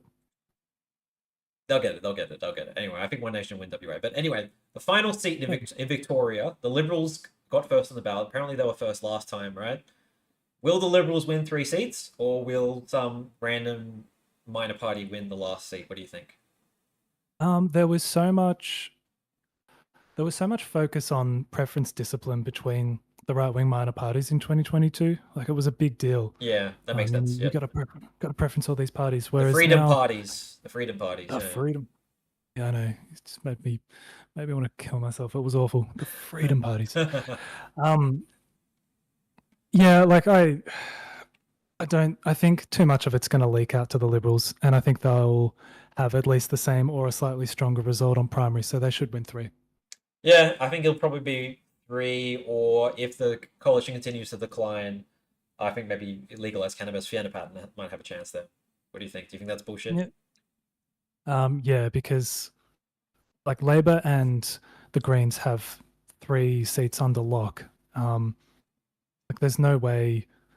I just can't see legalized cannabis getting the preference flow they would need. Okay, all right. So probably three But- libs. Yeah. Okay. I think so, because like I feel like too many votes would exhaust before they even reached legalized cannabis.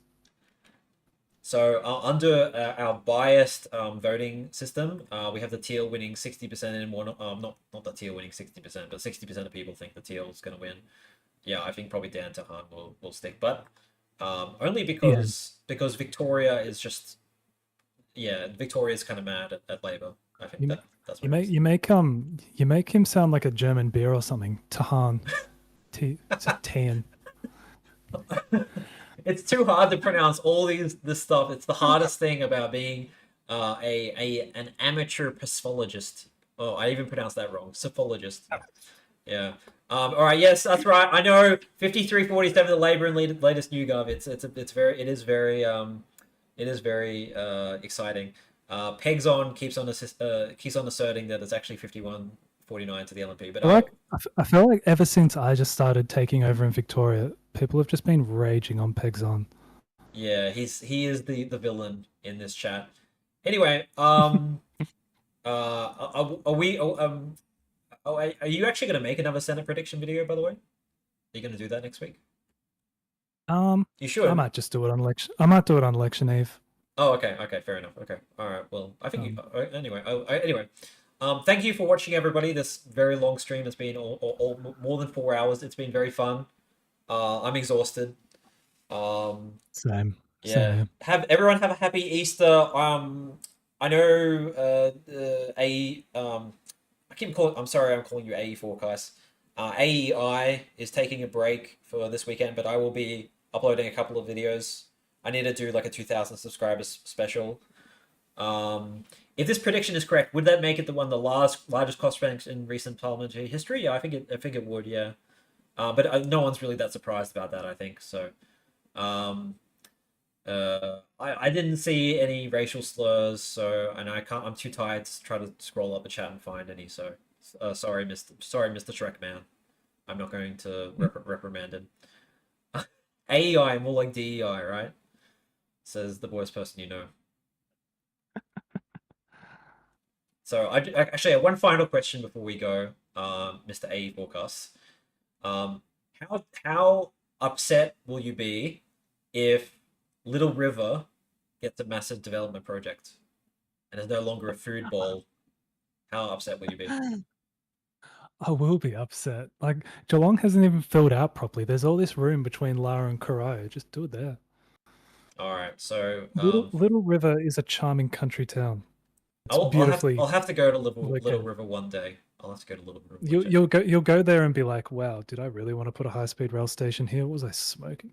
What are you drinking election night? I just drink cider. I know it's. What do you drink? Me? Yeah. Oh, probably I don't know. White wine? Ugh. Yeah. I mean, yeah. I just drink. Okay. I Okay, just drink cider, bro. Yeah, I know. I am a cider bro, but it's just pear cider. If it was, It's just good. It's good stuff. oh, that sounds good. Yeah, if it was a summer election, maybe that'd be good. Do it. Need infrastructure near Avalon. See, everyone's agreeing with me. There's the one thing that people agree with me on. Anyway, so yeah, looking forward to your prediction next week. Anglo Election Insights.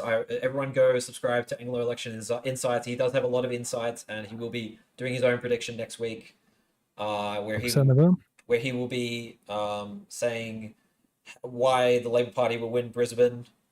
He'll be persisting on that. Put the house on it. And yeah, thanks for everyone for joining. It's been fun, and see you next time. Yeah, thanks, guys. Hope you learned something or found something interesting about tonight's conversation. Oh, I just need to do some maths on the coalition seats. What is this? It's like under 60. Oh, that's pretty terrible. But yeah, with that polling, it wouldn't be surprising. 58. That's exactly what they won last time, right? 58. Something like that, I think, or like that's how many they're on if you're not counting the defects or something. Yeah. All right. Yep. Goodbye. And Pegs On has reported the stream to the ASE for electoral fraud. Very good. Bye bye.